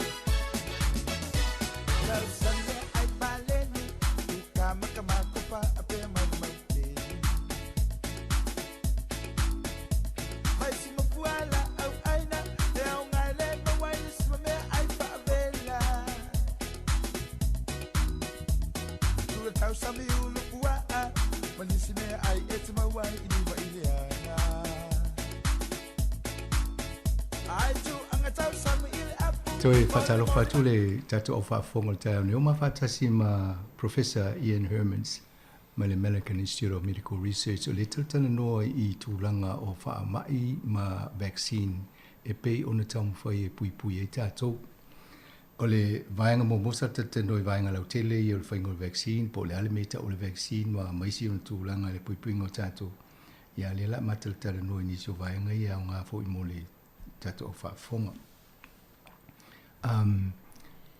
Let's go to the what you're doing now. While the traditional vaccines are designed to prevent diseases, I understand that researchers like yourselves are working developing therapeutic vaccines. What are therapeutic vaccines? Right. So most vaccines you're either given as a child or recently, for COVID-19, we've been given vaccines that set up that army of immune cells to prevent you from getting sick. And the really important cells, we said there were B cells and T cells. B cells make antibodies. Antibodies prevent the virus from getting into cells. But there are a number of diseases now where it's too late. People have already got these infections. And they've become what we call chronic. They've always got these infections. A classic case is hepatitis B virus. So that while there's a good prophylactic vaccine, that's one that's given to people to prevent them from getting the disease. There's once you've got the disease, it's now recognised that you need a different kind of immune response. So you need a different kind of vaccine, and it's going to be used as a therapy. So that's why we call it a therapeutic vaccine. So instead of giving a pill, we're just giving a vaccine, and the idea is that we stimulate the sort of immune response that's better at getting rid of infected cells. So when you've already got the disease, it looks like those T cells that I mentioned, the ones that look in the trash cans, they are the best ones. So what we want is better vaccines that are really good at making T cell responses to the virus.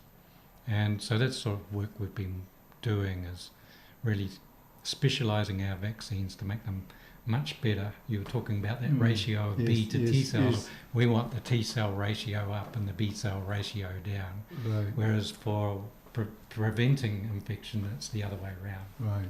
So it was a very, very good question. So, yeah, there are a number of diseases where we think this could be important. HIV, AIDS, and the other thing is cancer. So cancer is something that cancer is a vast array of diseases. It's not one disease. So coming up with a vaccine that you give someone, a child, to prevent them from cancer is just not practical. But what we hope is that you'll be able to design a vaccine that, say, if you're diagnosed with cancer, that you can try and treat it in the same way.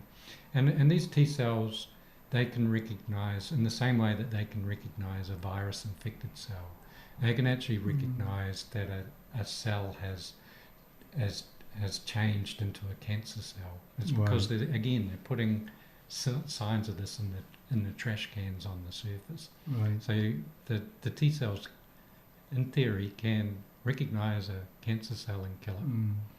And that's now been proven in the clinic. There are drugs designed to do that, but we want to get a lot more sophisticated and be able to design vaccines for melanoma or vaccines for prostate cancer or breast cancer. They all have to be carefully designed. But it gets even more sophisticated because one person's melanoma might look quite different from another person's melanoma because they're generated by mutation, and it's quite a random type thing. So, but the science is advancing so quickly now that you could actually have a surgeon take a sample of your tumour, and you could send that off to a lab, and in theory you could have a vaccine designed specifically for your tumour, and it wouldn't be of any use to someone else with their tumour. It's what we call a personalised medicine.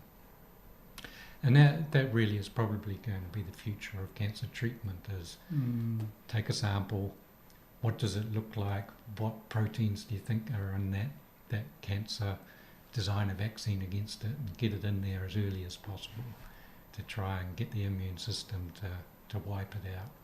And we think you've got to get in early. That's the key, is get diagnosed early and get these vaccines in early. So there's yet to be a vaccine approved for use in cancer like this, but there have been a few early trials of this concept, and they're looking really promising, and everyone's getting really excited. And I think we'll see in the next 10 years a whole series of different cancer vaccines coming out. So it's a therapy. It's a therapeutic vaccine. You'll only give it once you've been diagnosed with the disease. Right. So there's a race to see who gets to the end first. Yeah, and I mean, as I say, there cancer, so many diseases. There's lots of room for people to do their research and try and come up with their own specialist vaccines. Some of the new technology that has been really exploited for the COVID-19, so these mRNA vaccines. Yes. They look like they might be the perfect sort of vaccine for doing this, because they're really easy to make. The thing, it's the actual manufacturing process has just been simplified so much by making mRNA vaccines. Right. I don't think people appreciated the amount of work that goes into more traditional vaccines compared to an mRNA vaccine, which is why they could respond to COVID-19 so quickly, was because it's within a few weeks of the virus that causes COVID-19 being actually isolated, and they actually worked out what it looks like.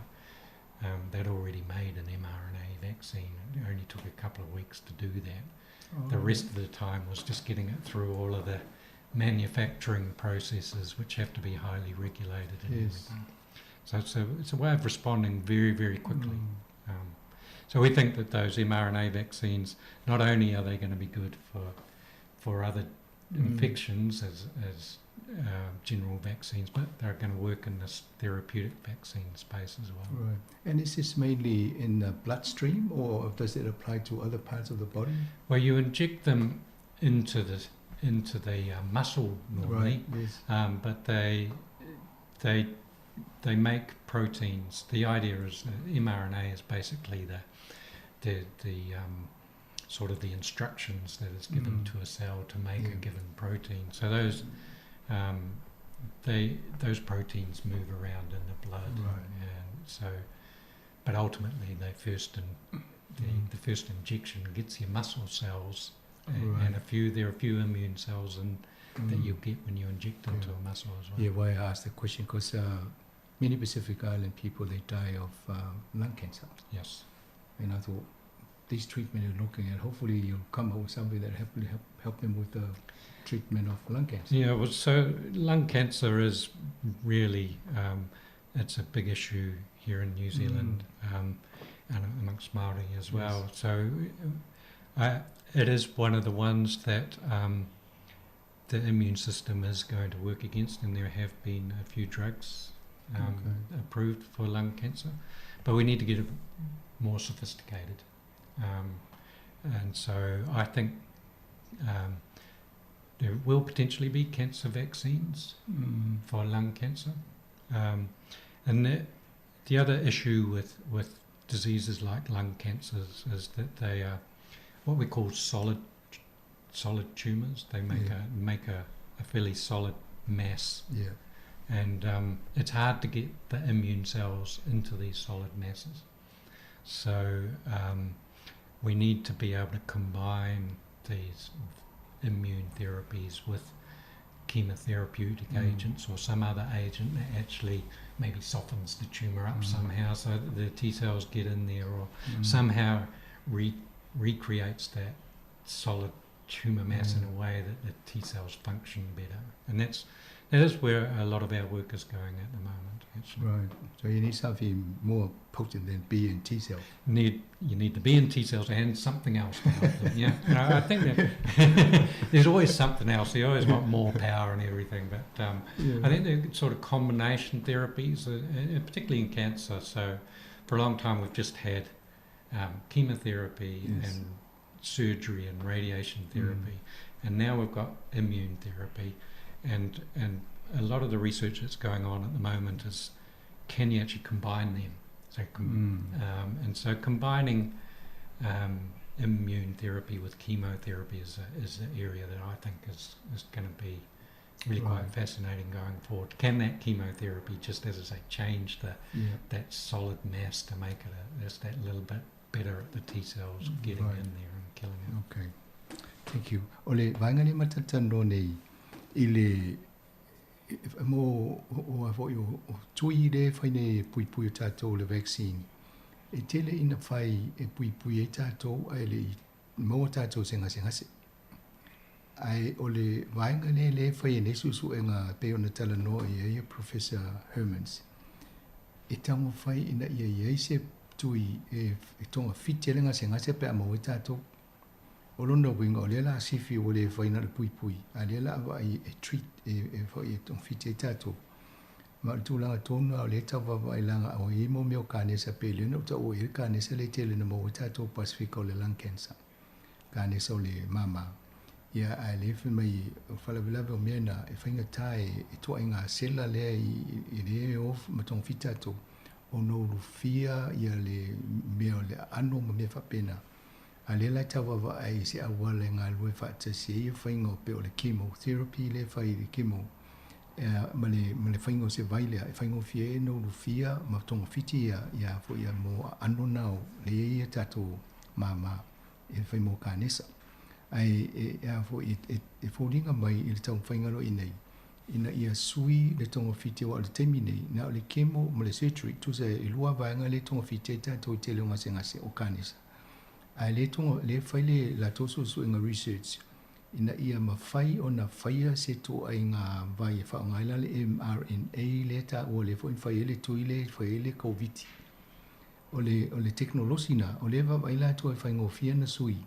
ina ia mawhai o na whasosoani e tonga fiti e inga se ngase o tato tino ia atono leo wha mai o lawa o mana o na fo ina manuia isi tau mwhainga i susu e ngai vaenga i lalo ia ai tele anga venga i whai ina ia pasia ia vaenga mo seango le mu ta ama whai e o no o tato au lana ia silsila mo lesi tos o mo lesi sfutau sanga e o to e o mamu se tonga fitinga whape na mo tato. Now, we've been talking BNT cell and something else, and now you're doing research on NKT cells. What's that? Every immunologist. Is this the thing that you're looking for? Every immunologist has their favourite cell type, and Right. A few years ago we discovered that NKT cells, they had been known. Now they're a interesting cell type. They sort of, I like to think of them as going back to our military analogy. Yeah. They're like sergeant majors. Oh.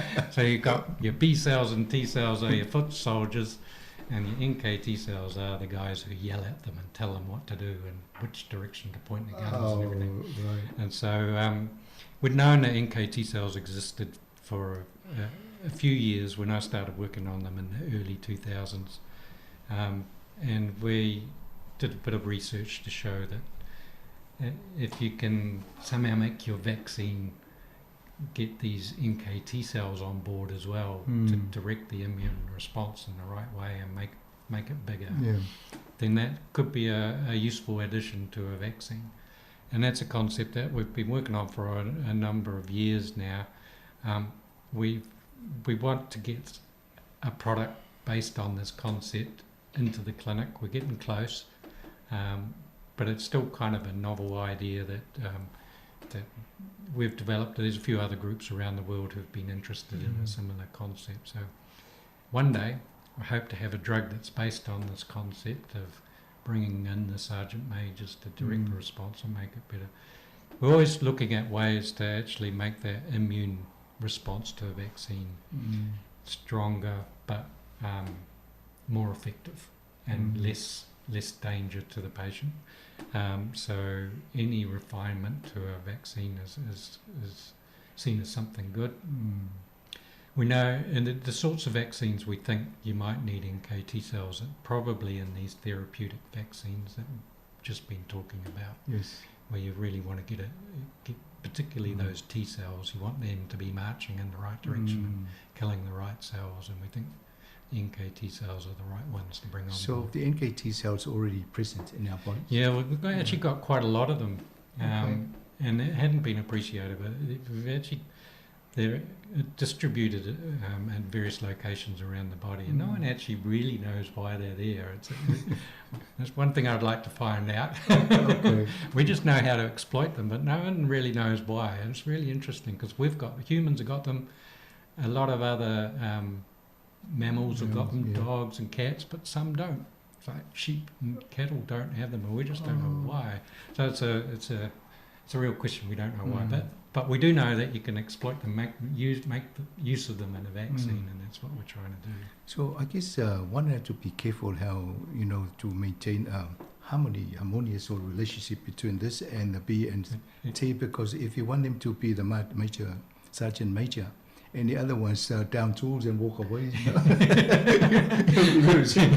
I think all of those analogies apply. It could very well be that you yell at them T cells too much and they'll get grumpy and yeah. In fact, there is a sort of scientific concept like that where you can actually what we call overstimulate a T cell. Oh, right. And it does literally downs tools and walks off the job. So you're not far off. Become very sick. So the person has to have some kind of mechanism where they say, hey, you behave because I'm getting a bit... Yeah, I mean, it's very regulated. The immune system we've talked mainly about initiating an immune response, but there's just as much molecular machinery involved in making sure it's switched off at the right time, because you don't want to have keep shooting after they kill off the exactly. parasite. Start shooting your own. And that's what we call an autoimmune disease, and there's limit diseases. Right. That's when the immune system goes rogue. All right, Millikan Institute of Medical Research, obviously they've been doing research of different types of areas over the years. Is there any list of diseases that you want to target or something?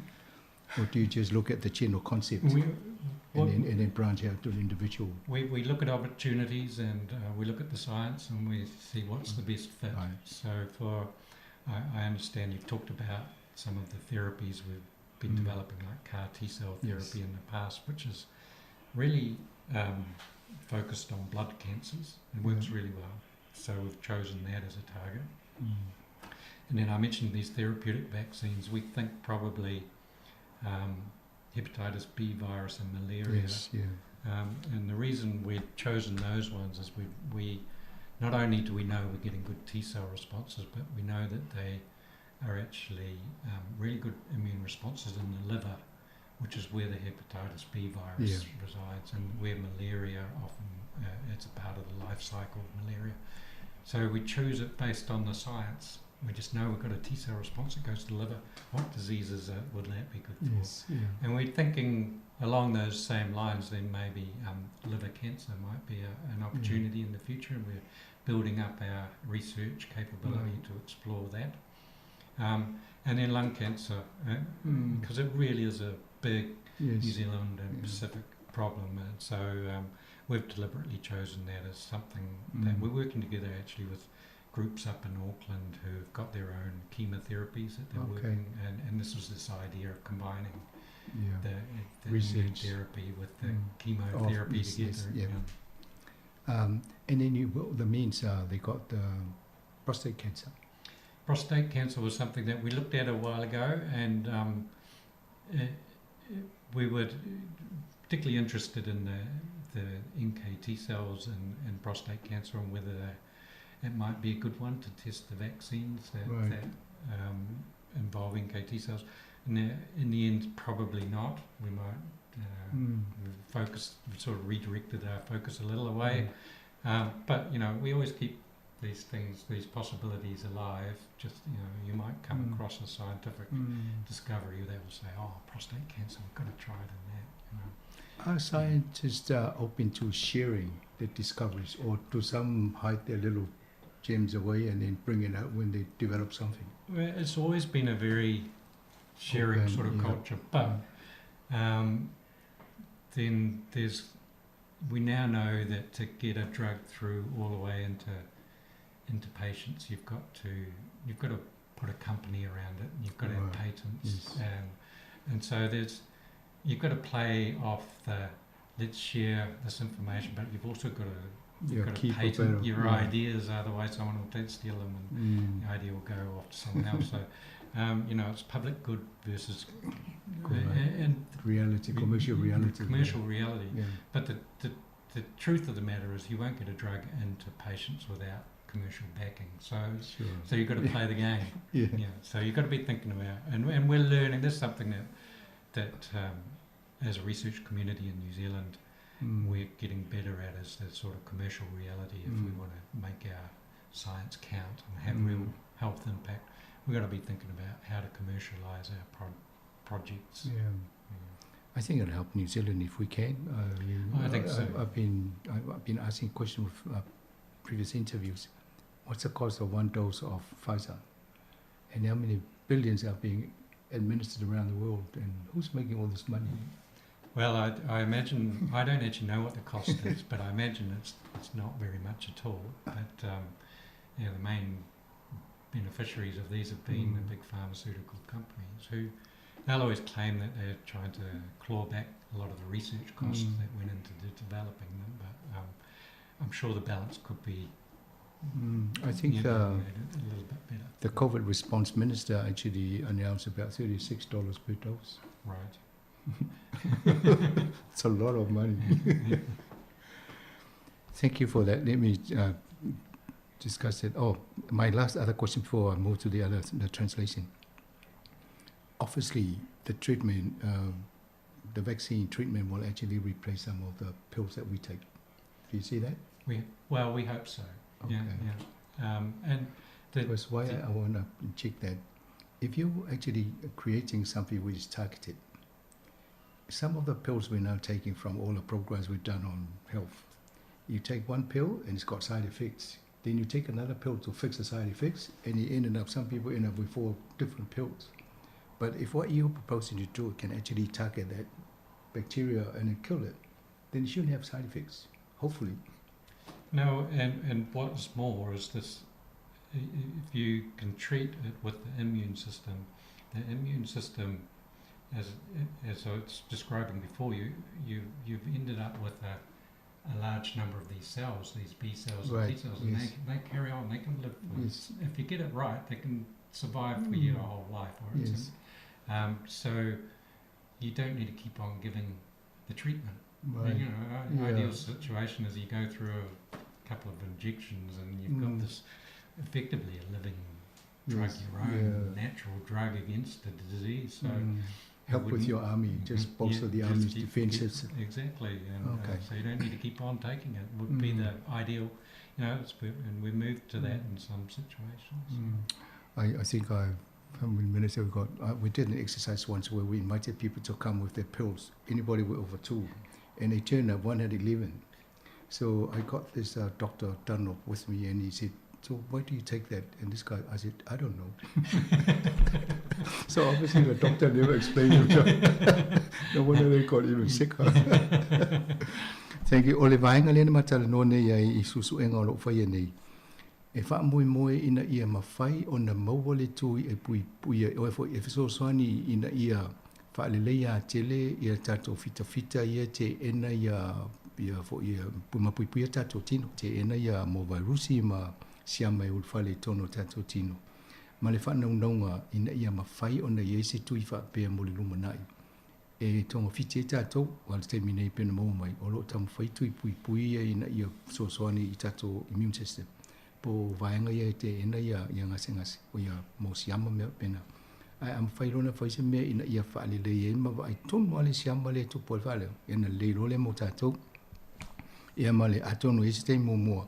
O la le to yeini fola au fo ye le tele nei no tato wa pen mo mai o si fola au we no to si fola au a ye side effect pe afia isi va e na tele ele fola au tanga tai fo ye in Professor Ian Hermans, thank you very much for coming this morning and sharing this. I've learned a lot. Thank you very much. We've passed the information on to all our listeners around not just this country but around the world. Thank you for having me on, and thank you to the listeners. And all the best for your research. I'll be looking forward to for you coming here, and next time it's all done and say we've done it. And then I'll say to you, here's my hand. A little sticky patch. A little sticky patch. Yes. No, all the best. Thank you very much for coming in. Io tato por kalaminal fa fonga le tunu. Tata no Professor Ian Hermans, my American Institute of Medical Research. Yesterday mo pe antel no atula tampo fa di umaya e fo interview ne le ngal fa pensa mo. Ia ona toi tato le e tato malama mo ato tol va ngal tala no ai. Al terminate ya to fa so ifua.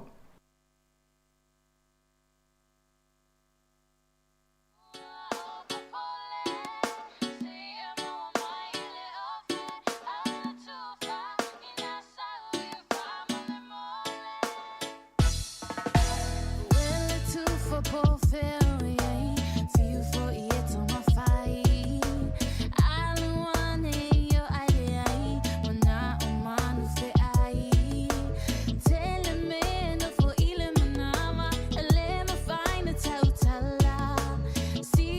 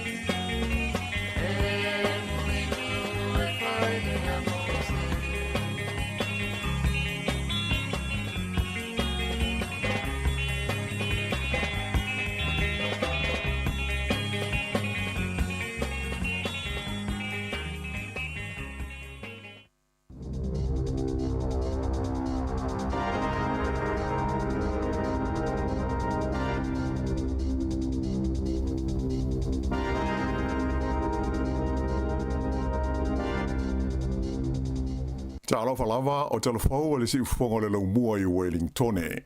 O le tala mua ua ioe ia pulenu uma o ai i le tono li tu malo Wellingtone ina ia whaia mita o le sua vaitau mafa. O le neitulanga o loo manino mai se lipoti a le newspaper o le Post a le lau mua i Wellingtone nei. Ta ua i le ripoti le ioe ina o le fuafuanga le nei e pule no uma e au fi I Campbell Barry o le Heart City, Anita Baker o Porirua, Tori Whanau o Wellingtone, ma Wayne Kapi o Upper Heart. O le whai o mita o paipa, o lona winga o le atutongi ai le tangata e ona le paipa le tau o le sua vaina te whaao ngā ina. O le fua whaare tau sa atu ina mai mua i le tau e whaapipi inai mita mo le sua vai i le tono whale e i le wā o le awhe lima se lau ma le lua awhe tā la mo le a inga e tasi. O lona winga e o i le tolu se lau miliona tā la le tau atoa mo le au inga e se lau lima sfuma le tasi awhe o whale o a inga i le tonu o le tu ma lo atoa o Wellingtone. O le tumalo capiti lea e le o a whaina lo la tau sua wai tau mawha i le tau mawha na whana le nei ua uma o na whaia mita o la tau paipa. Ai o le tumalo Wellingtone o lo wha amamanu i pe le teimile nei i a sa matapu i le ona wha o ngā ina o le sua mai. O le a ai o Wellingtone le waia, Wellington City, e ono se atu i le vaenga i tolu i a le sa le nei le tonu o leisi lua vai asa o lumanai nei ona o tulanga wha le tonu o lo o iai lo lato vai tau mawha. Na mua i wha i lo mai e le pulenga le sua vai a Wellingtone, o vai asa mua e lua o le masina le nei o Februari e au Pito Silio na la matia ai le tulanga uti o le sua vai tau mawha o le tu malo a toa. O le mafuanga o le nei tu langa le manuia, ona o le tele o tau sanga e le i whaafau i nai paipa o lo fetai e ai le sua vai, e lenga te lea, ai matua tele fo i paipa tu wai ua mama ma pāpā, mahalu lea o ngā ai le vai. Ua fuafuaina pe tusa ma le fast 5% e le sua vai o Wellingtone, o lo alu lea o ngā, ona o le tele o paipa pāpā mata ei. Whaalia mai e le teitei fono o le pulenga o le vai o Wellingtone, o le lia sua whai a Darren Ponta, o lo o tau ma whai la tau i se whai ngā o Pito Silio na le lei mō tangata umai le nei taimi. Nei e tā o whoi, a whai o le a whai a mita o le paipa, o le winga, e le tau o na amata whaatino lea ngā ruenga tele, i le tonu o le lua tau sanga o luma nai nei. I le taimi nei, o le ua whai lo mai e le whai ngā mālo so whaatasi New Zealand, o le masina nei, e le tau o na pāsi ai tu la whono e so no iai, ia le tula fono o vai e tolu le Free Water Scheme le ana pasia le whainga malo le Labour mai o le a whaavai na i ma se komiti whauwhautua na te whautua ina le whainga malo i lana polkalame fau e suia i tula fono o le vai i te tonu o le tunu o se vaenga le nei o folfolanga le whainga malo so whaatasi e tau ona whaatino i le tonu o le urua i se lau aso talu ona tula i mai le taita inga o le malo. O le so loia leo le tula fono e whaingo ina o le Water Services Entities Act lea sa whaavai ina ai pulenga i se furu e pe o nā whia i le tula fono vai e tolu o le Labour lea na muri ane whaingo ina o le Affordable Water Reforms. O lea songa fua, lea sa whailo mai ai le Minsta mo whainga malo whaaloto i whale, Simeon Brown, e re tauna o i lea so luas fultoro Februari ua pasia ia le tula fono e so loia ai le tula fono le nei o le pulenga ma le whaafoe ina o le sua mai. Ua whailo mai e le Minsta o tupe New Zealand, Nicola Willis, e whapea o le aso tolu sifuru o me o le atu ina mai ai alo ia le urua i tala o le tupe a le whainga malo so whaatasi. O lea tala o le tupe pe o na ta ua le tamaita i Minsta o le aofi ai le suinga o tu la fono me tau la fonga te tongi ato ai mafuafuanga le malo ina ia toe whaale leia ati na e tau pisi nisi. Sa tu ua ia le tamaita i Minsta le whainga malo na iai te luai le leiba ilo la tau so ona whaalu o tupe ale malo ato ma le whaale tonu o le la tau pulea ma le whaasoa ina o le tamao a inga o New Zealand. Sa ia ta ua ai o le whainga malo so whaatasi lea ua tula ina i le foe o le amanuia ai le to te leo tangata e awala i tupe maua ma le whaale leia o au nanga whaitele ma tina aia tangata teito o tasi.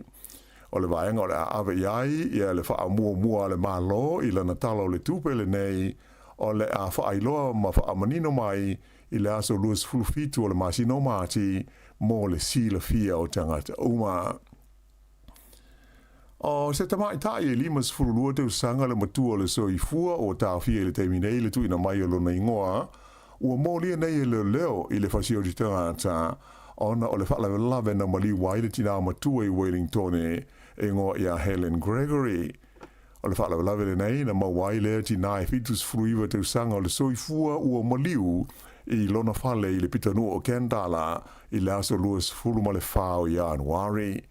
Whailo mai e le satini si nio le leo ia Tim Ledge e whapea o le tai aula songa fuana nafi le ana tau fia mai e leo le tamai tai ua whaia nei i ai mō rianga ona o lea whaala me lave o le so e o ne ai o ia i luma o le whaamsinonga whaai tū malo i Wellington. E ono whao popo inu mela whaapitoa e mawaise fiso soani i taimi o ni whaala me lave whaafosei ia se numera po se wha mau wha apitoa e patino mo e a fia i ngase o le maho whau. O le atulanga na tangia i se manatu o le Minsta fau wa i nei o le soifua maloloina o le maho whau tangata o le li o Matt Ducey. O le whautuanga ua tu inatu i le li Minsta o ro ta wai le te taulea o na awana i toi whaonga ina leo e tali atuai i wala au ona oni a whaina whaale ainga a toa mamata upue a fi ainga se o le mafo whau. O le taiminei ma le tūlanga o lo iai a wala awina se fesoasoani mai le leina telefoni tasi e iainu mela e omi pe a whai se whaalawe e pei o se mu i ei foi le numela whaabitoa pe a fia maua se ta'wale le wharmai po se ambulance a to ai Malaysi numela e mawaile ofisa o le leo. Whaalia mai e le Minsta Matt Ducey o lo tau fuafua le whaavaina se whaalapoutonga o tangata e tali atu ini whaalawe lawe a awhiai whaale tonu o le mawhau. Na ia ta o fōi a tonu o te tau na iai se isi numela e wha i ai numela whaabitoa nei e whaongaina i taimi e wala a waise fisosoani whaananati mo au nanga i taimi o whaalawe lawe whaafosei. E manatu le Minsta o le whaongaina o le numela mo whaafita auli o le maho whau e mautinoa o le a mawai e tangata o lo ofia maua se fisosoani le lango sua tā la whea ngai. O le a whaau pēo na ta puni le so se supermarketi le tu I saute o Dunedin, ona o le tele o Isumu na maua I le sforeile na te nei.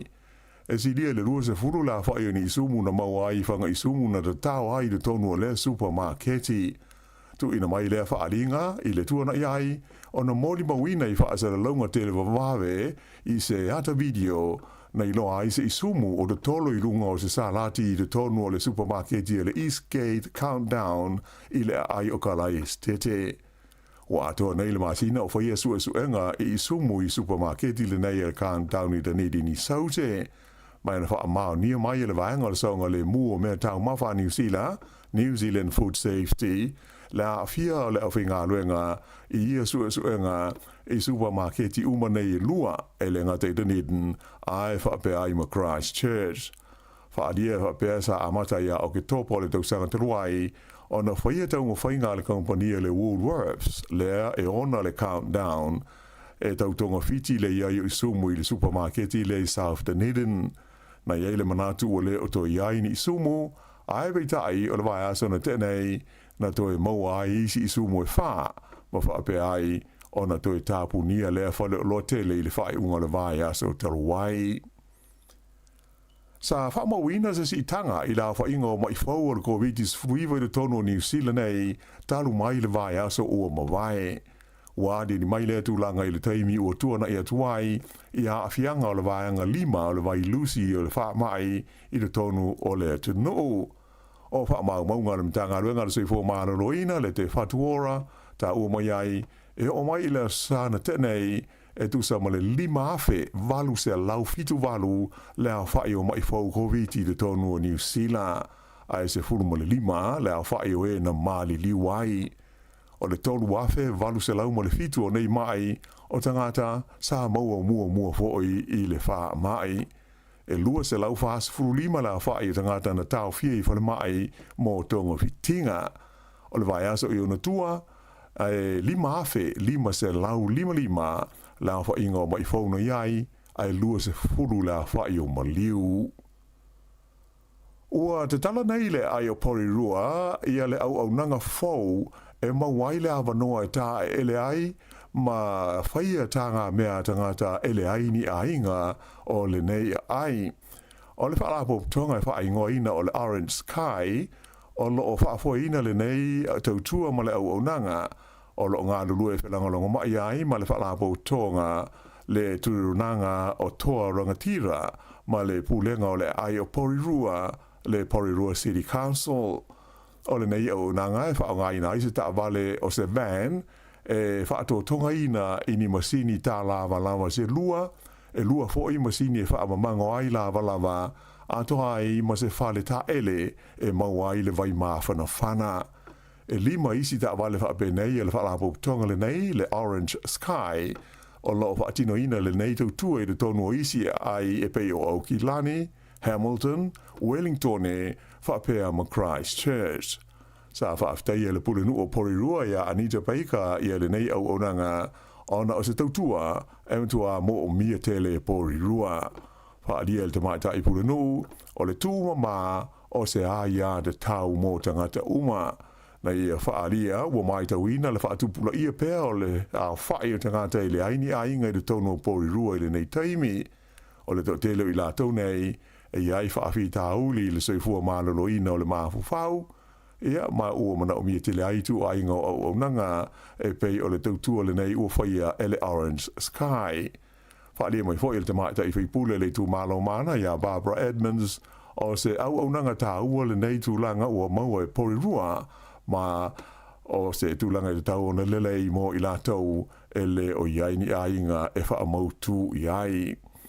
O le van la le nei o le Orange Sky o le a paka I le numela se fulu Hackley Park I le o ngā te tono le taulanga I Porirua I aso ngā fua te itasi mai le afo se fulu e o le afo se fulu lua I le auli mo I la tau e fia wha o ngā ina. I ta longa o le so o le aso mua o lona lua o ta longa kiti wha ale vāo malo I le vā leo le Black Caps e New Zealand ma le Proteas a Awhirika I saute I le ai o Hamilton. Wha maonia mai e le pulenga o le au New Zealand o le alo ia le li o Will Young e sui tulanga ia Daryl Misrol le ua ono masina o whea ngai pēr ma whaafitauli ona o le manua o lona vai. O le tālonga whaitawina mua i le vāo au e lua i maunga nui le vai aso te ruai na manu malo ai le au New Zealand. Mai to tele manatu e le tau na malo New Zealand le series le nei maawhili kisaute ona ele i malanga mai i New Zealand nei i tamata alo le lei le Proteas i le lātou taimsanga o loo iai e le i mawhai lava e le Black Caps ona manu malo i se series ma le au le nei a whili kisaute ia mai atonu o se awano le lei le nei e le tau ona au sia ai lea tū langa. Na whaia ina le anga le au basketball o ta mai ta i New Zealand le Tall Ferns i le au whalani i le lata alonga sa whaia i saina i le tai au le songo fuan na fi o le ta alonga muli lea le Tall Ferns mo le ta amunsanga sa te usua iso na avanoa mo le Olimpeka ai o le ta alonga whalani e iwa se furfa New Zealand e tolu se furu ma le iwa. O le whai unga le nā o telefau.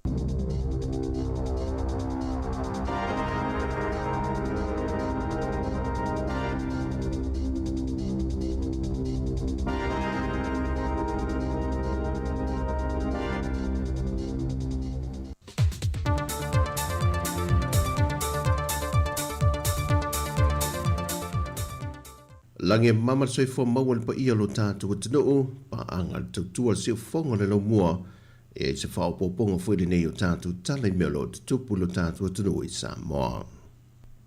Ua whamai eina le vaenga mulimuli o se tase bloke ti tele na whesoa soani mai le vaenga puna ofa natura lo langi mo Samoa.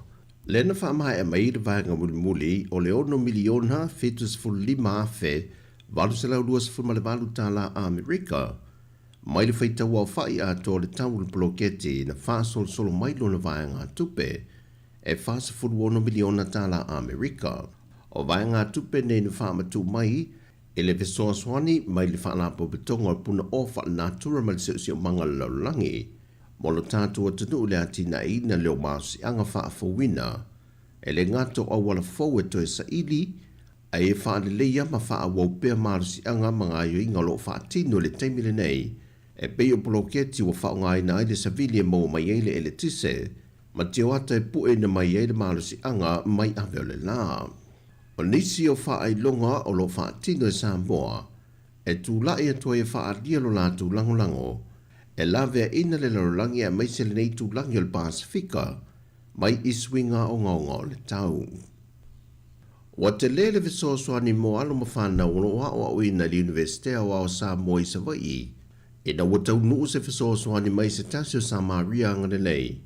E na watau nuu se fōa ai, o ni screen lo loo se fulu e ta ilua se fulu ma le fitu i nisi lona la popoa, mo le portu computers, e fiso soani mo so e suenga ma mea o ngā whanau.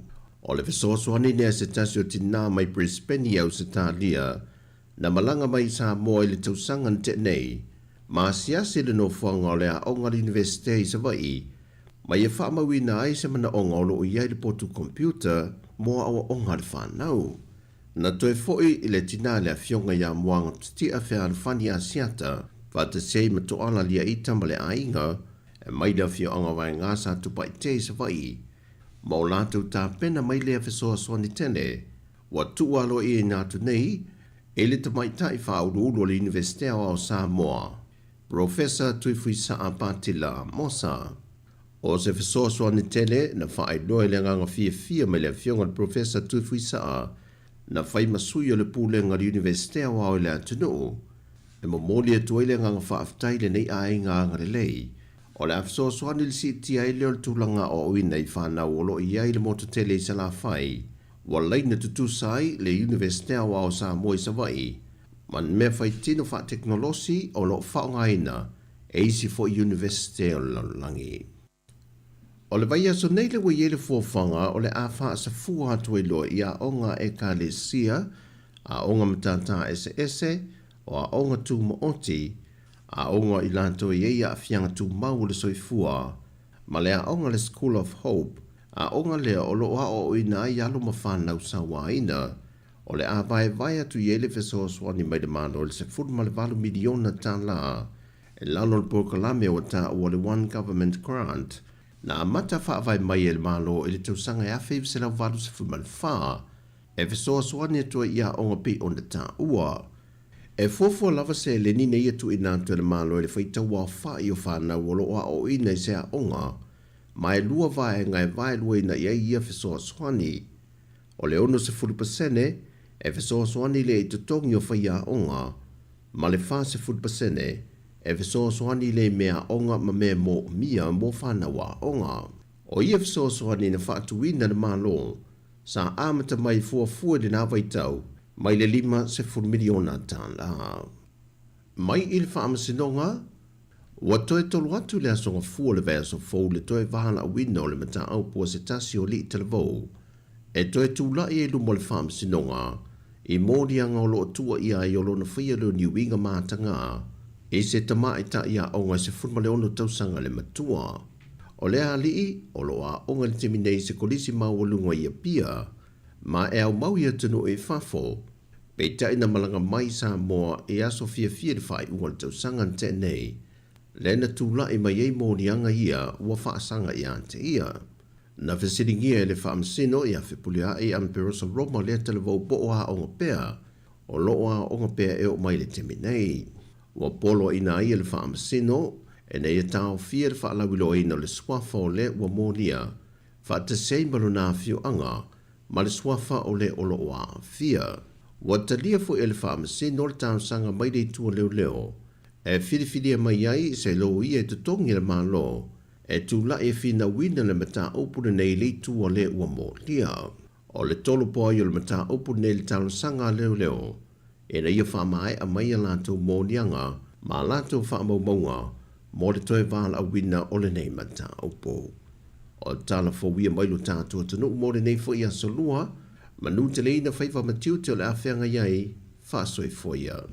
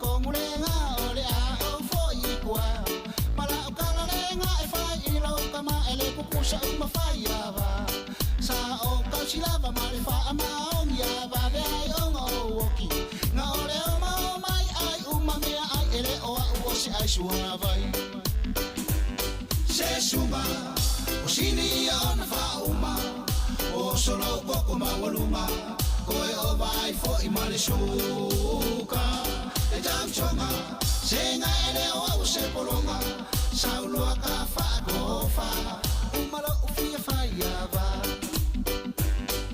sunga o sini ona fauma o solo poko mawaluma koe o vai fo I male suka e jam chonga senga ele o se polonga saulo ka fa gofa umalo ufia faya ba se sunga o sini ona fauma o solo poko mawaluma koe o vai fo I male suka e jam chonga senga ele o se polonga saulo Musika o mano longa matau mafutanga o leo au si fofonga o le laumua. Ya ole fafianga na mo le fa pese ya ale ngata ula ele o au se sua vai ya le fa fonga mai mo to tele la o sua vai le taimi o tatu proclame le tautua la wala le si fonga la mo Wellington to fa talo fa mo to fa felo ya tu le pa ia maulunga le tatu o tinu ni sua yo sunga I fa fengainga o fa la unga le tala leo o na le tua I so se fa taulanga ya e fa talo fa tu foi ma le nganga fa alo ina ma tua mo tu tausi lo mafuta mo tonu ainga ya me se foi ina ma tua lo mo pe I ma yo le tino le nei taimi ya mafuta mai ya ma fa fong mai tonu ainga le nei taimi lunga le nei ala leo o le tasi o no tesi ma le tasi fa mo fa felo im fa talo fa tu foi ya I tua ama tua le tatu o tino lo mafuta mai tonu mo ta malawa ya o tono mo tanga ngase o mo o tanga tama tu le nei taimi ya ma lo lava le fa ma losi ma lo foi on sai ya a o fenga I foi ya I ma yo le tino ya e pe ona fia foi nei foi vai tau le soi fanga ya ele ngata idea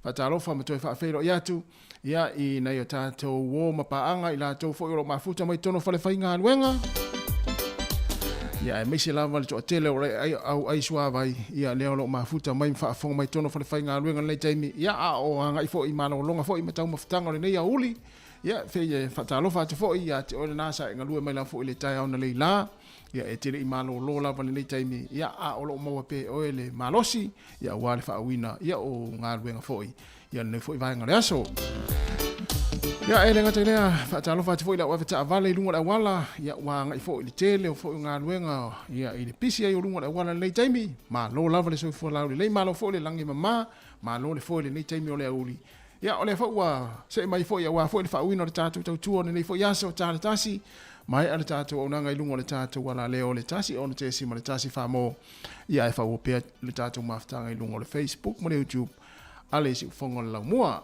ya pa o mala foi ya o mafuta mo nei taimi ma lo la va tau ata inga luenga foi tiu te nei yaso o ka se ma nei o le tau ya I matou nei Wellington ya o tau le foi ma fu fanga o lo fata ati nei yaso ya me se a wona ingalo mana tua ya o le ma nei le la ta tau ya no fale ya to tu ya tu ro pot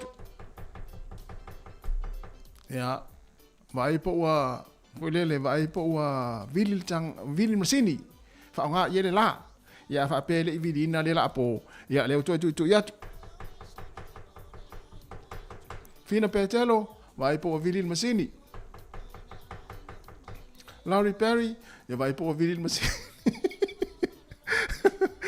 ya e pe ona mai atoi fo ya le tautua ya ale so Murray fa valu ya nto mafuta mo le tau neli la ya le se pa e mai fo le taimi ya le fo sui mai le fo ya wa fo le fa wino le tatu maftanga mo le tautua ale si fonga la mua to fa ta lo fam to fa malo atu ya le nei taimi o le tatu proclame ya e manatu o lo so longa manuia ya fo fanga o le fo ya uli ya mai se fo taringa sua nei matua ya o lo fa fonga mai tono mo to malawa ya mai se fo la fa nga luenga pa nga umana le si fonga le mua o lo mafuta mai lungo tatu upinga tfa ilangi fa ta lo fam fa felo ya tu male nga fa lo manatu o lo so longa manuia ya nga luenga fo fanga fa ta tia yo lo fia ngai mo to le ala vala nga luenga nai fai tono fa fai nga luenga ya po na fo I tono I lo mota le nei taibi po tono fo le ainga o lo fai fo ya fi au ta u mo fi au nga ya ma lo la fo ya le fai ngo fi fo to nga luenga mai se au kuka ya wa fo ta penaina o tau maftanga nei ma tu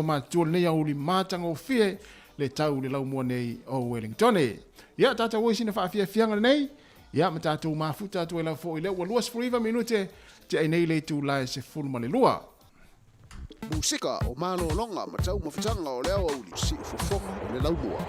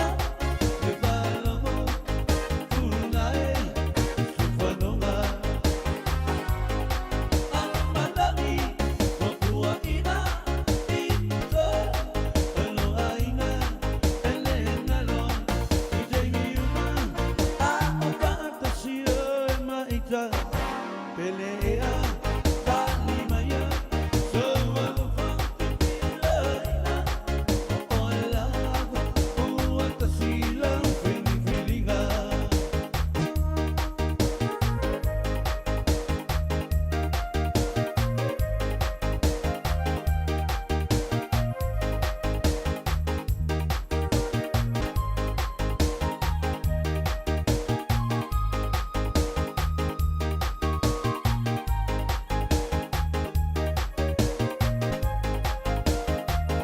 no foi le polonga ia ele fa pela o ta tu pesel na ia na fa pe o le au tino fa polonga le ai fa mamlama pel mata upu le o pese o nga ia China tu ia mo la to lo afia pe ile va en o soifuanga ia o le a no fa polonga o le no fo polonga ia le na ia te ro le yam se ta tu to ia le va en o soifuanga no fa polonga se ivanga na ai la to ai ia la to ioi e ia ia la tau lo o ia pel vaenga na ia al me foi le vatu ai le tu ala lo me fa manatu ia ta tau ia lo o fai le vaenga le lo ngafa ma le vaenga le soifuanga ia o le tau tu fai na mea ia a fa pe o ia se si o lo o ila lo lau ta inga ia lo no fa polonga ia vili tasta silenta no le polo kala men lela ia le tau fai tu fa le ia na numera ia sa o le ia ia ai ole tulanga pe ona ia fo ia proclaim fo ona ia so ia mana ia vai ngale na masalo mota to por rua ma Wellington ia le o to fa fo le proclaim pe on tano to le fianga li pule af sanga te alu moresi ia me se fo ile le pule no por rua anita peka ia ma su pule no to mai ta io kali ia kaili ia na kaili le no su por no ia taua tele vaenga taua le talo atu ia mai se ai ia ole unanga le ta ua ole Orange Sky ia fito tonu le unanga le mo ila to fu le ni ainga po homeless le no foi polotito fale le ta te vai i Cannon Creek por rua i telo istemi ia mai se foi la Lord Center ia ole unanga la le ia mo ila to ia ole ni ainga ia o le ala le foi le van le o asonga fua ma ia mai le tu la efia mai le afaleiva le na mata nafi afaleiva le tai o atu le afale fulua i le auli ia asonga fua ma va sta itasi le ole ai le van le le street le ta ua o le Hackley ia i nei porua ia na sila fia mai tatou ia le street le na ia pore ka pakale na ia le ole ai le unanga le ile van ole atu le van ia olo ia masini ta lava o masini fo le fa mamango lava e ave fa mo ila tou ele ni ainga ia ngai ile unanga le e fa nga ia ma mo fo ia le fa malula tou mo fo sina kofe ia pe amaua ite fo watumu ia tatou ia le ia ila tatou masini fo ia i fale le ai ave fa mo nei tangata ia homeless ia lenta wan nei le tatou o proclame le pulenganu por rua fa se fu martasi afe tangata homeless i tono New Zealand io e le sta mai numero o le matua numero tele ale fa se fu tasi afe le pe ona tal no atu el proclame ana nei le tai au le fu tasi io le melale ia o le na mata nafi ia le unanga lea i nei porua ia ai o isi pitonu e pe ona mai tau atu ia le fefo le unanga le ia au ki lani kala istete ia o i nei Wellington ia ma o i lesi lea ia ma lesi pitonu lea ia na lani kala istete Wellington ia o tatou lai nei porua ia le na amata nafi le unanga lea ai o le aso lua se fulu ono mati o le masina fou ia o le lua ai aso o porirua o le aso lua mata mai le aso lua se fulu male ono mati ia i le afo le tasi i le auli e o atu le afo le tolu i le auli i le street le numero iva se fulu male lua Bedford Street i Cannon Creek i porirua no winga o lunga atu i le mele le Foley Shopping Center le lunga i Cannon Creek na ile street na Bedford Street o le numero iva lua la ia le amatai le au nanga le ia so lua o vesta itasi mai le so lua se fulu ono o mati o le masina fou ia amatai le au nanga le i Cannon Creek Porirua ia ai o asonga fua lava le na amatan nafi ia i vai aso uma lava ia o le amatai fo le na amatan nafi le au nanga le i la lo i le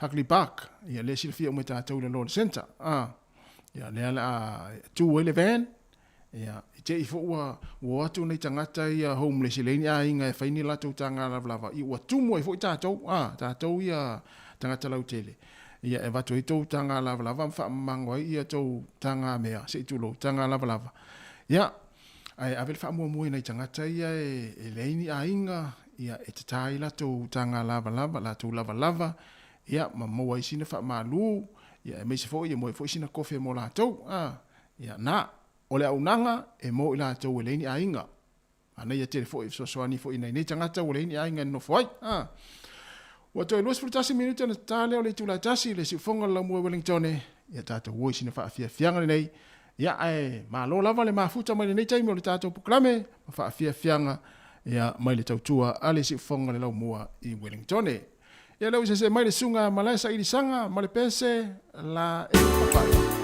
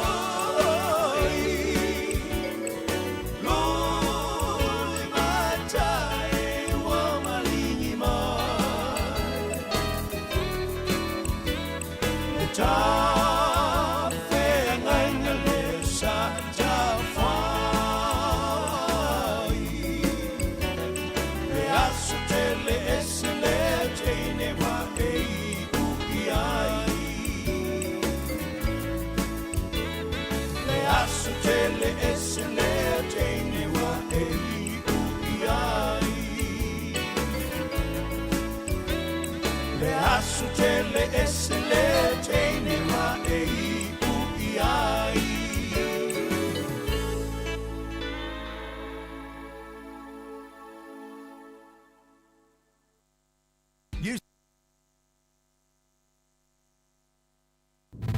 Musika o mano longa matau mafutanga o leo au si fofonga o le laumua.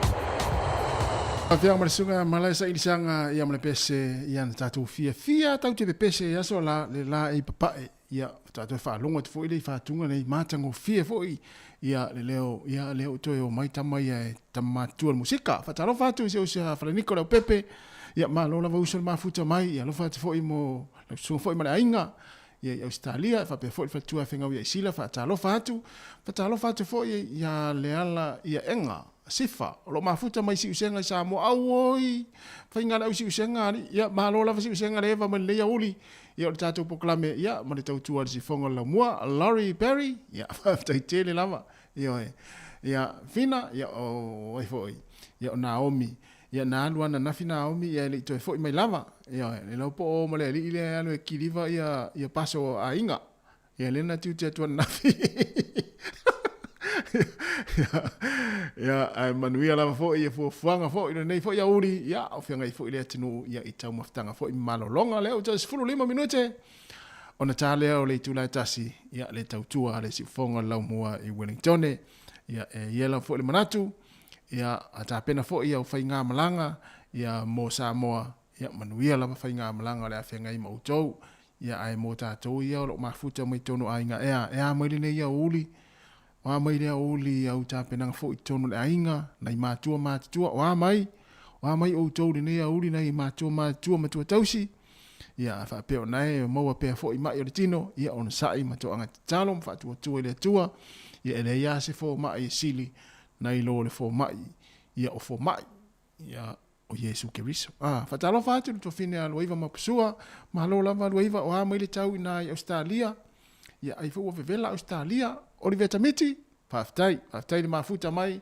ya manuia fo ya po fanga fo yo fenga yai ya nei vai ngole ulia tata woi musika le ya musika ya ese mari fo tata waso ya mau fe au na fai ya po la kuka fo na fai ya po na fo i fai te penga nga i fafo le fale po na te pena tongala au vele le maumanga ya wa mai o to ni ya uli we se me o to le fo le o fa popole nai o to se tau mai se fai atu fo wa ni me o popole to loto ni te me le uli i fa se ngana mai vingo la fianga sa le lesi Patia, Robert, hey, oh. Yo, fia mai oi sa le lesi ma to fa, ma pu ma le lautina lau le lei, fia mai to sa nga ma le lei. So yo. E tau pele pe yo se ponga ti fa, o nei mautala, o sala la. Fai mai o sale le sile ma fa. Tele ai fua au feta la ina.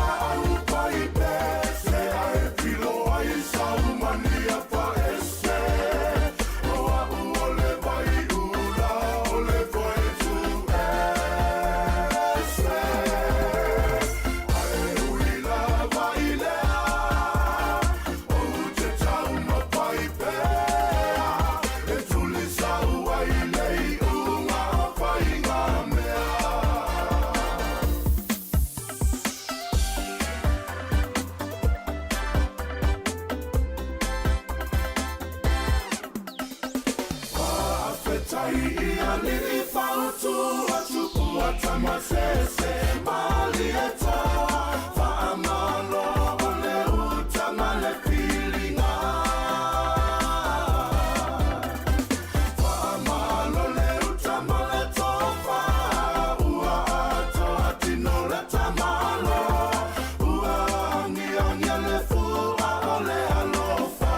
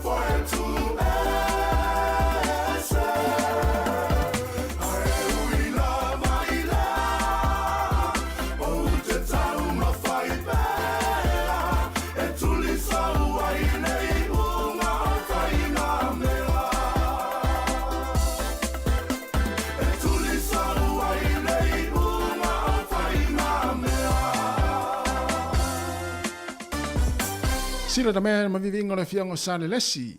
Ina ua toe iwa minuta na talea o le tu la tasi tali tasi. Mai ele tatu tau tua ilungo le ala leo le tasi ona te si ma le tasi wha mo. Ai tatu mafuta pe ilungo le Facebook. Mua tatu pa angalo mafuta mai ai le Facebook. Ma le YouTube pa le sifonga lau mua. Se ia pa ia le tu la ilua. Fata alo fatu le fatue a Miriama Aviata sa mau. Fafta i tele lava le mafuta mai. Manuia fo inga luenga lo fenga ei. Mafua fuanga le neia uli.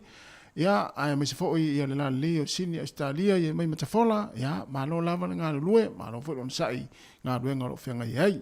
Ya, fatalo fatu foi fatu Erika Maoe lo mafuta mai sa mo woi talo fai, olai, fai mai Erika Maoe, ya, olai fa longo mai tato proklame mai tau tua. Ya ma fai le kuka le au nga lue, po lai fese nga lue nga, ya, le ya po ia inisi o nga fai lato nga lue nga, e ala le toina o niu, o koko, ma fiu, e fa nga ia le taimi woi. Se le ma fa ngafo neti now Erika Maoe leiti oa foi le tamare ainga ya Erika ya oi lava fa fongane le tato tautua nei taimi ya nga luenga na lo fai matua ki lunga la Facebook Erika Maoe ya mai fai nai tamana mana i lato foi lo nga lue ya leo lo fa mai le tautua le sifonga la mua mai Samoa ya le la tatu pesele o le pesele la tatu mo le awali ina fai nga luenga ia ma Erika Maoe na fai kuka. Ia, fai mai le pese le a le sunga ia tunia vai lua. Pe ua faisa wo. Ioe. Vai se siola wali na po vai se sio faisa na wo. Ioe. Alo fat foi il tamale antele aliva po fe foi lai ai nei taimi o le uli, ma lo lava antelea. So le. Ua fiu nei ai nge po rua ia. Ma lo lava le mafuta mai ia le pese nei. Ia e wo lo fatu ai. Mo ilato uma ai mese lava le awali le fa mai Erika Maoe le fela tonga luenga lai to ni wo koko ma fiu o isole ta imana ia fa pe fo ia luiva ma pusua ia o le ngore pese fa mai tunia vai lua pe wo faisa wo ia te fesilia ne o ia te o po faisa wo oi pe pelo mai la ia wa le fenga luenga tamare ainga martina le ainga na foi la pelo mai le sa wo ia ai le ai to sfurta mai e wala fatu ai mo to umala pa nga si fonga la mua ai mai se ila to ia o lo mafuta mai nei taimi ia i lungo la Facebook ma YouTube e wala fatu mo to pese nei ma le sunga ia tunia vai lua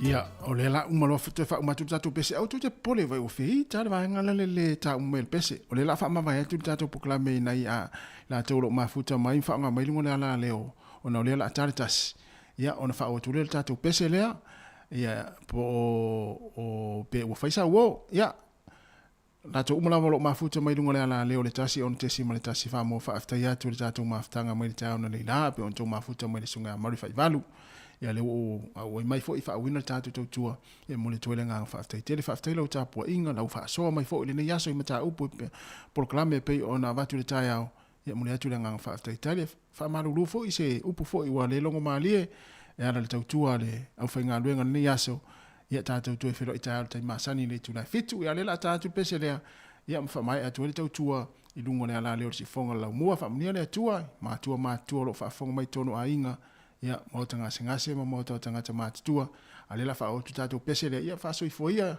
ia ila to o lo mafuta mai ni taimi i dungo le ala leo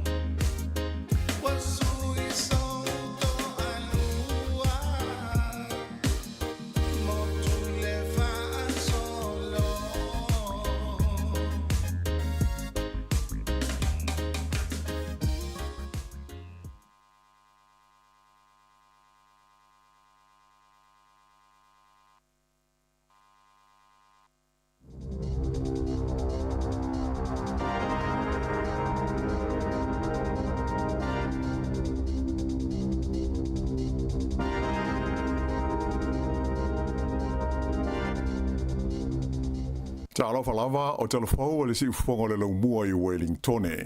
O le tala mua ua ioe ia pulenu uma o ai i le tono li tu malo Wellington ina ia whaia mita o le sua vai tau mafa. O le neitulanga o loo manino mai se lipoti a le newspaper o le Post a le lau mua i Wellington nei. Ta ua i le ripoti le ioe ina o le fuafuanga le nei e pulenu uma e au fi I Campbell Barry o le Hart City, Anita Baker o Porirua, Tori Whanau o Wellington, ma Wayne Kapi o Upper Hutt. O le whai o mita o paipa, o lona winga o le atutongi ai le tangata e ona le paipa le tau o le sua vaina te whaao ngā ina. O le fua whaare tau sa atu ina mai mua i le tau e whaapipi ina ai mita mo le sua vai i le tonu whale e i le wā o le afe lima se lau mo le lua afe tā la mo le a inga e tasi. O lona winga e o i le tolu se lau miliona tā la le tau atoa mo le au whainga e se lau lima sfuma le tasi afe o whale o a inga i le tonu o le tu lo atoa o Wellington. O le tumalo capiti lea e le o a whaina lo la tau sua wai tau mawha i le tau mawha na whana le nei ua uma o na whaia mita o la tau paipa. Ai o le tumalo Wellington o lo wha amamanu i pe le teimile nei i a sa matapu i le ona whao ngā ina o le sua mai. O le a ai o Wellington le waia, Wellington City, e ono se atu i le vaenga i tolu i a le sa le nei le tonu o leisi lua vai aso o lumanai nei ona o tulanga wha le tonu o lo o iai lo lātou vai tau mawha. Na mua i wha i lo mai e le pulenga le sua vai o Wellington o vai aso mua e lua o le masina le nei o Februari e au pito silio na la matia ai le tulanga uti o le sua vai tau mawha o le tu malo a toa. O le mafuanga o le nei tu langa le manuia ona o le tele o tau sanga e le i whaafongi nai paipa o lo fetai e ai le sua vai e lenga te lea ai matua tele fo i paipa tu wai ua mama ma papa mahalu lea o ngā ai le vai. Ua fuafuaina pe tusa ma le fast 45% o le sua vai o Wellington o lo alu lea o ngā ona o le tele o paipa papa mata ei. Whaalia mai e le teitei fono o le pulenga o le vai o Wellington o le li e sua whai a Darren Ponta o lo o taunga whai la tau i se whai ngā Peter Silio na le lei mō tangata umai le nei taimi. Na ia tā o whoi, a whai o le a whai a mita o le paipa o le winga e le tau o na amata whaatino lea ngā ruenga tele i le tonu o le lua tausanga o luma nai nei. I le taimi nei o le ua whai lo mai e le whai ngā mālo so whaatasi New Zealand o le masina nei e le tau o na pāsi ai tu la fono e so no iai ia le tula fono o vai e tolu le Free Water Scheme le ana pasia le whainga malo le Labour mai o le a whaavai nai ma se komiti whaufautua na te whautua ina le whainga malo i lana polkalame fau e suia i tula fono o le vai i le tonu o le tunu o se vaenga le nei o folfolanga le whainga malo so whaatasi e tau o na whaatino i le tonu o le urua i se lau aso talu o na tula i mai le taita inga o le malo. O le so loia lea o le tulafono e whaingoina o le Water Services Entities Act lea sa whaavaina ai pulenga i se fulu e pe o nā whia i le tulafono vai e tolu o le Labour lea na muri ane whaingoina o le Affordable Water Reforms. O lea songa fua lea sa whailo mai ai e le Minsta mo whainga malo whaaloto i whale Simeon Brown e le tauna o i la solus fultoro Februari ua pasia ia le tulafono e so loia ai le tulafono le nei o le pulenga ma le whaafoeina o le sua vai. Ua whailo mai e le Minsta o tupe New Zealand, Nicola Willis, e whapea o le aso taurus fulu me o le atu ina mai ai aloa ia le urua i tala o le tupe a le whainga malo so whaatasi. O lea tala o le tupe pe o na ta ua le tamaita i Minsta o le aofi ai le suinga o tu la fono me tau la fonga te tongi, ato ai mafuafuanga le malo ina ia toi whaalelei a tina e tau pisi nisi. Sa tua ia el tamaita i Minsta le whainga malo na iai te luai le leiba, ilo la tau so ona whaalu o tupe ale malo, ato ma le whaale tonu o le la tau pulea, ma le whaasoa soa ina o le tamao a inga o New Zealand.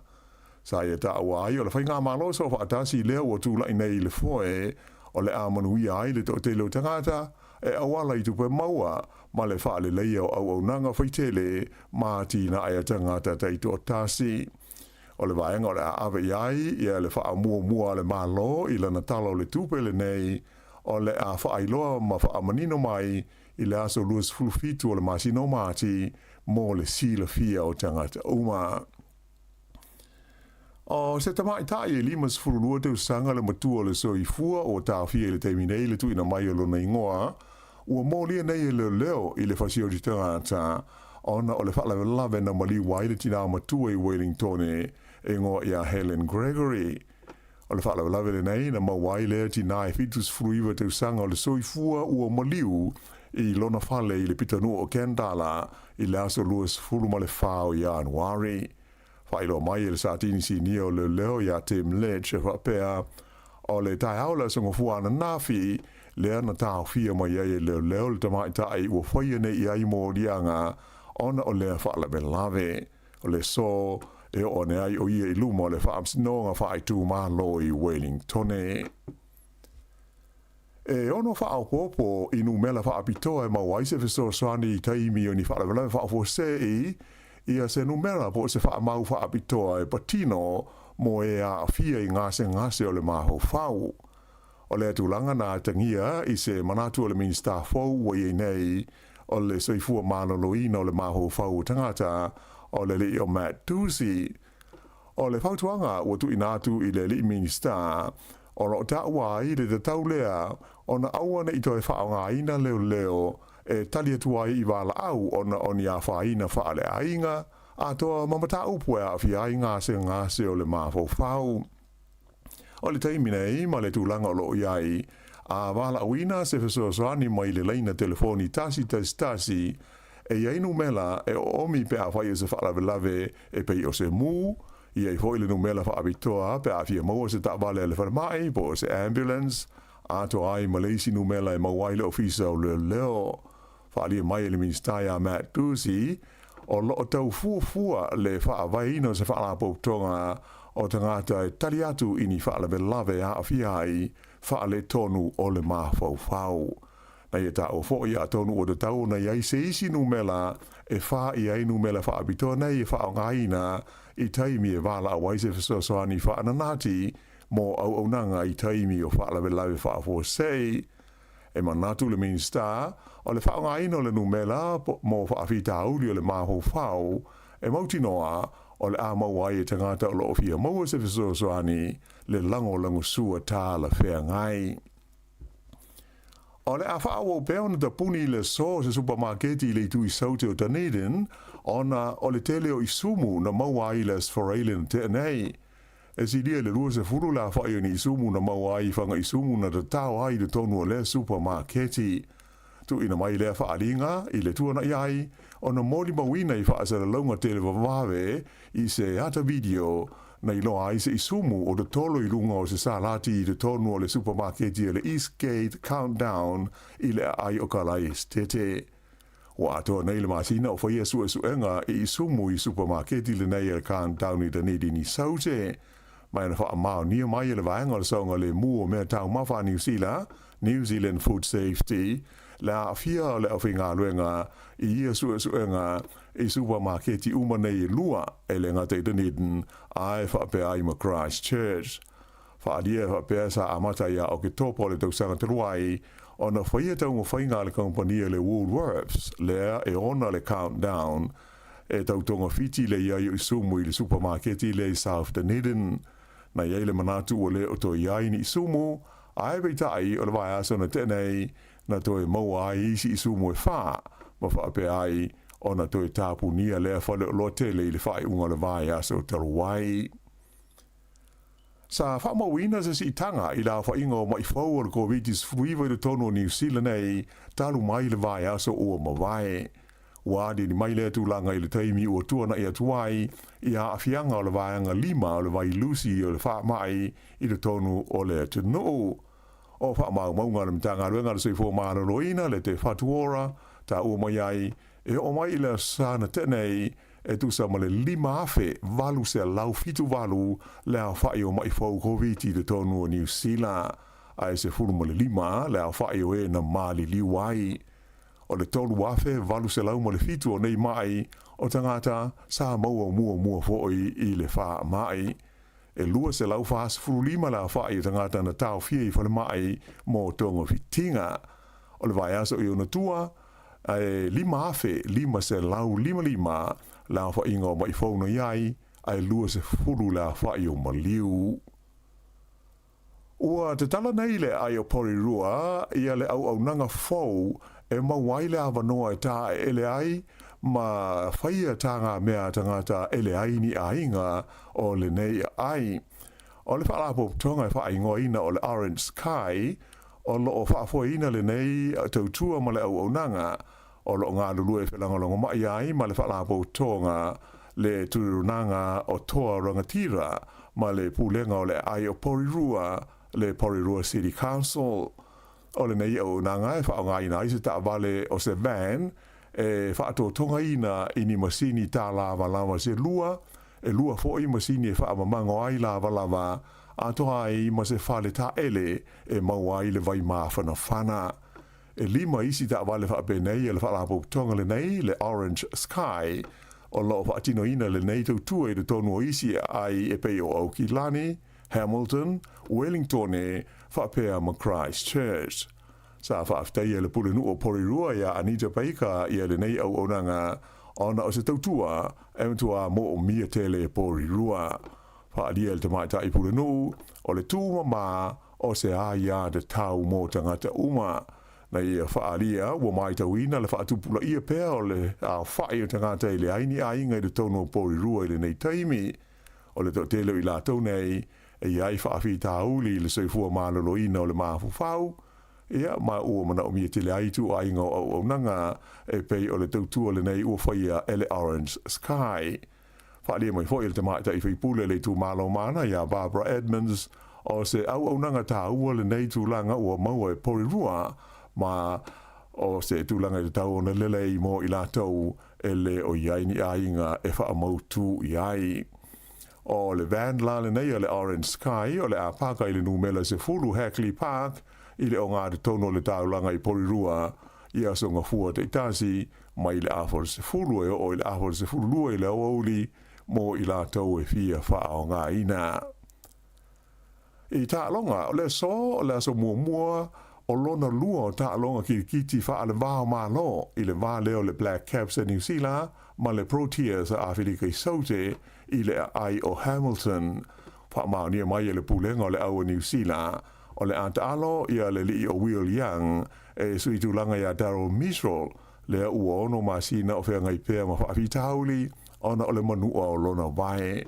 O le tālonga whaitawina mua i le vāo au e lua i maunga nui le vai aso taruai na manu malo ai le au New Zealand. Mai to tele manatu e da tau ona malo New Zealand le series le nei ma Awhirika i Saute ona ele i malanga mai i New Zealand nei e tamata alo le lei le Proteas i le lātou taimsanga o loo iai e le i mawhai lava e le Black Caps ona manu malo i se series ma le au le nei a Awhirika i Saute ia mai atonu o se awano le lei le nei e le tau ona au sia ai le tu langa. Na whaia ina le anga le au basketball o tamaita i o New Zealand le Tall Ferns i le au whalani i le lata alonga sa whaia i saina i le tai au le songo fuan nafi. O le ta alonga muli lea le Tall Ferns mo le ta amunsanga sa tausua iso na avanoa mo le Olimpeka. Ai o le ta alonga whalani e iwa se furfa New Zealand e tolu se furu ma le iwa. O le whai unga le nā o telefou.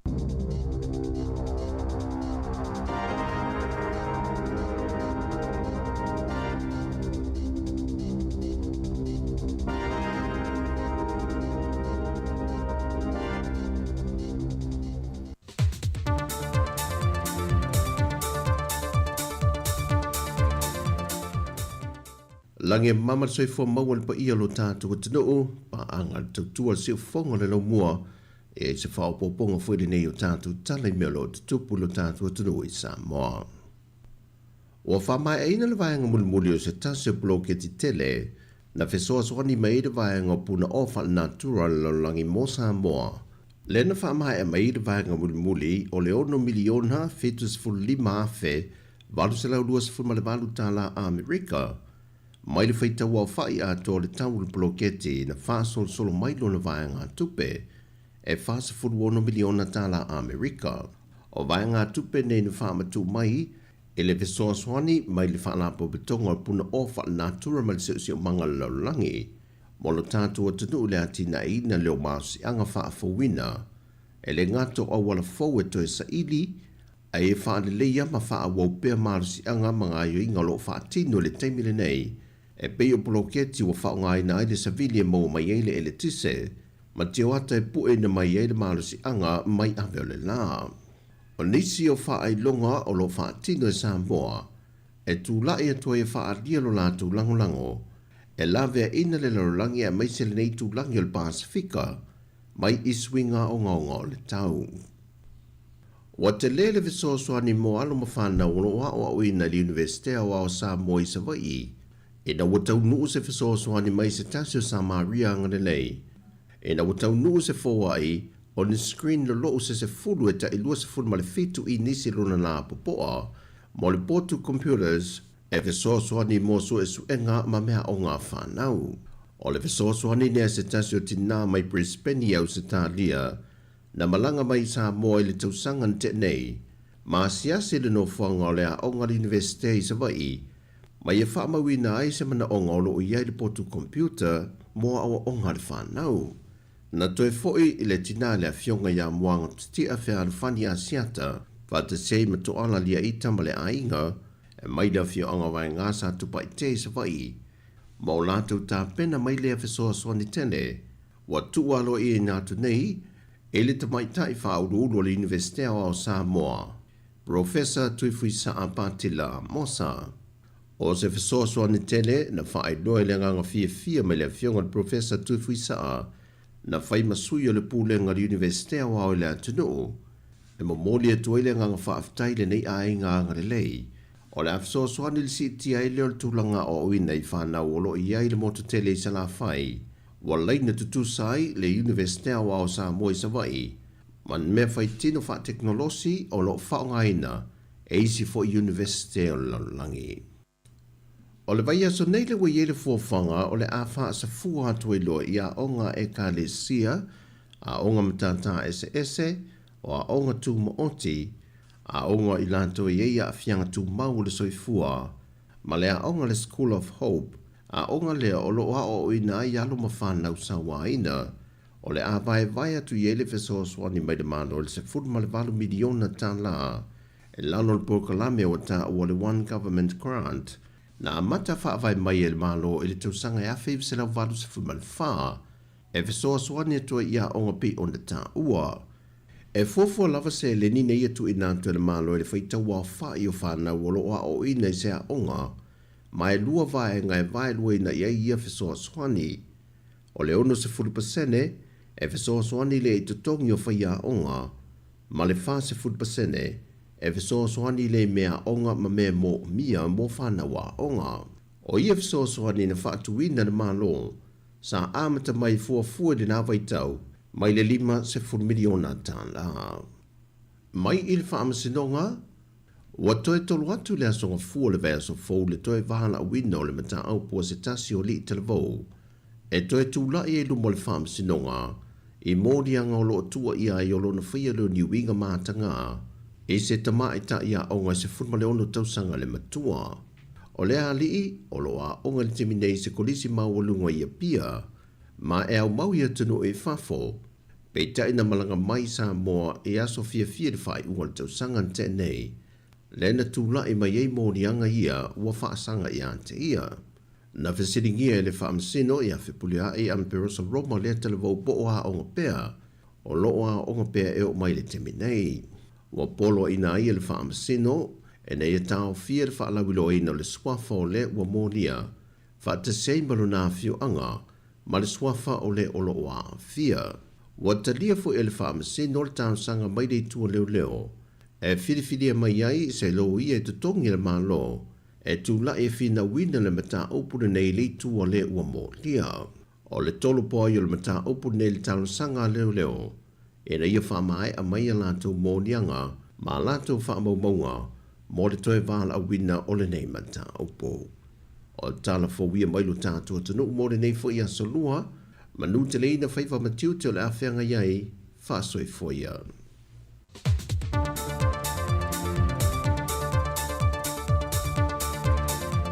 Amalo fa tai fa fonga mai tatu te no lus fulu minuto te nei le tu lai tasi ya ole toi tu lai nei ole tatu ona ngai lungo le Facebook mai YouTube po si fonga lo mo fa pe foi ya mai tatu e pa ya lus fulu fai tu la no winga mai al tatu tu ole tu lai lua ai fa o pe la fa fonga i lungo le tatu app ya fa fia fiango musika fo ya mai sila tu lo fianga i mga luenga ya mai sila fia na nei fa so lo tu le po na nei ya mai le po a to a tai au le po na nei Luas fulfai tu la tatu tu lungo tatu app le Samoa Capital Radio app.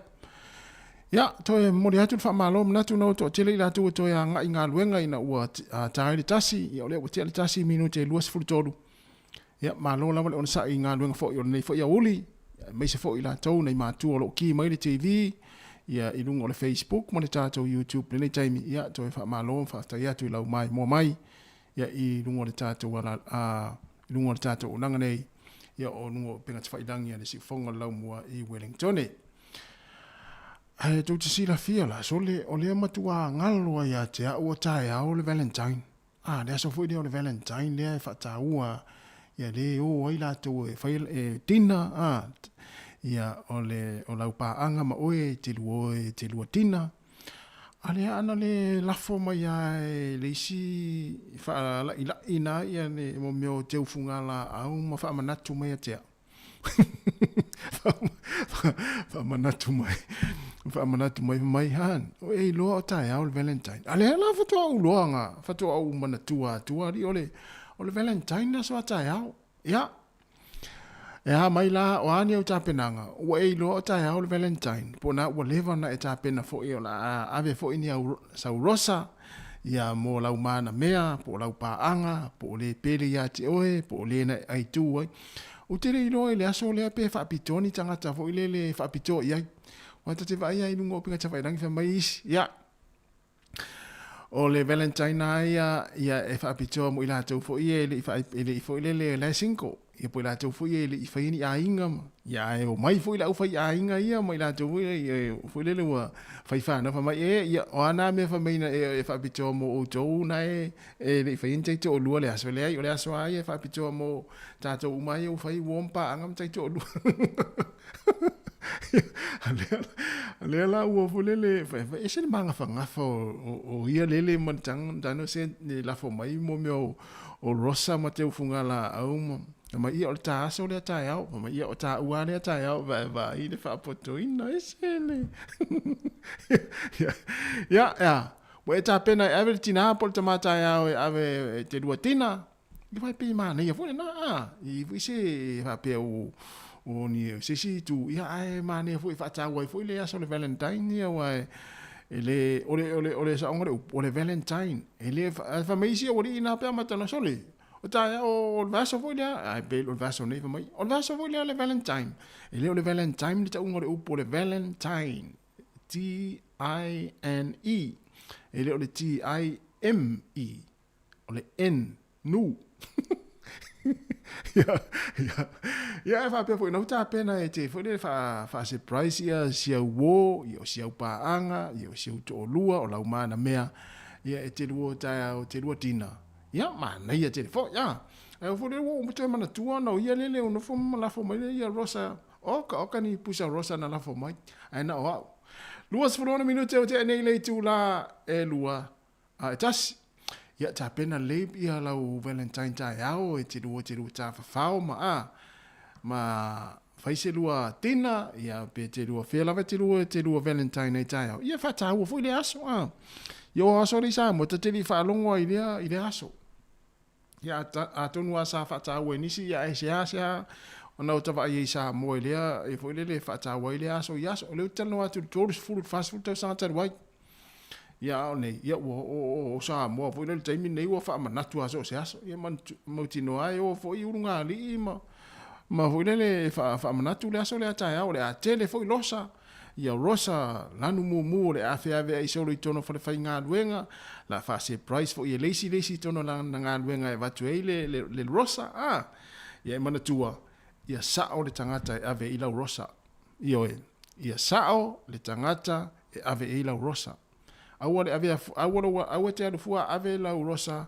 Ia ma le rosa res. Ile ai. Aua fai me vesi ai fo imam.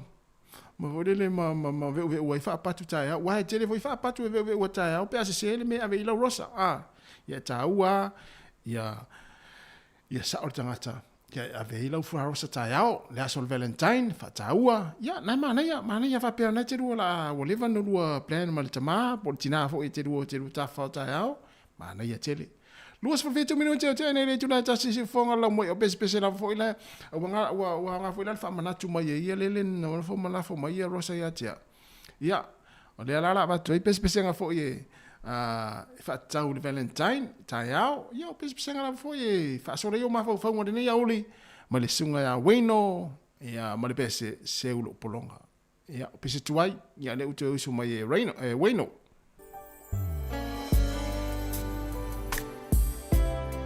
Tia wala fai lau Valentine mo tai ao.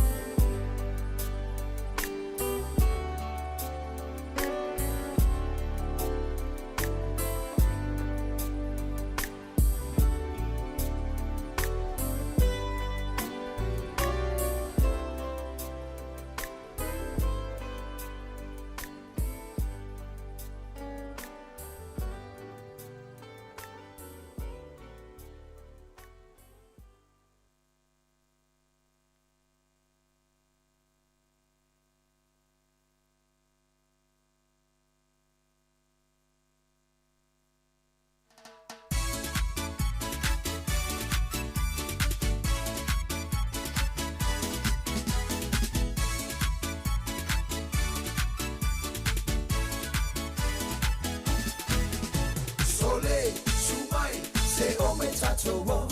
Tato Table, the Pacific Club, if I my on the board. The Apatuna, Elelo Lolo, it's a land by for Yai. Ever young fancy, I know bye bye.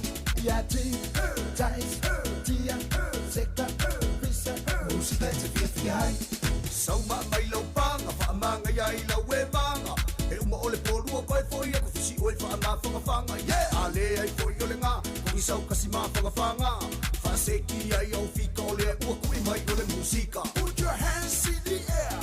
Yeah, yeah. Move your body side to side. Yeah, yeah. Put your feet on the ground.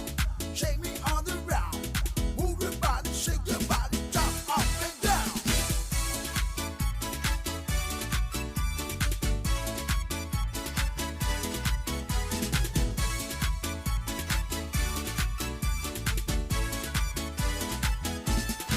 Say my Maya, sing the fun. Say Pama, Sinaway.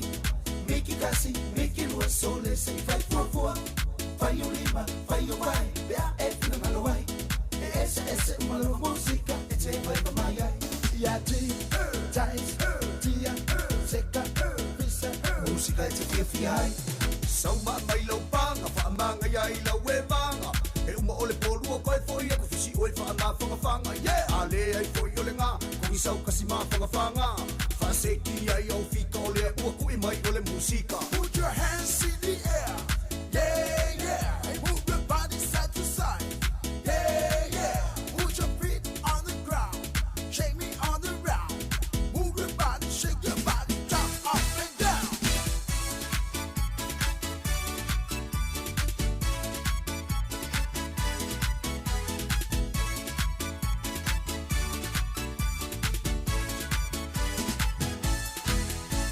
So my lopanga, famanga, Yaila, Webanga. Elma Ole Polu, quite for you, if she wait for a mouth from a fanga. Yeah, I'll lay for Yolinga, we saw Casima from a fanga. Faseki, I owe Fico, walk with my ole musica. Put your hands in the air. Yeah, yeah. Move your body side to side. Yeah, yeah. Put your feet on the ground. Shake me on the round. Move your body, shake your body, jump up and down.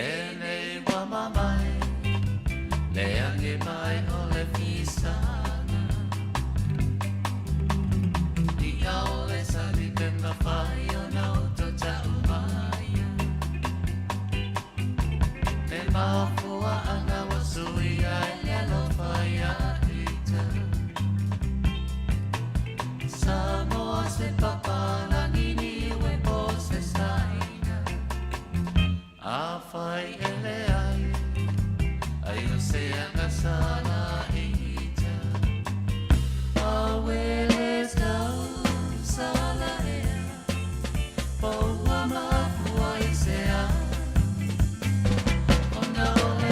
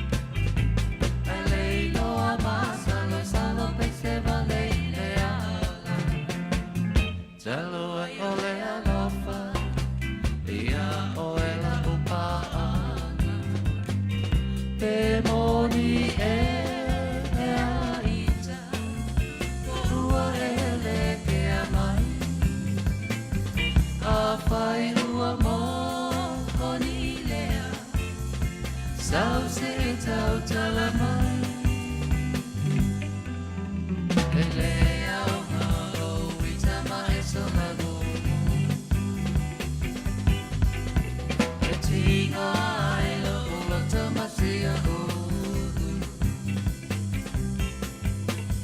A pai la barua Uma sau se fai mai Awa o le faiga O tamale I o le fetalai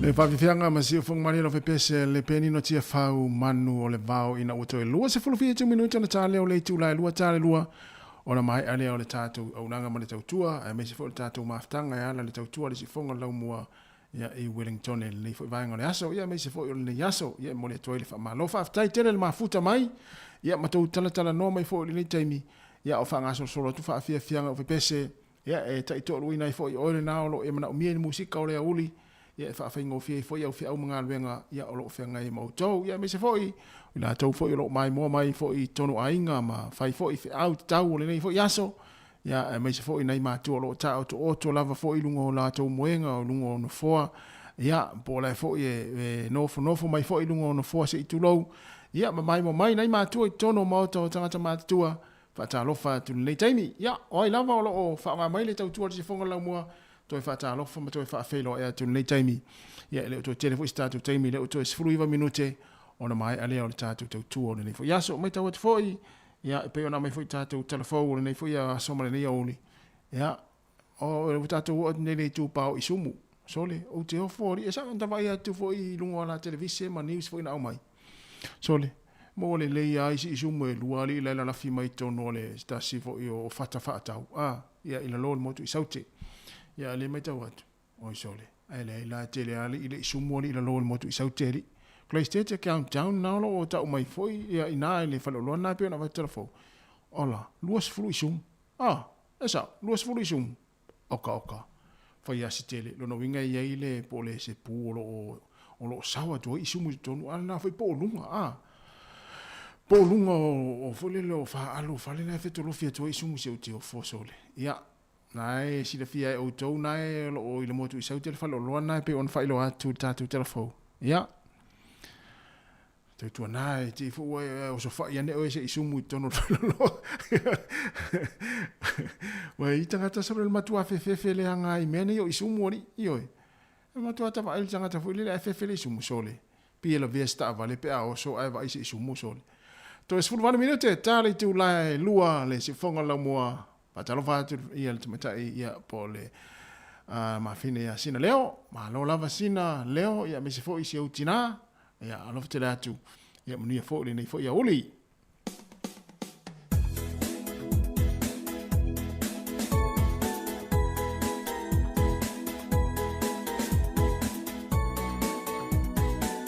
ia fatalo fatu fo ia elesi toli elesi fa matua tuli isumu leo fina petelo ia malola fina tasile tangata ese le fefele isumu ia ele fefele tamale ainga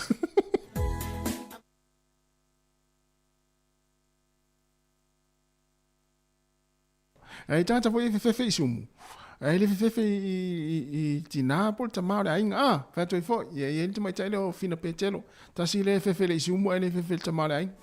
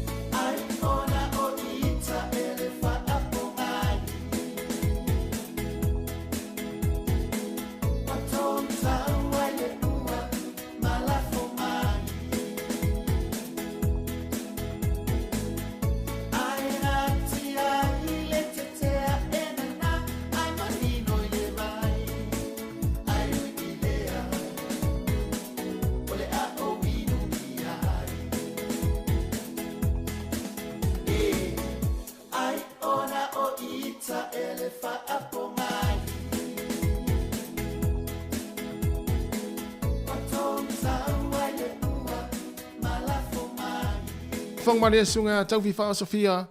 Ya, ma pes-pesenga fo ilo ne oli no to se fulu tonu minuta tare lua tu mai lo a tu ma tau lima tatu nu lima fa to fa mai ale tau tu se fonga la mua pe atale tu lai lua.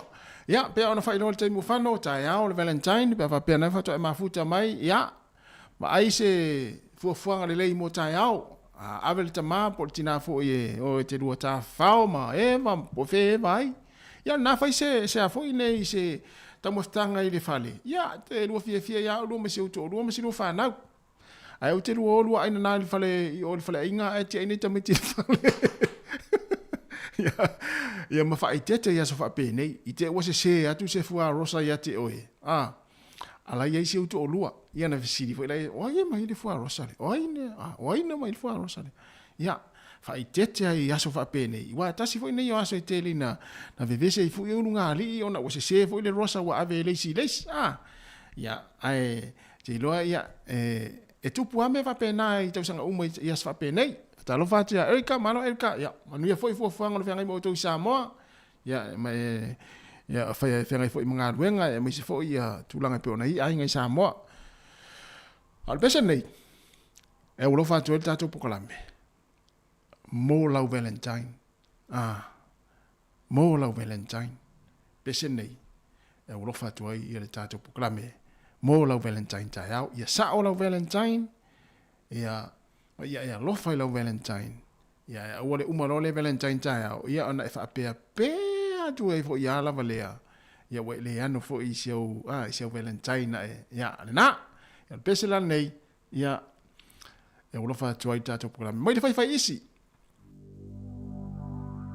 Ia o pese ao Valentine. Ya.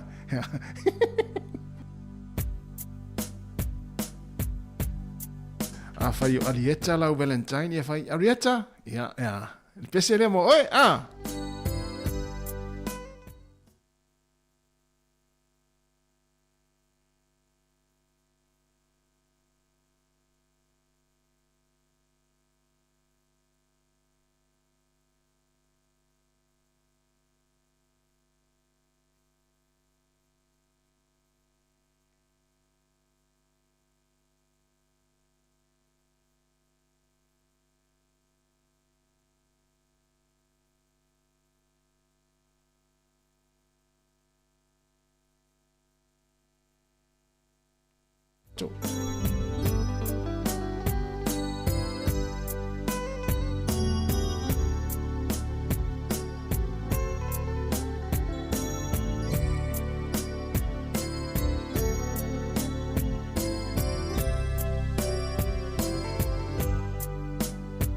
Ia na fa peolo Valentine ia Roy ia taulingo Roy fa peolo Valentine Erica taulingo Erica su ia alieta wa pese ia alieta mo fai isi ia ape an fai lo antele avo ila la Valentine ia taulingo la Valentine antele fa pe fo io la Valentine sina leo ia sina ia taulingo sina wa mana ia tengo tawai olingo la Valentine wa tawa sesile well ta le Valentine le si wal mena sa foi le wel fa patu le uli ya na le foi la yo fo ngone yas alo fa tela tu multatu wa tinu pesel nei ya mo la Valentine na la sa mo ta ya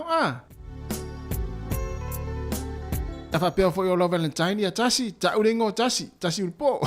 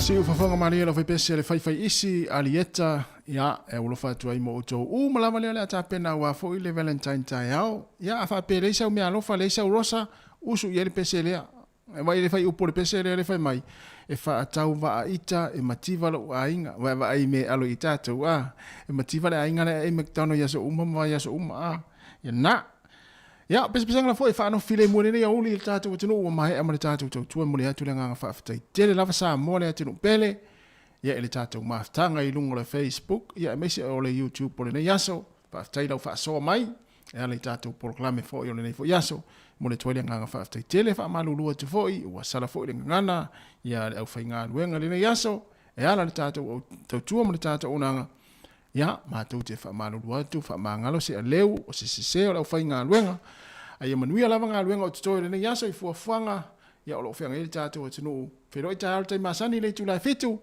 mai le si fonga lau mua ya tato o fainga luenga i Wellington nei tato ofisa au tu limas fulmatasi man Kevin i porirua pa manuia tele le atu o le yaso mai se foi o le uli manei fiafi ya aleanga ia te foi le fiafi na nei pero i taal te masani ya ma tu te fato fa so i fua le mamalu tato o tunu